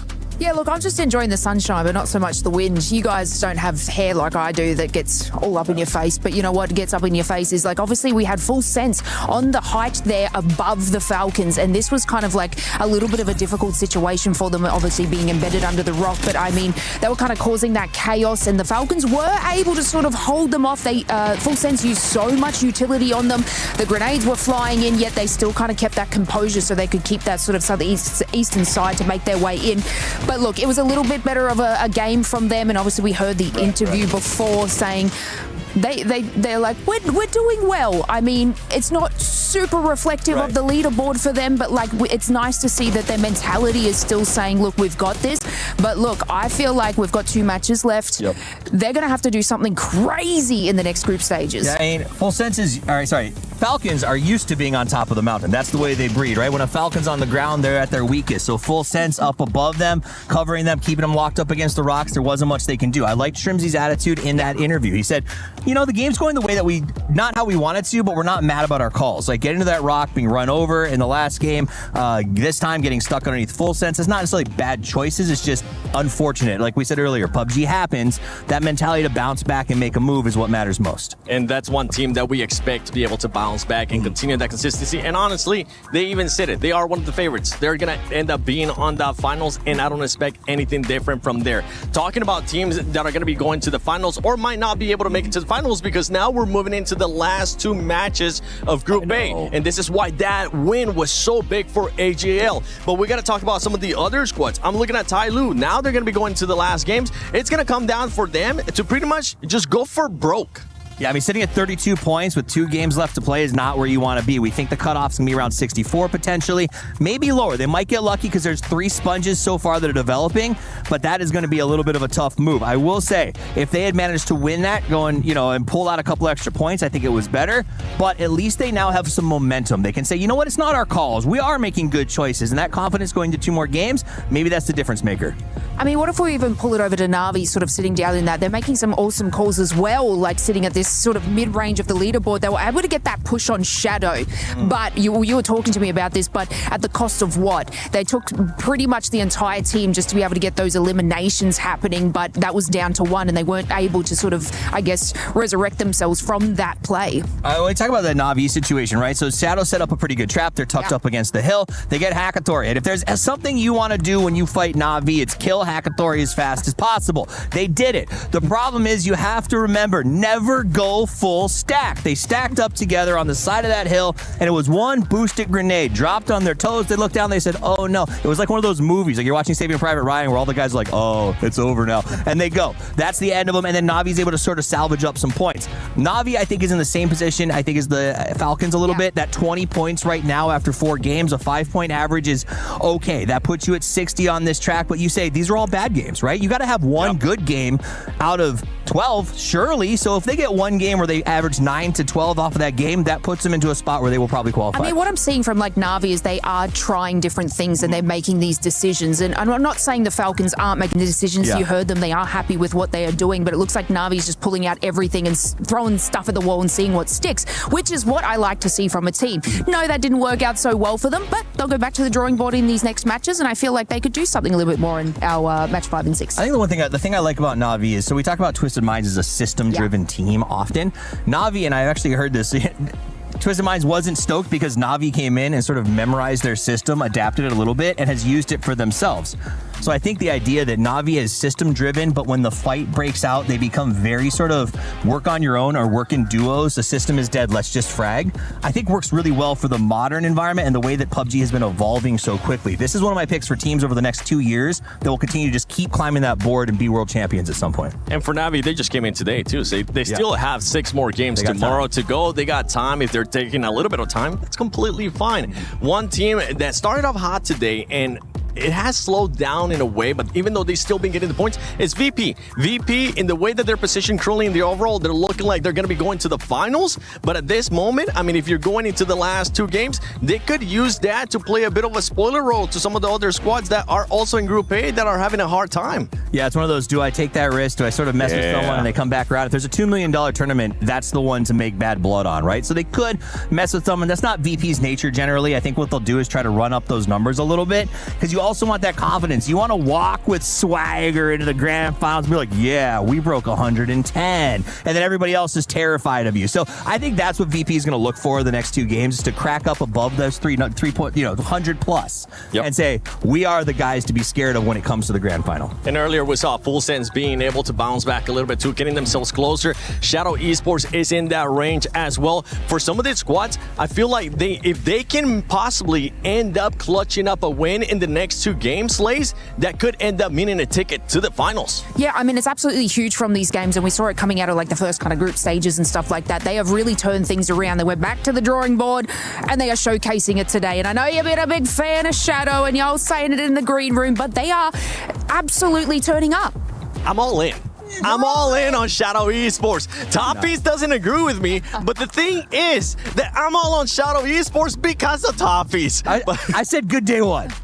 Which they did. So after that, I was like, this man knows what he's talking about. That's why he's here with me in Paris for PUBG Battlegrounds at EWC 26. But I know we got something cool going on the stage with Barney and Luti.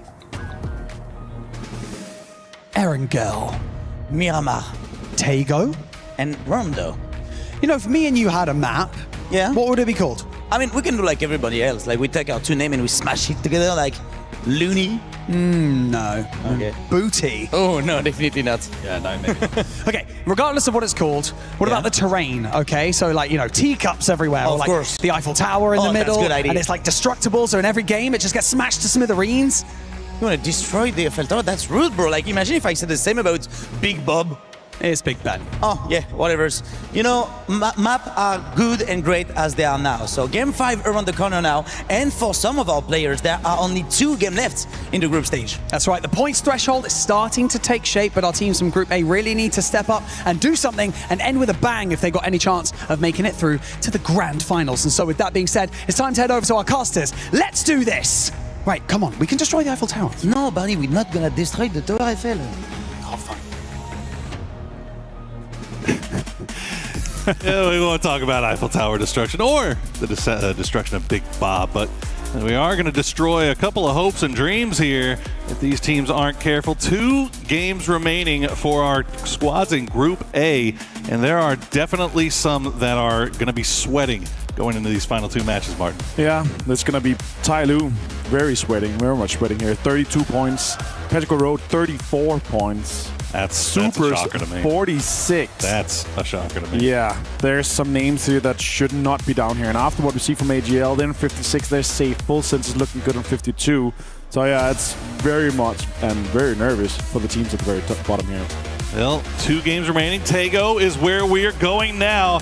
We'll see if those squads that are in the hunt, in the chase, that desperately need something to go their way, they can find a little bit of Tego magic to bring them where they need to be. The plane is in the air and it is hugging the western side or southwestern side, so probably, hopefully, maybe not another shipyard circle. You know what I love about Tego? What's that? We get to say, it's time to Tego, guys. 2 more games here, Paul. And you know what? Can't avoid it. From the southwest to the south side here, a lot of teams are not going to be able to get to Kangyong Airport, Shipyard, even to Yeongcheong. It's going to be a stretch and a car for VP. It's going to take some time to travel. Might see some contests for cars in some of the areas where teams are not used to. So I think it's going to be difficult for this one here. Tyloo, 2 more games. So we're currently at the bottom of those teams that have played 10 games. And yeah, they're going to be close to Gen.G, close to Vitality. And Vitality's been looking great. They're also have played 10 games. And 57 points for them. Guaranteed to go final in my book here. Sure, they're going to get a few more points. I think the cutoff, considering how kind of top-heavy we've had it so far, I think the cutoff might be a little bit lower. Yeah. Maybe the 50 to 55 point mark. So yeah, we'll see. And we get a southern side shift here. And look at that. Look at the team straight smack bang in the middle here. It's going to be absolutely interesting to see what they're going to be able to bring. Look at that. I was keeping a very, very close eye on this because anytime you see plane paths that really kind of tend to hug one side and really cut off a lot of normal drop spot locations, as you were saying, airport, anything up to the north, that's when you start getting a little bit worried because looking at these drop maps coming into this, it's the alt drops. Where everybody is kind of like piled on top of each other. Everybody says that Songam is their alt drop. They got like 4 teams saying Songam is their alt drop. Well, fortunately, it looks like everybody kind of got the message and they found different ways to do it considering this plane. So looks like the luck in their favor this time, and we won't see any early game shenanigans here. But as you said, Petrichor Road, they're in a really nice spot here. They got Chewy 7-1 right in the middle. The rest of the squad over in Buksansa, and they're going to come and join him very quickly. I quickly want to talk about your biggest surprises so far we've seen. We've got 2 more games to talk about Group A here. What's your biggest surprise in Group A so Shadow far? Esports. Shadow Esports, 51 points, Poro. I mean, it's just not a even few a doubt. more and they're good. No, hands down. They've been very, very impressed with what they've been able to bring here. And yeah, sure, so far today it's been 16 points, but yesterday 35. They were actually the team coming into today here, considering we brought out and taken all of Group B out. They had the most points going into the start of the day here. Sure, they had a not as good of a day, but they still got 2 more games to go. And I'd say, again, with 51 points now, with 2 more games to go, they know they just need a few kills. They're going to set up and play around that. And with a home turf circle like this, where they're able to do School and Sangam alone, they're going to have all their prior compounds. My biggest worry is for this one and for Shadow, don't go too greedy. No. Like, I would even go as far as saying 4-man stack. If someone crashes you, as Delvin finds Earth Sabalui here, a lot of teams are going to be fighting outside the circle because they have no priority on that southern side. They're going to be fighting everywhere else on the map outside that. Keeping eyes on Vicious Esports, getting a little close to Supers right now. It looks like they're just trading shots, but Vicious looking like they might actually want this. I think they realize that they've got Supers in a disadvantageous position, but Supers will retreat to the coastline, and I think, yeah, Vicious is going to see the other squad members from Supers starting to arrive, so they realize that the time is no longer there, and they're just going to go ahead and pull away. It's probably a smart play there. That's some alpha move, just driving straight at them like a game of chicken here, as you say, and they're like, oh, we're bowing down. I'm like, okay, well, these guys are afraid of us, so let's just go towards the circle. DN Supers, as you say it here, 43 points, Poro. That is not enough. They got 2 more games to go here, and it's a team we've been discussing throughout the year here. Like, we're thinking of them as a team where, okay, they're actually going to be able to do some damage. Now Levante getting into a secret room, and I see a 3-West. I see everything going on here for him. He's absolutely stacked with a Groza as well in hand. Full 7-6-2 setup for him. This is going to be a huge game if everyone else is able to set up Levante on Team Vitality. Tell me your secrets, Levante. Only if you have the key, Poro. Only if you have the key. And that's obviously a new addition here in esports. It's awesome. Played a lot of it in ranked, and I actually really love it. It's high risk, high reward. Some of the areas are hard to get to. It's hard to contest. Some of them are a little bit more secret. And all the teams not fully prepared to, like, you have to remember, oh, where are these areas actually? Because we've been playing with them in esports where we didn't have the keys, where you couldn't get in, and they were really weak positions. But when being able to open the door, being able to play from inside, is actually way, way safer. So that's interesting to see. Sure, here it doesn't have a big impact for Vitality because they're going to go back to their 2-2 split or 1-1-2 split. And now on screen here with Na'Vi, so far, of course, only have been played 4 games, but only 20 points. It's a team that just by the sheer brute force of mechanical skill and pull-ups, they don't need placement points. They can just kill everyone. But they have only had 15 kills, 5 placement points. Is that enough for a team of this caliber? If you look at how many players and teams have mentioned Hackatory and Na'Vi as a contender here.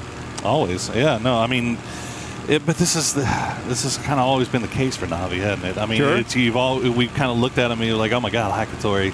If not one of, if not the best player in the world, especially when he's really, really on. And we've always kind of said, like, he just needs somebody else there. He needs some support. And there's certain days that Na'Vi, the rest of the guys are able to keep up with him. And now that with the addition of Boostic, obviously, a lot more firepower, a lot more mechanical talent being brought in.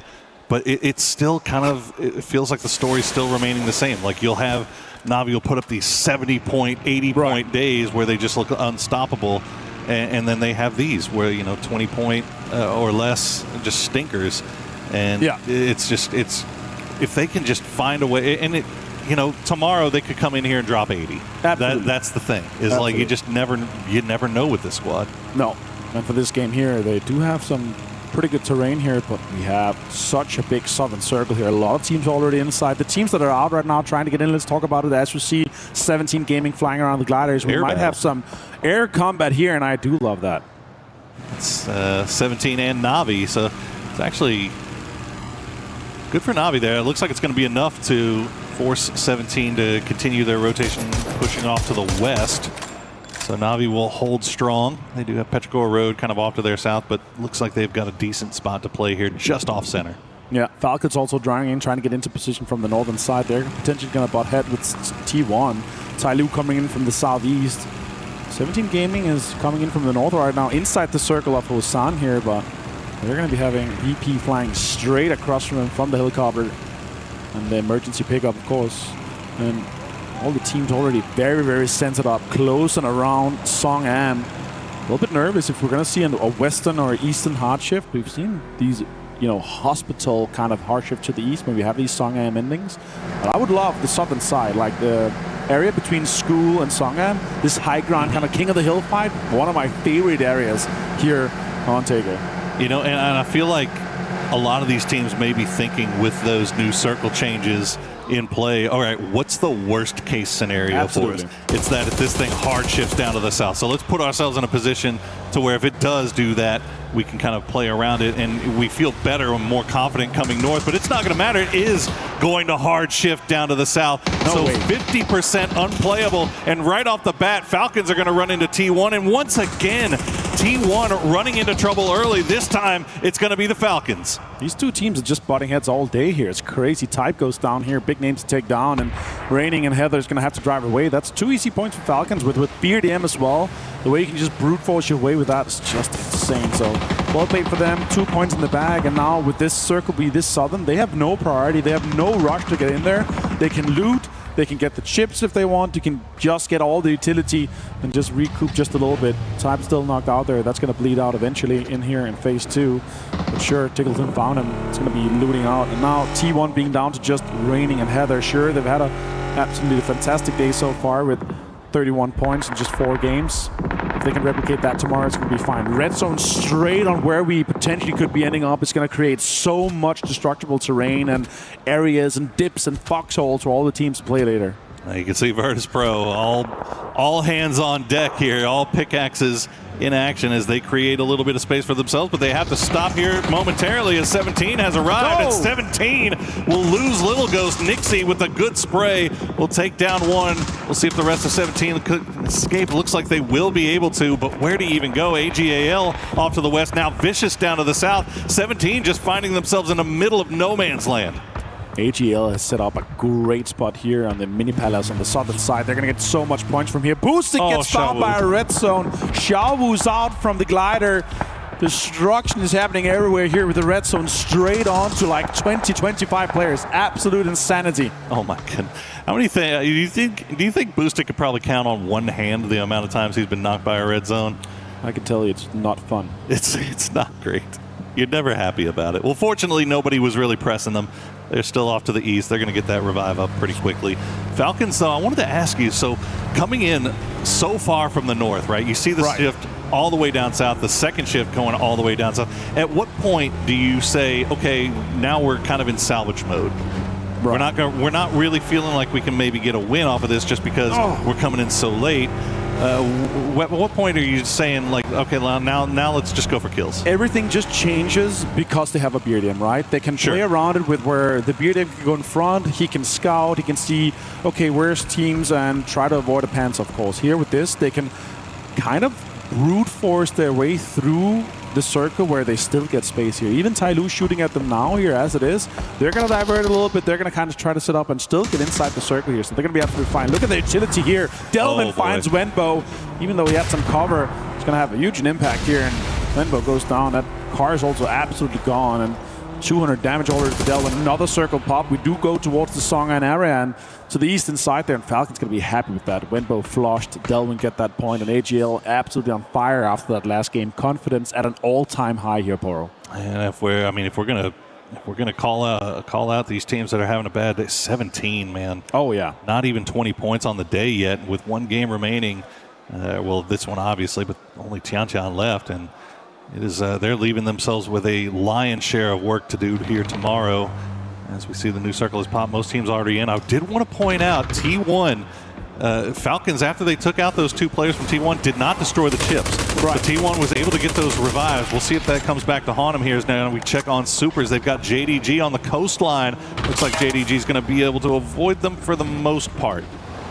It's going to be quite the amount of teams going to try to go for some of the coastline play here, because sure, it's phase 3, but no longer having land ratios, not going to be guaranteed to go away from this water area. And we've seen some tendencies where it actually goes towards water in those phase 4s and phase 5. So let's see what happens here. With that northeastern shift here, look at the amount of space that Falcons was able to create from some. Also, I'm going to have to get my magnifying glasses out, because it looks like there's like 5 or 6 teams in the dead center. It's Vicious, Gen G, Shadow Esports, Sharper, Vitality, Petrichor Road, and Na'Vi absolutely stacked on top of each other inside the city. That is going to be very hectic if and when they have to leave. But right now, they'll just be uncomfortable neighbors as we check back in with AGAL. Still have to make their way inside zone, and they've taken their time about it. And as a result, Virtus Pro has kind of gotten themselves into a spot that they could maybe cause them some trouble. As we see exactly what Mr. Avenger was talking about. Lots of residents in the city of Songam right now. New applications are closed for Songan. No vacancies. There's no vacancies available here in Songan, absolutely. And with the area that Falcons has, if this circle goes anywhere east, that's a double-digit big game for them here. That's exactly what they need. You can hear the confidence from Shrimpsy. They're like, yeah, we're one of the best teams in the lobby, and we're going to play like it. And this is definitely a game where we potentially could be seeing that, especially with a BRDM in hand. Oh, look at this. Hemas has no idea that Virtus Pro is just on the other side of this ridgeline. They've dug themselves in. Remember, we saw them.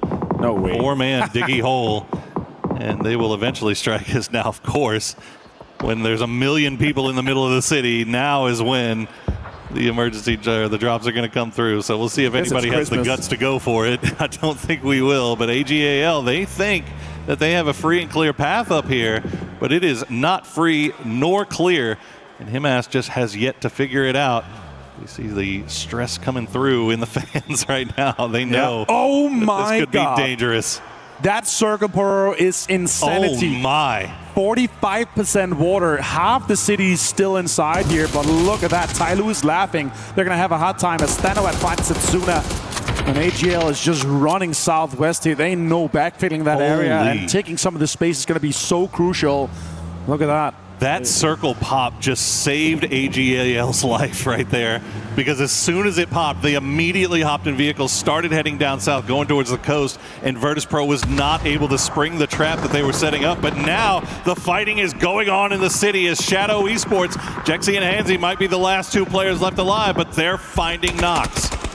It's an urban horror story here for everyone. Shadow Look Esports at the is kill part of it. feed. Absolutely lighting up. We're not going to be able to catch all that. So let's talk about what's happening here right now. AGL coming up against JDD is massive. JDD trying to hold out everyone from the southwest on that ridge. Big nade coming in, does not connect, no damage done. 55 from another one from December 12th. Nance also with utility in hand, trying to fend off this aggressive push from Solalsi and Himas. That would have been a great grenade had they been actually standing on that one. But fortunately for JDG, they have pulled back. Did not want to make themselves too obvious. And AGAL smartly, I think, realizing that the timer is ticked down. We can't really afford to stay around for this. Let's find a different way in. Meanwhile, Vitality fighting their way on that northern side of the city. Petrichor Road still out there on the north side as well. You see the Nox coming through. Now mortars have arrived as well, as we see, again, just explosions causing chaos as Tiggleton will steal one away. Now Vicious will crash right into AGAL, or was it the other way around? Doesn't matter. Delwyn now has 4 kills. Oh my god, it connected just a little bit here. Some damage done as well. Dogmine flushed here from him as Hausker finds Tanadol on the other side here, but Himas finds another Panzerfaust out of the vehicle. Absolutely easy for him to come in and clear this. And now he's going to have to run, try to disengage from this fight here. Trying to find him here. Tycon, oh my god, he's going to know. He's going to throw a molly straight to him. That's potentially going to do some damage. Tycon got out of it though, and now he has utility as well. Smart feet from Tycon. Will return the favor with a grenade that will be well placed, but will bounce just a little bit off. But unfortunately for Tycon, Gen G has snuck out. So smart play there from Salute. Might be the last player left alive, but he is trying to get points any way he can. VP decided to get involved in the city because they're already qualified here for 76 points. They haven't reached after 10.5 game. Where Myth left yesterday. 79 points for them is insane here. But yeah, absolutely qualified there. Might as well have some fun here inside the city. Vitality, though, has a double crate guns, a Groza, a P90 on all of it. Oh, Falcons, they're making a push now, and Tyloo is spread across that ridge line. They're going to drop down some smokes. They do have that BRDM, but look at the Panzerfausts in hand for Tyloo. I think Kickstart may have spotted one. He's not going to take that risk, not going to push directly in, but the circle will pull away. It's going to go off to the west, so Falcons don't need to fully commit to this fight. Tyloo need all of it. They need it so much to get everything in here. Let's find Tano's been knocked 14 times so far in this game here, so he's also going to be flushed quickly here from Gedrux with the P90. Jedi finds Gedrux now, though. That's a P90 out of play. One Dragon trying to go for the flanking position, has utility left in the bag to send over, but it's just not finding the mark here, as Sharper will go down in the end, as all of our teams in Songam are still now fighting themselves through. They have to leave once again, as I believe AGAL and Virtus.pro are just kind of shepherding all the rest of the squads into each other. Meanwhile, Falcons looks like they're going to pull away from that fight with Tyloo, as well they should. He's going to continue to plug all that beer. He's going to be absolutely not going to have anything left, nothing left. Beamy finds Destroy. Delvin also down with another nade here from Beamy. A great push from VP here. Both of these teams are qualified, but who can make the most of it? They're playing a high-risk, high-reward game of trying to play the edges of this city, and unfortunately they run right into each other. And there you go, AGAL gets wiped. 6 kills now for Virtus.pro, and they should be able to reset. Shrimsy and the boys came on to T1, but they will lose one. Reigning now the last player left alive. Tiggleton allowed to stay alive, but he's going to go down. Falcons get picked out. That's insane. You would expect so much more from that. Tyloo held that eastern side so well, but had to try to go for a center push with that BRDM, but everyone was just shooting at them, especially Na'Vi from that northern side. Songham on fire. Hello, my bad. Tons of damage taken here. Correction with utility. That's double nade straight on him, or double stun grenade straight on him. Go. More utility being there thrown. Corrects, he finds it. Levante goes down. Hello, my bad. Right behind him is Quizzy. Will have to retreat to the hard cover. Meanwhile, Na'Vi, they have been playing quietly over on the eastern side of Songham, have managed to keep everybody alive. Now they're looking over in that direction of all the teams that are going to have to cross that road. So they are in a great spot here. Petrichor Road is going to find Tai Lu before eventually going down. So Tai Lu doing the most here, but Na'Vi now sniffing over in that area as well. Tai Lu 2 kills, potentially more to be had here, but DN Supers are sniffing out. This could be huge for Supers. Yeah, but look at the nades coming in. Triple 4 nades coming in. Hakatar Ferris gets the most of it. Now it's just Lee, and DN Supers is backfilling his position on that eastern side. They want to get it out of here. JDD and DN Supers is looking great from this position here. They have so much control from the water side. Oh man, but the problem is 0 kills. Nobody has really revealed themselves to them. Everybody knows to expect a full squad down there. The only team that they can really have to worry about right now is JDG, who's playing the western side of the coast, and now JDG is going to have to move over in that direction. But we are playing a wide open field. T1 down to a duo have basically the only cover to find right now as Na'Vi trying to retreat. As our city scrappers, Virtus Pro, they're going to get another one. They'll finish off Gen G. And this is just Virtus Pro farming at this point. 8 kills on the board, and they are cleaning out what's left of Songham. I can't believe it's still being 4 alive here. That's insane. The utility being thrown at Jaxi, and that's Shadow Esports out in 8th place. VP continues to farm the lobby here. Absolutely insane. Shooting inside the smoke, maybe thinking there's more alive, but no, you just hit your teammate just a little bit, but that doesn't matter. Now Na'Vi, VP, and T1 is going to have a fight. Oh, JDD! Oh, nice grenade from Suze, as that's going to kick off the fight on the coastline. We'll see if Supers can rebound, but Na'Vi doing their best to try to hold out Virtus Pro right now. They see the smokes. If they can time the grenades perfectly, they might be able to get them. A lot of damage comes through, but they'll be able to keep that UAS alive and reposition as JDG continue their push. Heather finds Corexi for the confirm. Raining also finds Spyro. T1 with a 2-man just fighting everyone still. That's huge. JDG finds Rex for the flush. And now he's pushing December 12th. Well, more utility being thrown here and committed to this fight here. On to a 3v4. Super's able to get one of those reses off. Weren't able to get Rex. They are just laying down the smoke, trying to slow things down, trying to slow JDG down, see if they can maybe get something here. But a nice grenade from Cold will take down Guman. And they are once again on the back foot. The smokes aren't going to help them for that much longer. You got to wonder how much offensive utility JDG even has left at this point, as they're being very, very cautious about how they take this fight with Supers, because if they can come out of this clean with all 4 up, they are perfectly positioned for a win here. Yeah, they're realizing, is it worth betting on us winning this 1v1 fight or 1v1 team fight with them? Because if we can coexist here, we could farm the rest of the lobby and then fight later on.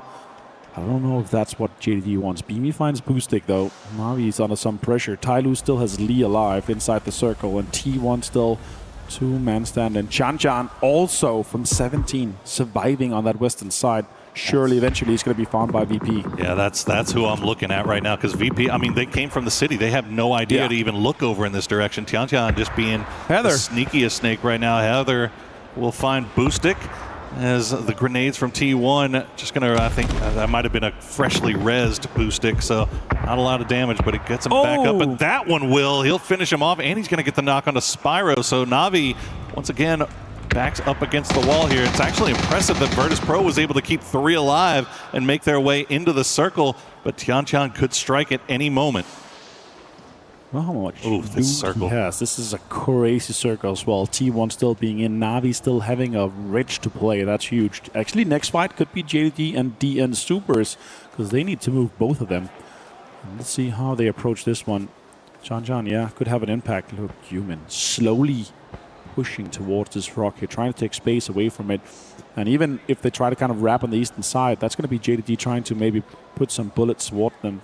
Yeah, this is interesting though, because JDG has also sent Cold 119 back over to the west to kind of look back to see if that's an available rotation. No way! As T1 is going to hold the line. Virtus Pro tried to sneak up on him, but so far so good for them. 17's Xianchan will get spotted out by Cold 119, so that Snake will not have the opportunity to strike. But T1 and Virtus Pro now fighting over the shack. JDG, they're getting the call from Cold 119 to come over here, because this is a lot more, this is probably an easier game-winning play if they can take out T1 while they're looking. But what a hold from the duo from T1 to take down Virtus Pro. Insane plays here from Raining and Heather. What a way to take a 2v3 straight to VP. And now Lee's under pressure here. He does have a little bit of a backpack, and he's going to be able to survive that. Oh, the heal comes off as well. So, but Navi knows exactly where he is. I wonder why. Maybe it's the 4 burning cars and all the tips around it. Could be a little bit of an indicator there, couldn't it? So say, hey, I'm being sneaky over here behind all of these burning husks of cars. Yeah. Well, look at JDG. Okay, so they're going to allow Supers to live for now. After the pressure came through initially, Nons and Suze have been left behind to try to see if they can find an angle onto DNS whenever they're moving. But, I mean, JDG, they're positioning themselves for late game while also keeping eyes over here towards Supers. We'll see. It doesn't look like anybody's got angles on them. T1 has eyes only for Navi right now, and the same is true in reverse, as Navi looks like they've run out of offensive utility to send over towards Lee. If JDD plays this right, this is a double-digit kills win easily for them. The way that they've approached, the way that the south side is set up for them, with the cover that they have as well, it's going to be crazy. But T1 definitely the biggest winner so far of this game here. 6 kills as a duo. They got hunted from Falcons, and then later on, they killed them. That was absolutely insanity here. Deal trying to dig towards the circle. And this is actually sending around quite nicely. The only team that has a lip inside of it is JDD. Just the tiniest little bit of space to play, and JDG is 4 alive. They have the opportunity to kind of go for that. Here's the blue zone grenade. Going to force Spyro to move. Double nade. They do still have offensive utility left to send over towards Lee, but unfortunately, it's just not falling.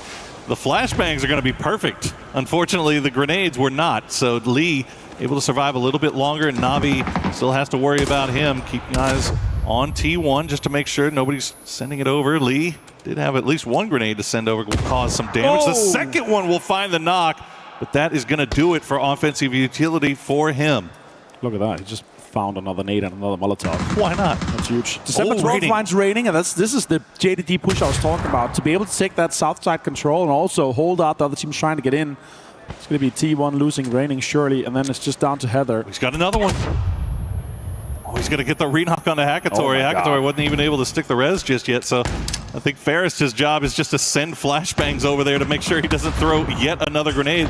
He's got 1 Molotov in, but Heather will spot out Spiro as they try to make the push. Will steal it away as well. Make sure he secures that point. Ferris now the last player left up for Navi as the blue is tickling his toes, and Lee will collect it. Lee doing the most here for Tai Lu.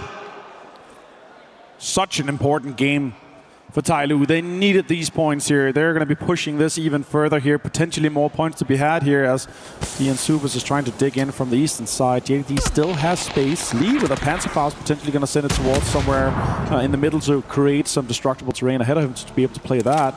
Picks up the MK12 with the 6x2. Has a almost full 3-vest. He could potentially get more points. Maybe kills, maybe placements if he gets T1 out of this game. Look at this. Supers. JDG, I mean, they're holding on the edge, but Supers have been able to take a lot of space here and are able to kind of dig themselves down. Let's see if they can hold off JDG at the edge. You see Lee doing his most to make his way in as well. T1, that's the situation they're dealing with. The smokes still kind of flying out, but you got to imagine at this point, all of these teams are going to be running pretty low on utility. Let's see who was the best at being disciplined, who was able to hold on to as much as they can, as Cold 119 taking shots over towards Heaven, not finding anything. Simbatol just 1 stun grenade. He's going to have to be the point man. All of the guys have a little bit of utility. Suze finds Heaven, and Deal is on fire, potentially going down to the knees. Molotov, Human so low as well. Oh my goodness, Lee just causing so many problems here as a solo. Human, just a little bit of HP left as Suze just continues to push through. Human not popping up just yet. He's going to find one. He's going to get two. And now JDG is down to Nons and Cold 119. But T1 can't capitalize. They have to go for the res. Human goes for another one. He doesn't get it. Nons and Cold 119 have to make the push here. They're going to spot out Lee, but he's able to retreat back into the smoke. It's a 2v1v1. Cole, T1's out. Third place here now. Can they capitalize? Can they make this 1v2 happen? If Tyloo wins this is going to be their push for the finals. He's still got some smokes, but now they break through and Nance finds it. Easy headshot, and it's JDG for a chicken dinner.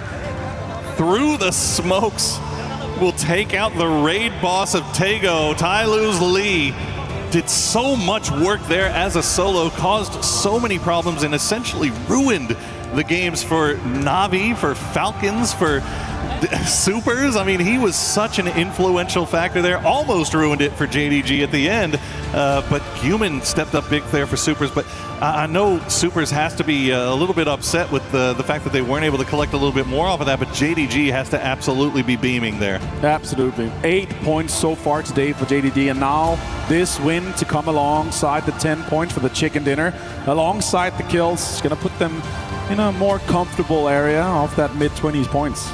What a wild Taego game. I mean, that shift, and so was it C3, C2, C3, C2? 4 or 5, where we just had 45% water. It's just insane. Unbelievable stuff. And I mean, all those teams that had crashed into Songam, I mean, we saw it, we talked about it. There was just, 6, 7 teams all inside Songam, and guess who was the one to capitalize off of all of that? Virtus Pro is just looking so good. Yeah, there's no vacancy, and the Virtus Pro landlords, they came to throw everyone on the streets as the circle moves out. And look at that, JDG celebrating. Gotta be happy. Yeah, for sure. 2 points per game average before this game here. And now they're able to capitalize. I think they're going to be ending up around 25 total points after this, so that is huge for JDG.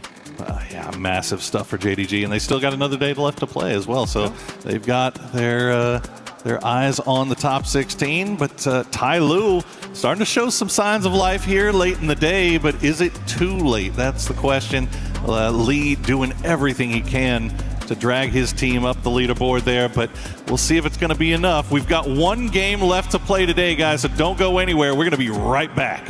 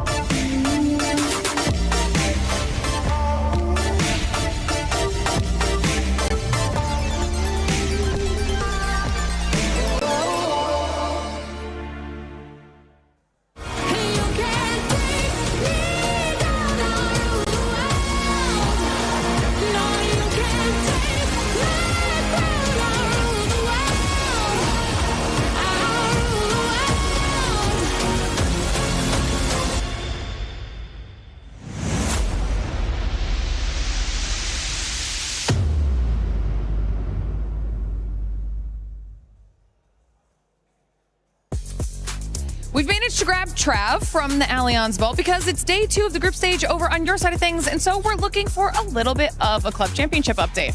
Yeah, we've had a few progressions here and there. Weibo Gaming are the reigning champions, and they've managed to claw their way through 2 real tough games, to be fair. It's been close, 2-2-1, so they've managed to get to day 3 of the competition into that knockout phase. It's going to be tough for them, though. AGAL managed to get some points on the board as well, joining them through to that third day. So they're catching up on the heels of Vitality at the moment, only 100 points behind them. And speaking of Vitality as well, they've been struggling on our stage. They're down to the lower bracket. They're looking a bit shaky here and there. But also as well, got to touch on Virtus Pro, because they seem to be one of these teams who's flying under the radar at the moment, around about that 5th spot in the club championship, and they've guaranteed themselves that minimum 200 points as well. So the trend that I'm seeing for this week is that we actually have a lot of our big CC heavy hitters in a lot of these titles. So we're going to be keeping track of everything, how it all progresses, because I think this is going to be really impactful overall for the leaderboard. So, of course, we'll check back in with all of you later. Well, Glitter, AGL was trying to continue on that hype train, but that last game didn't end up going their way.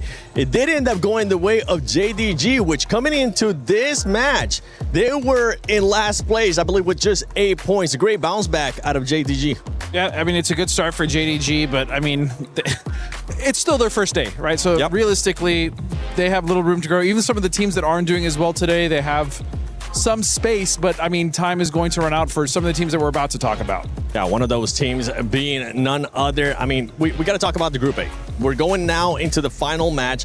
We're going into pretty much make it or break it from the squads. AGL being one of those, Full Sands being one of those as well, and many more other squads in that list. Yeah, I think we got all those teams that are on the big race as we honor JDG for their win up there. But that kill count, I think, says the name of the game. Suze makes some nice big plays, but it's not going to be enough for these guys. And I think the teams that did have enough, you heard AGAL, they're a team that's in the hunt right now. Sure. And for the Club Cup as well, I think they've hit a point where if they can just get like 5 or 6 points out of this game, they're in good shape. And I think also you got like Vitality in the same boat as they grind up as well. They just need to have sort of an average game here to put themselves in a less stressful position, I think, Godspeed. Yeah, and they definitely had a much better day today, just like AGL, right?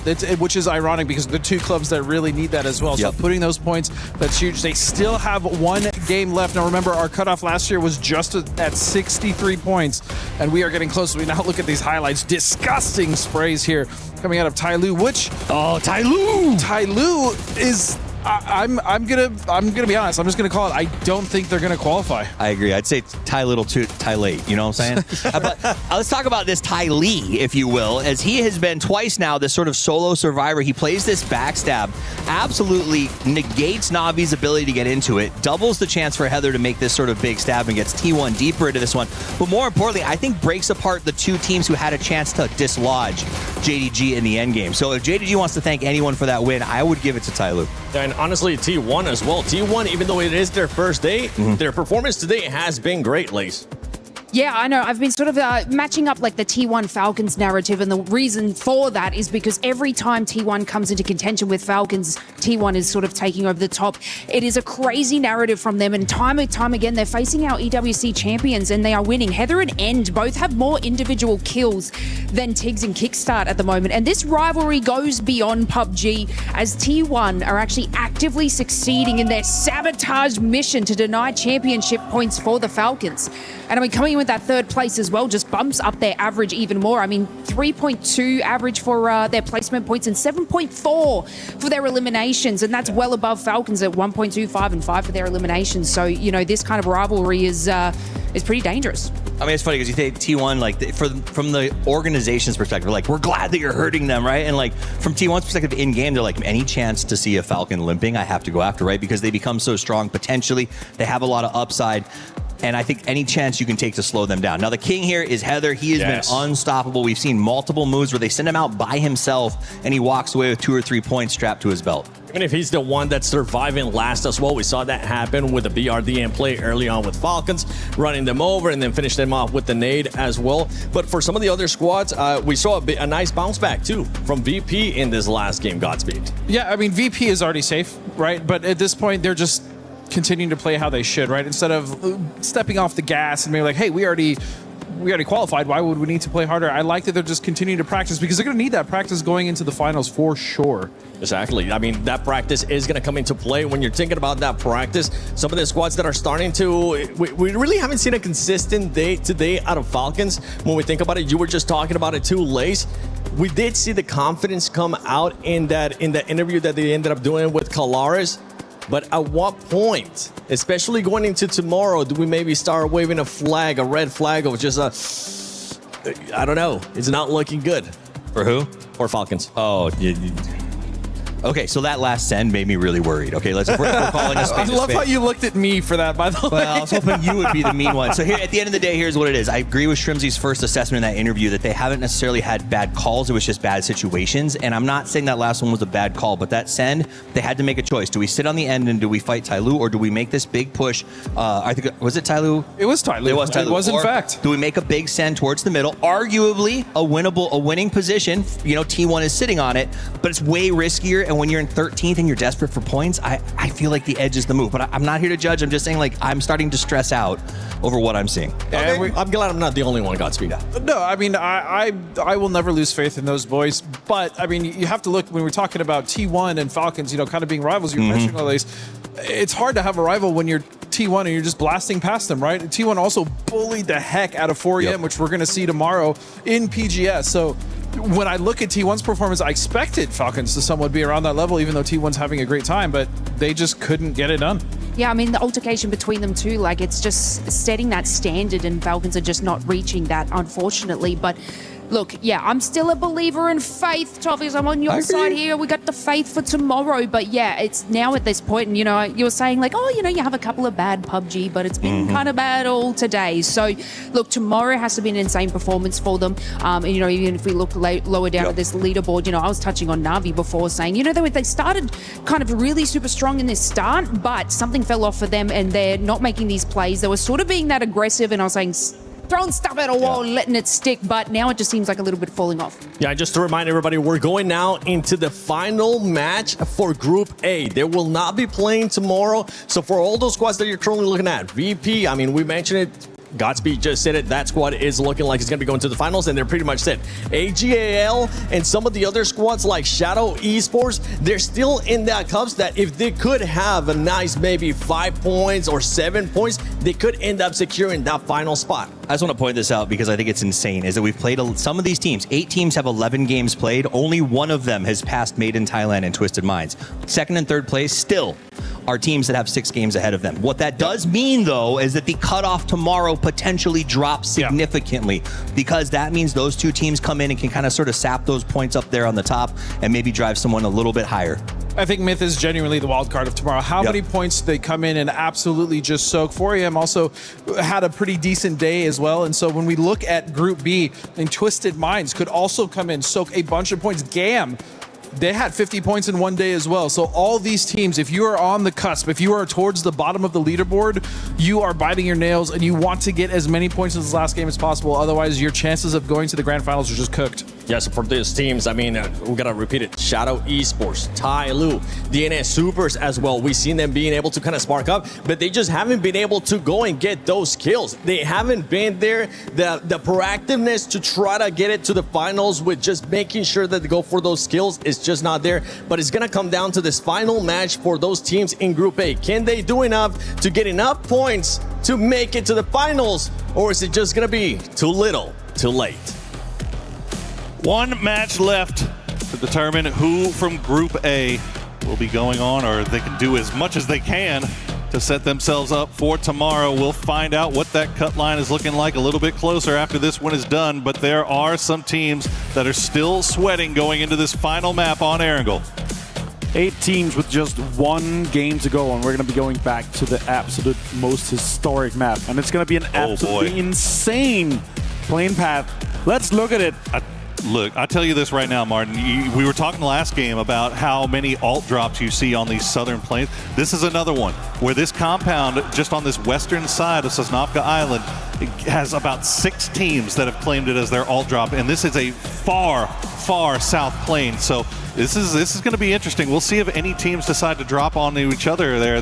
We might see some early combat here, considering how far south this plane is. I'm surprised we don't see more teams going on to the military island. We've seen so many of these plane paths where we have a either full military circle or a 50-50 military circle or 50-50 ferry pier military circle. Wow. So I'm surprised I don't see any more going really deep south, or even trying to take a car and go and just loot some of the scrap on the southern side. But yeah, let's see how that evolves. Yeah. We have Vicious there, we have JD, we have DN Supers. Let's talk about the teams that are on the cusp here, though. Let's do it. We have Group A, it's Virtus Pro, Tyloo, AGAL, Vitality, Supers, Full Sense, Petrichor Road, and Shadow Esports with their last game today. The team with the least points, though, out of those is Petrichor Road on 36. Absolutely shocking. And look at that circle. That's actually going to make it quite easy for most of the teams, unless we have a Southern hardship. That's honestly about as best as these guys could have hoped for, considering how far south that plane was. I think everybody was thinking Military Island. Unfortunately, it looks like it's not going to go that direction. So we'll see if Petrichor Road actually getting a little bit close here to AGAL off the drop, and they're going to lose O4MB, and that is awful news for Petrichor Road when they have so much left to play for here. Now they got to do it as a trio. Yeah. We might have to call the agency book. They got to go for his chip, right? Like they have to. Have to. Yeah. But there's no other option. You have to do it if you're gonna try to make a run time here. that they're gonna have to do that, and you know, I don't see Petrichor Road making it. Like they're gonna have a 10-kill chicken dinner to lock this in to get to 56 points. It's just going to be pretty much impossible for them, having lost one. And sure, they can go for it, but are they going to think, okay, are they going to camp it, or are they going to do something funny about it? Because AGL is already qualified, to say, with the 61 points that they have now. I think, as Toffee's mentioned on the desk, we're going to have a lower cutoff. We're going to see Myth and Twisted Minds go absolute ballistic tomorrow. They're probably going to try to breach that triple digits. T1 trying to get into SNI here and getting some loot. They're going to have no priority inside the circle. They're going to be getting in really late. Starting to loot at the 3-minute mark. That's usually where a lot of the other early teams, they start moving from their loot to try to get some of the high priority. Look at that, though. Vitality enhancing. Shots comes in, and Vitality and Levante, the big fragger of the team, finds another point for Vitality. And they're now on 63 points. That is massive for Vitality here on home turf. That is huge. And it's great news for Levante, too, as he has been the victim a couple of times of going down early to something like that happening. So, again, another team that could definitely use a few more points to feel a little bit safer here. Shadow Esports only 54. They're going to have to hope that that cut line is a little bit lower, but it looks like Vitality is starting to kind of loop around and see if they can spot out the rest of these Shadow players. Quizzy going for the US. I don't think he knows that Setsuna is there. Setsuna will try to go for the spray, gets him down to half HP, but Vitality will leave. Yeah, Levante reading that, and good cover there from Quizzy to make sure that Setsuna can't just free fire at him. Yeah, that was well played. Shots comes in from that Dragon of big shots, potentially. Some headshot put them really low, but yeah, they're just gonna dip and dive out of it. So many teams, you know, outside the circle trying to just be the big white shark in the water. And now JDG tries to go for a actually pretty early E-pick up here and trying to maybe find some control inside the circle here. I like this play from them. And if it wasn't for that last game, they would have been dead last so far. 27 points now for them. They just need a little bit more, and they're going to have everything on the table for tomorrow. We also have to talk about Tyloo, 42 points. That's not going to be enough in my book. They're going to need 10, maybe even 13 points more. Cut off in what I could expect and see here, 50 points, maybe 55 points, depending on what happens tomorrow. If we have a big, game from both Myth and Twisted Minds, it's going to be lower. But if they don't, and if they just go out and have fun with it, then the middle pack is just going to be so tight. Cutting back over here to Petrichor Road. I've been keeping an eye on this. They've been doing a little bit of a chess match, a little psychological warfare going on here between Petrichor and AGAL, but they will get that chip, which is great news for them. They have Razak for free, should get that revive off very easily, and Razak's still inside zone, so they can afford to take the time to get him back and get him looted up. Now, they had the north pretty much to themselves, but it looks like Vitality doing the long wraparound on the north side, north of the river. T1 also starting to creep over in this direction, but they're coming in on the south side of the river, so Petrichor Road will need to be on keeping eyes off to the east to make sure that T1 doesn't take them by surprise. Absolutely. We're going to get that res off. 0-4 MB comes in. The Nightbane of Petrichor Road. They need this last player to make this happen. 36 points so far. One more game to go. In 30 minutes, we're going to know exactly where we end up with them. And if they're going to be flying home tomorrow or going to play in the final. Oh, Panzerfaust left for that. Now Falcons as well coming in this northeastern side into this circle here, Poro. Quite the space ahead of them, but if timing allows it. They could be driving straight into Petrichor Road or AGL. All the timing right now is kind of weird for Petrichor Road because Chewy was sent to scout off to the south and he's returning back. It looks like he'll be able to get back to him.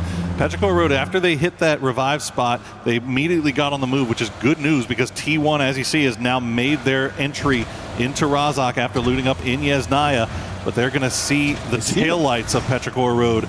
So Pero not going to have time to get loot up for 04MB, but 04MB already on the move. You can see he's coming back in as Petrichor Road still trying to find a spot to play. This might be a ruins, if anything else. AGAL already in position, and I think Petrichor Road knows it. This could be very scary, both for PT1 and for Petrichor Road, because AGL is just going to spring out and do some damage. Some drive-bys are happening now, though. T1 trying to get some damage done onto Petrichor Road, and they're shooting back as well. T1's flying around, raining, taking so much damage, down to 48 HP. T1 has had a banger of a day so far for themselves. They'd love to be able to get a few more points here today, as EN will get taken down and flushed out by Falcon, so that'll be a point secured for the boys in green. But for T1, you have to imagine trying to get as many points as they can today, because when tomorrow arrives, they have an enemy entering the lobby that they have a lot of familiarity with in 4 a.m. That is going to be a major storyline for tomorrow. As you see, 04MB will land. Tiggleton taking shots from range, but it looks like he should be safe. And Petrichor Road now back up to 4 strong. Absolutely. 04MB just running for his life, trying to get a little bit of scraps of loot here that's on this higher ground of ruins as the other guys trying to get some space ahead of them here. As this Thank goodness for esports loot, right? Absolutely, yeah. It's insane. Gonna have plenty of loot there for him. He's just gonna need some helmets. The other guy's gonna have the utility. And Vicious from that military island trying to get in with an E-pickup too. We're gonna have this circle pop though. Let's see where we do end up, Poro. Yeah, it's a real AD pickup for Vicious. See where I mean, yeah, you can't blame him for it. Obviously, they're waiting for the circle to pop and be able to drop wherever it may go. And it's going to go on the mainland. Still hugging the coastline here. Na'Vi have their pick of the litter as far as places they want to play. AGAL also in a pretty decent spot, but a number of teams off to the west are all going to be running into each other right now, and it's immediately starting as you see some more E-pickups being popped up there by Gen.G. I don't think that they're going to end up taking that one. Salute just kind of holding the line. Absolutely, so much is going to be happening on the western side here. Correcti goes down. Beamy returns the favor. Deal finds Beamy as well. DN Supers needs these points.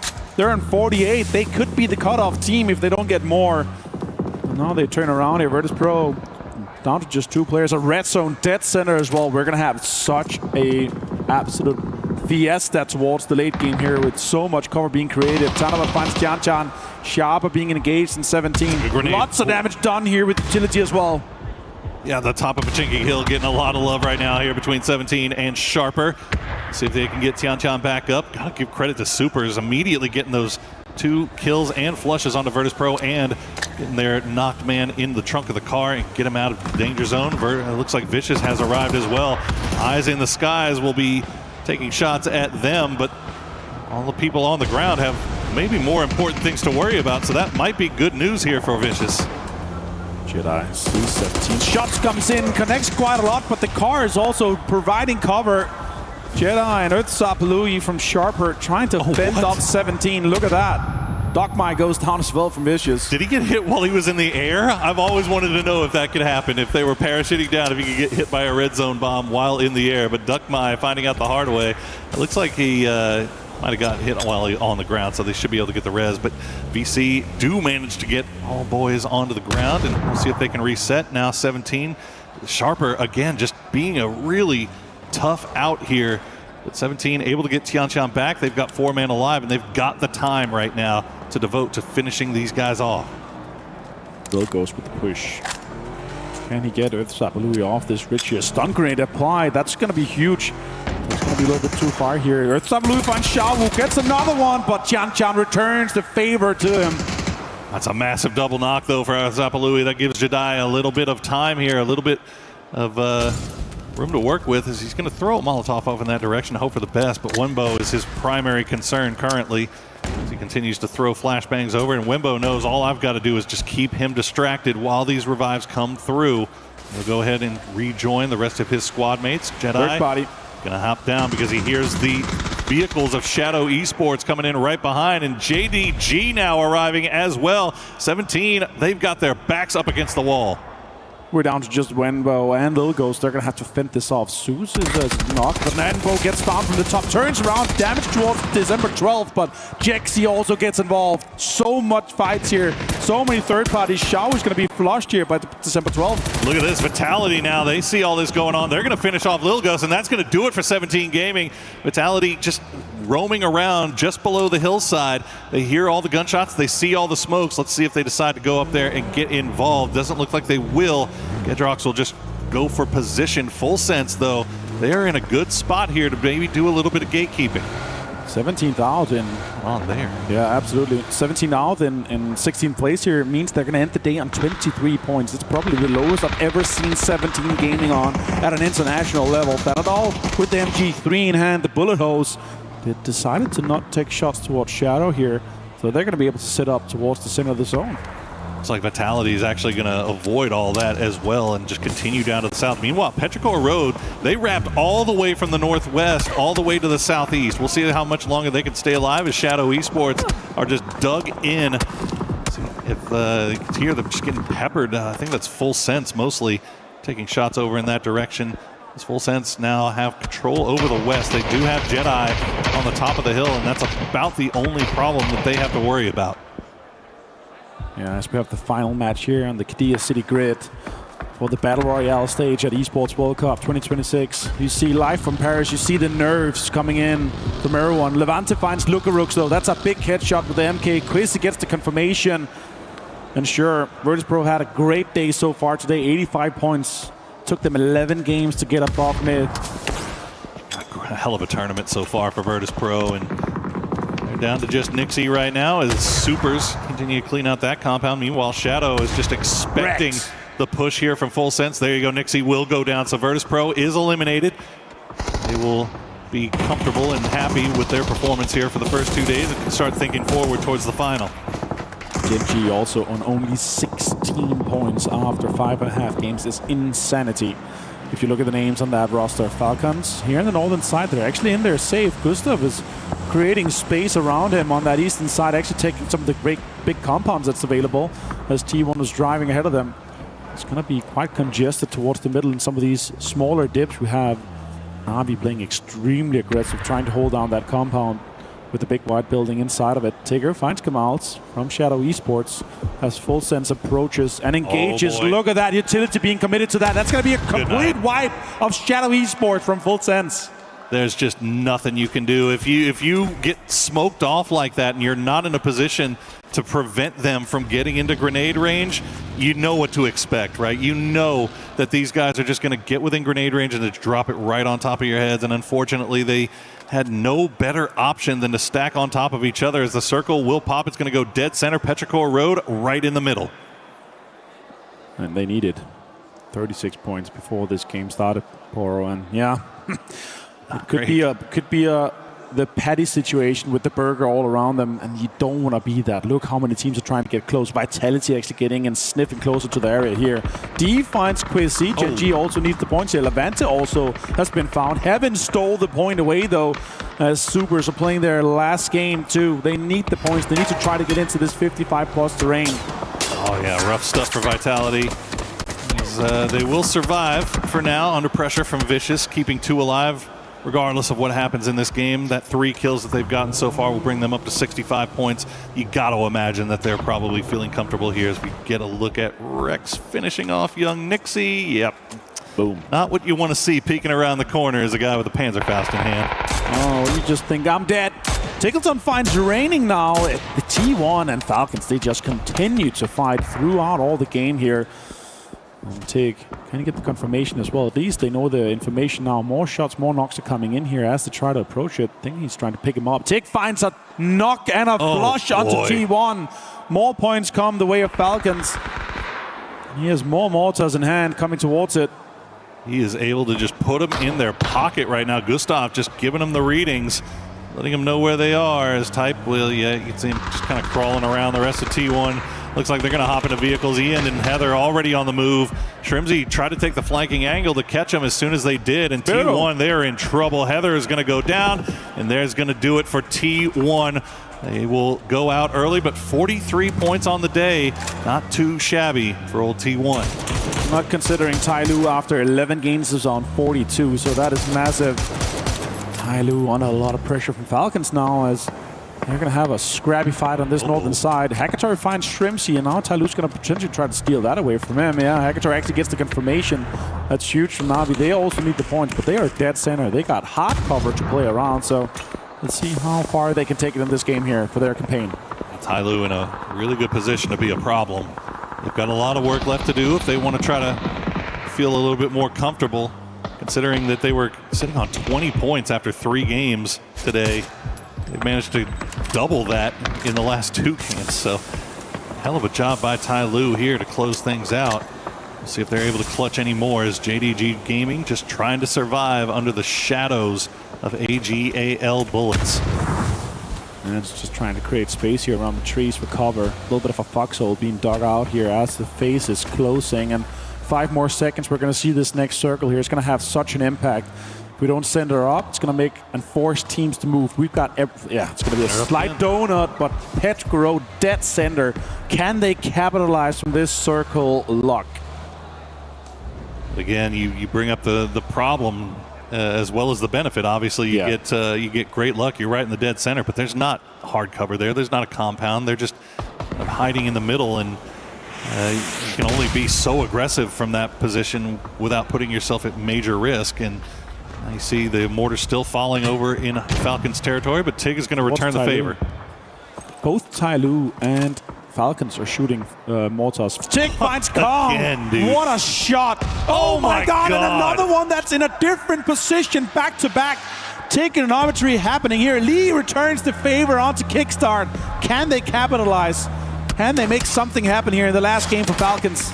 They're getting too good with these mortars, as Tig will avoid the gunshots from Na'Vi. Get to the ditch in time to go for the res onto Kickstart. Tyloo, though, they've gotten both of their men back on their feet. They might be able to send another mortar over in this direction, as no, it looks like they're going to try to reposition. I think maybe taking a little bit of damage, but Kickstart going to get him back on his feet. Tyloo, no kills, despite now he's back on it.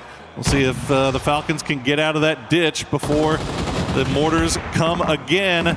Right on top, and no, not going to find him this time.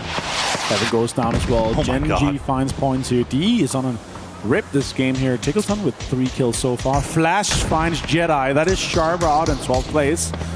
It's going to be a little bit rough for them as well, with 29 points just. They're going to be joining that mid-pack.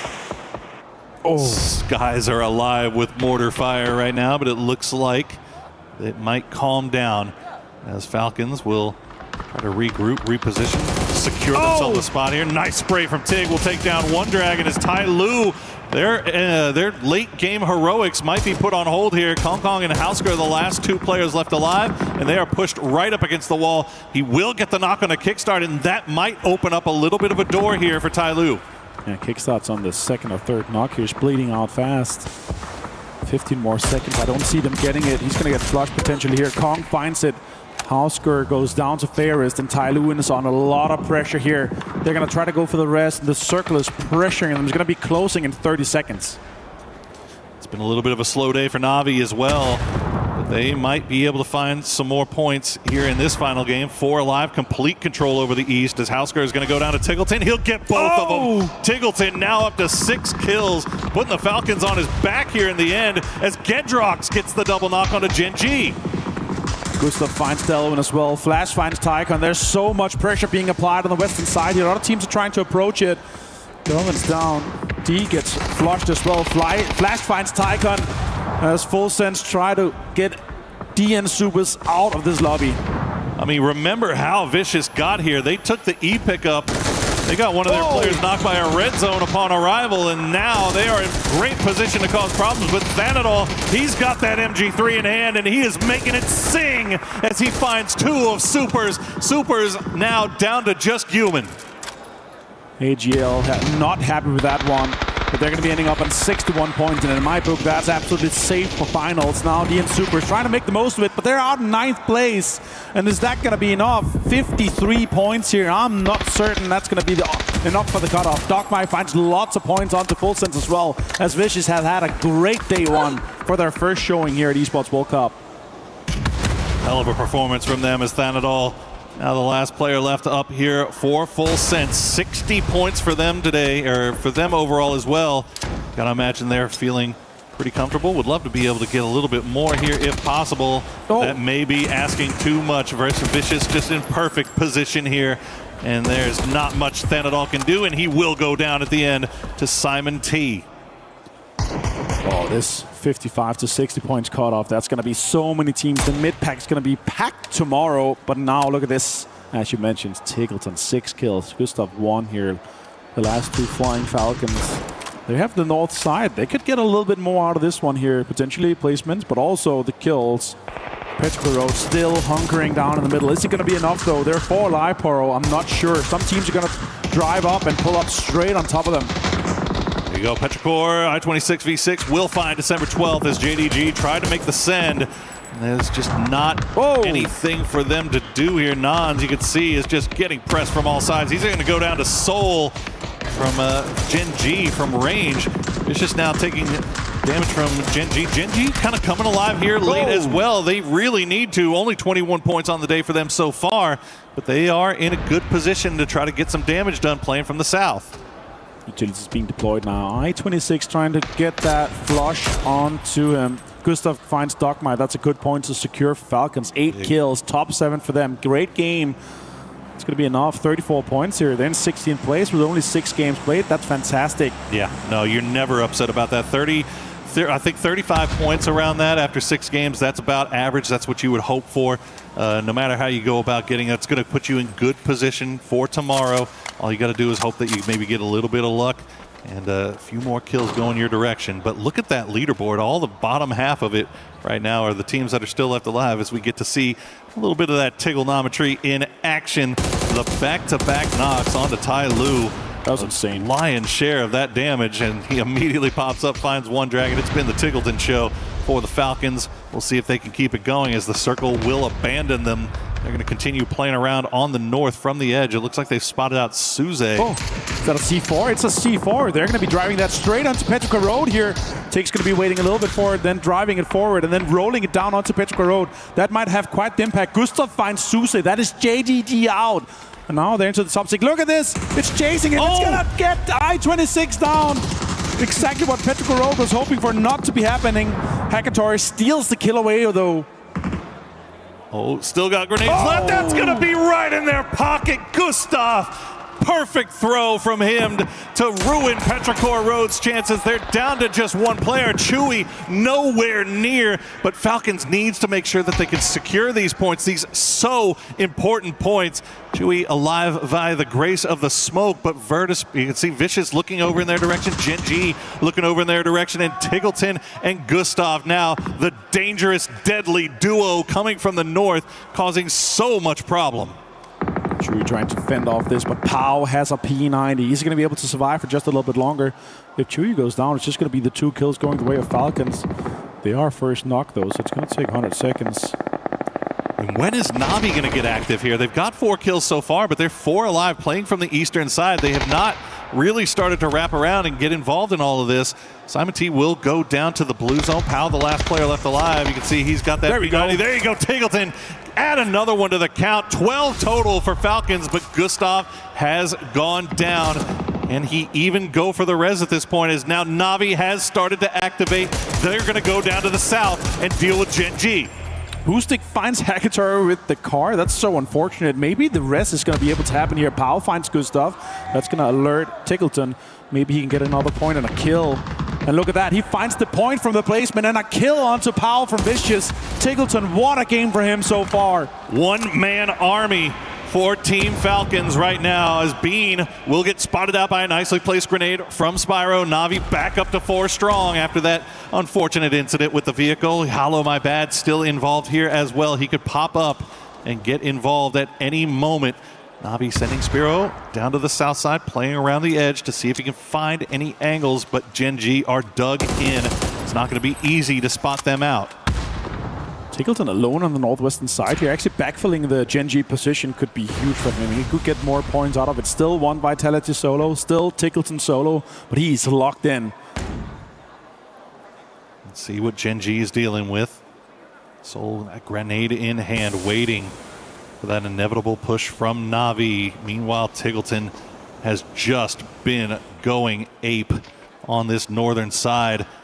P90 now. He's got a P90, because why not? Why not give a P90 to the guy that is just absolutely farming? But this is what we're dealing with on the top of this hillside with the new destructible terrain. Even jump peeking, it looks like Hakatori may... He's sniffing. Yeah, he's definitely nervous about it. He's not going to walk up right onto Hello My Bad. In fact, he might be calling Boostic over here to provide support. You could also see the way he was jumping and then pointing down. He was trying to mark the exact location, so they have an active marker on that location. So let's see what happened here. 8 kills and 1,000 damage, though, for Tickleton, and a 3 helmet. Let's see if he can get more out of it. Can he get an impact onto Gen G? Soul still alive. Also, yeah, with Salute. Playing with house money at this point. I mean, goodness gracious. That is a salvage game and a half for Falcons. Salute, though, looking over in that direction. He's expecting it, waiting for the push. Might have spotted him out, and in fact, he did. He's going to trade the shots. Almost gets him, but Tickleton will go down. Salute able to spot him out and heal up once again. As Gen G, they're finding some success here late in the day as well.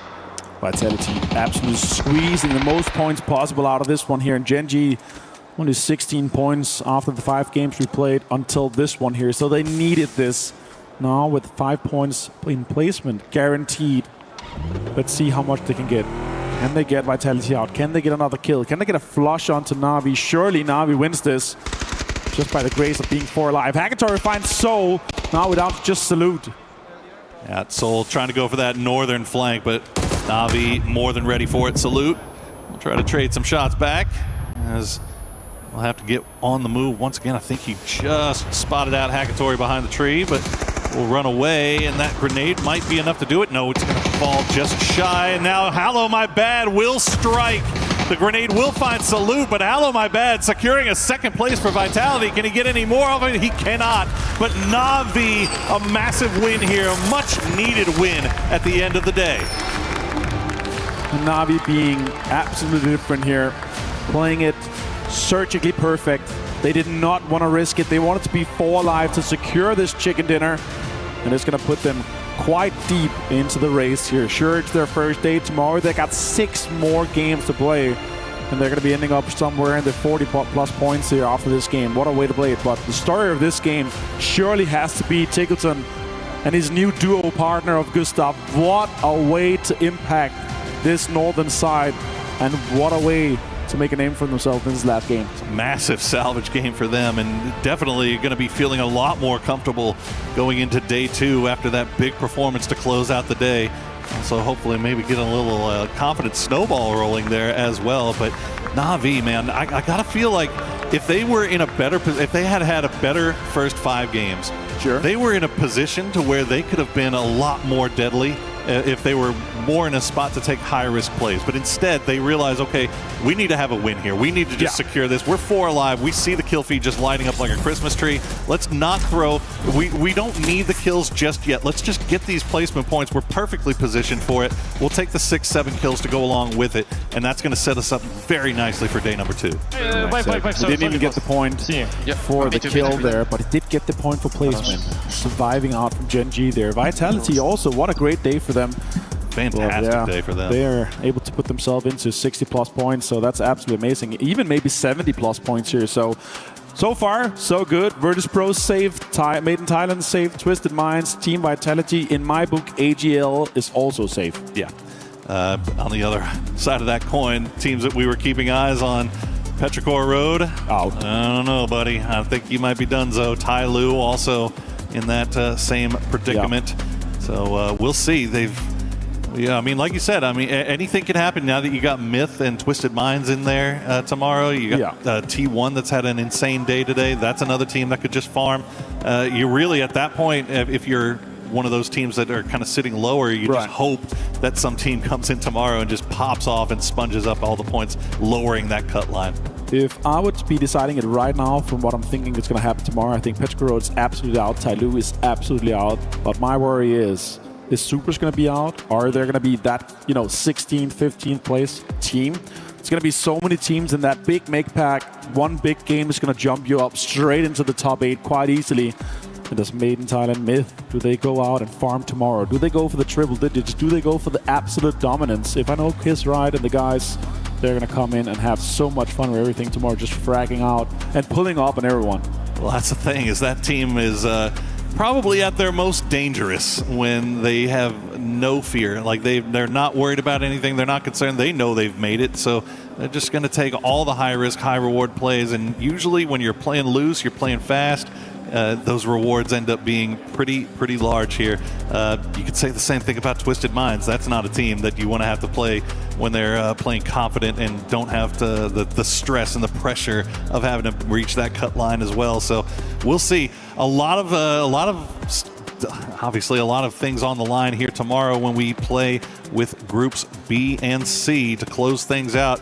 Group A, you did what you had to do. Hopefully you did enough. Yeah, let's go throughout today though. So far, Petrogro last place, 17 points. 17 Gaming, only 23 points. Shadows down there with 20, but Tyloo only 24. That's not good enough. Genji, after this last game here, jumps up into 26. There's so many teams in that mid-pack, but Virtus Pro, what a way to start and end. So far, 50 points today here. Vicious starting on 45, Navi on 44, Vitality 43. What a way to go about it for these teams here. It's beautiful work by those teams, and very happy for them, and we look forward to seeing them in the final. But we are going to throw it over to an interview, so make sure you tune in, and make sure you tune in tomorrow, because we will be back. As day 2 comes to a close, we of course have some interviews down here on the main stage. I've got the main man himself. I have Himas here from AGAL. Himas, let's kick things off by talking about today. Slightly better than yesterday. Yesterday seemed like an uphill battle, but talk to us about the end. You looked like you were particularly upset after that last match.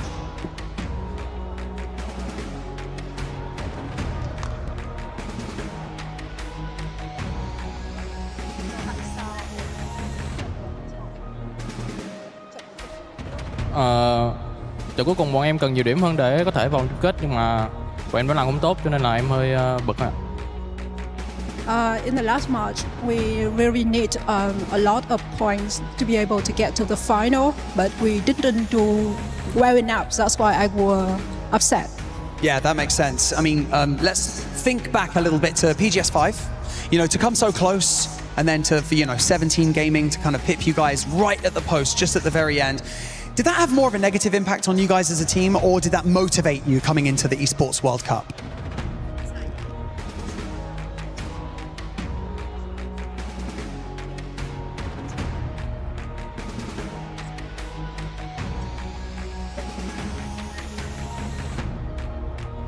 Sau khi mà giành top 2 ở PGS5 thì bọn em đã lấy lại tinh thần cũng như là động lực để có thể bắn giải tiếp theo. After we get to the top 2 of PS5, we try our best to get here. That's fair. And, touching on what you said earlier very quickly before I let you go, 61 points. Do you feel like you've done enough to get into the grand finals? Em cứ nghĩ là hôm nay em đã làm đủ tốt để có thể để đến được vòng chung kết không? Việc mà 61 điểm thì em nghĩ là em cũng không biết được, nên là em phải chờ nốt ngày mai để mới biết được có được vào chung kết hay không. 61 points, we really don't know at the moment. We have to wait until tomorrow to be able to know we are going to be in the final or not. It's true. Himas, stoic, but you know what? You're a legend of the esport. Thank you so much for joining me in this interview. You're an absolute legend. Don't go anywhere, because we have another interview set up right across the way with, of course, Kalaris. Yeah, thanks very much, Barney. Production, can we cut the stream? You're doing me dirty. What is this? All right, I've got... we played basketball earlier. Have you ever played basketball? Yeah, I played in the NBA. This makes way more sense. Ibby here, the coach from Virtus Pro. So you guys have looked spectacular today. My first question for you guys is 85 points going into that last game, a very aggressive 2-2 split. Was this you guys limit testing, or you did lose 2 on the rotation? No, that's just playing with balls. I would have also done that 2-2 split. I like it that they did it. We got caught by DNS, kind of like a timing thing. We go next. Fair play, fair play. So I did speak to Nixie at the end of yesterday, and he was kind of a bit, up and down about the results as a whole. Obviously, it was a bit of a difficult day, despite you getting 37 points anyway. So was the game plan changed? What was the discussion coming into day number 2, and what you guys had to approach? Not really. We had 2 situations that were pretty similar yesterday. We kind of spoke about that. And we didn't speak much before the games today. Same focus, good comms. We played insane. Our comms today were great. I'm super happy, and we played great. No doubt, no doubt. You did look really, really good here today. So let's go kind of bigger picture here for a moment. You guys are obviously in that grand final, but for Virtus Pro, for the Esports World Cup Championship and everything like that, the club championship specifically, for Virtus Pro, obviously, I think a lot is on the line. You've got a lot of strong contenders across some of these games as well. How are you guys looking at it as a whole? I mean, we know it's really important for VP. We're going to try our best, and I know we have a really good chance. The team is looking really good right now, and we're really confident. So we're going to give it our all, and I'm really looking forward to the finals. All right, thank you very much, Ibiza, for joining me here. Production, you can't find anybody else much taller than this man, so get out of here. I beg to differ, Kalaris, because you know what? Let me actually do this real quick. Let's just squeeze in real quick with us right here. It looks like we're the security detail for this guy. Let's take our son to school, shall we? I look like one of my kids, I swear. But honestly, we're going to talk about that last game a little bit. We had Navi being able to put up a good performance there in that last one. And finally, I was getting ready to wave those red flags for Falcons, but it all comes down to just one superstar player being able to make plays, getting those kills, and boy, did he show up with Tick. Well, so we talked about earlier today with like Navi and Falcons and how they were having tough days, but they were still sort of grinding out this 5 points per game average. And the goal with that is that you have that one big bopper out of 6.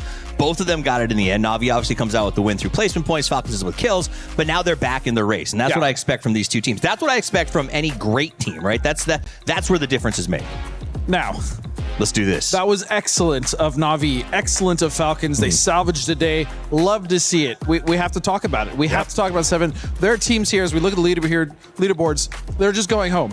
Now, AGAL in full sense, there is a high possibility because of the teams coming into tomorrow, Myth, Liquid, Twisted Minds, that they sponge up enough points to make 60 just about the cutoff. But when you're talking about Shadow Esports, Supers, and unfortunately, Petrichor Road, I think their run is done.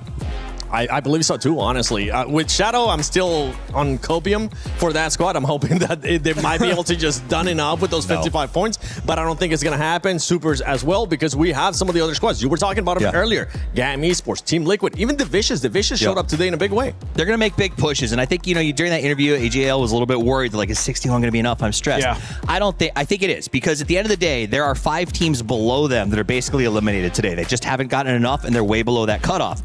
R8, who plays tomorrow, as you're going to see here in just a second when we get to the last stage of the board, has 10 points. So they are going to have a nightmare fuel, impossible ride tomorrow. Gen G was almost in that same position. They had 12 going into the last game. So the fact that they had a good game and now are sort of back in the 30s hunt means that they could potentially do it tomorrow. But what that means is for AGAL, there's really only 2 teams that they have, there's only 2 teams that they have to worry about not getting passed by. You know what I mean? When you count those numbers. So I think that they are probably okay. In fact, I would even argue if that cutoff goes to 60, some of our other teams, like Full Sense, might still be in. It's very much a chance. But 2 teams I really want to talk about too, as far as going into tomorrow, are T1 and 4AM. Because again, 4AM has pretty much been bullied in PGS by T1, and they're going to face off, and both of them are just around kind of the 30-point cusp. So that's going to be a really interesting fight to watch tomorrow as well. 17 Gaming, one of those teams that we were expecting them to do a little bit better too. Toffees today, only 23 points. What was that? Exactly. That's how I feel about what I saw from them today. To be 17 Gaming to get the middle drop on every map, to have the chances to move. And it wasn't like they weren't getting circled. Like, it wasn't sliding to extreme circles in every single game. No. They should have been able to play those placements, set their traps. They just did not do it. And for a team like 17 with players like Xiao Wu, I just don't think that that's acceptable. Well, I mean, you want to talk about some teams that are also coming in tomorrow that are really struggling. Geeky is one of those. They only got 23 points in their first day of play, and they're really going to need more than that, plenty more than that, if they want to actually qualify into the finals. And the reason why it's so scary for some of those squads that we were talking about that we're in Group A, that we don't think that we're able to do it good enough, because of what we have been able to see today out of Falcons, right? We were talking about them earlier on, saying that it's starting to look a little bit sketchy. Then they have an amazing game. Same with JDG. The team was at the bottom at one point and was able to bounce back. There's a lot of squads here that have been able to bounce back, and with the way that some of the squads were performing in that Group B, it is a little bit sketchy. Especially like when we look at the Falcons highlight here, you see Gustav making a good play. And if the rumor is true that they did make a change to who is the in-game leader, and they just did it before this event, you only get better, right? If you've got those 6 new IGL games in a super competitive environment under your belt, I think that's where you start to adapt and grow. So I think Falcons tomorrow comes in, shows up. They always do. Na'Vi comes in, shows up. I expect those teams to sort of keep rising. Yeah, I could agree with Falcons. Na'Vi should show up. I feel like in that last game on the south side, they could have done more. They could have been a little more proactive to get some more points. Do I fault them for it? No, because as you stated, they just need that win. Right. They just want to be safe. But again, the champion mentality, yes, it's just top 16. I wanted to see more. That being said, Falcons, I do agree with. I think they're in a good position. And after that game, kind of a sigh of relief. Hey, we just need to play at least decent tomorrow, and we should make that cutoff. So you say champion mentality, and I agree with you. I get that idea of like, you want that sort of aggressive, take all the points idea. But I think Poro pointed it out as well. He said they just were in a position where they couldn't risk it. They had to get the 10. They knew the win was on the table. And it's fair. But to me, that actually is my champion's mentality. The idea, the ability to go, now is not the time, right? Like that is a really tough thing for a lot of pro athletes across the board to truly wrap their head around. It's like that this is not the moment. This is where we go slow. This is where we stay passive. This is where we make moves. And the beautiful thing is that tomorrow we'll get a chance to see both of those champion mentalities, because Myth is going to be coming in, Falcons is still going to be here, and tomorrow will be the final day of PUBG Battlegrounds at EWC 26 group stage. Don't worry, we still got a lot more to come your way. Hopefully you guys enjoyed today. Shout out to production. Shout out to everybody being able to work this amazing event. And I can't wait to see who's going to be going home tomorrow, because we'll finally get to crush some keys.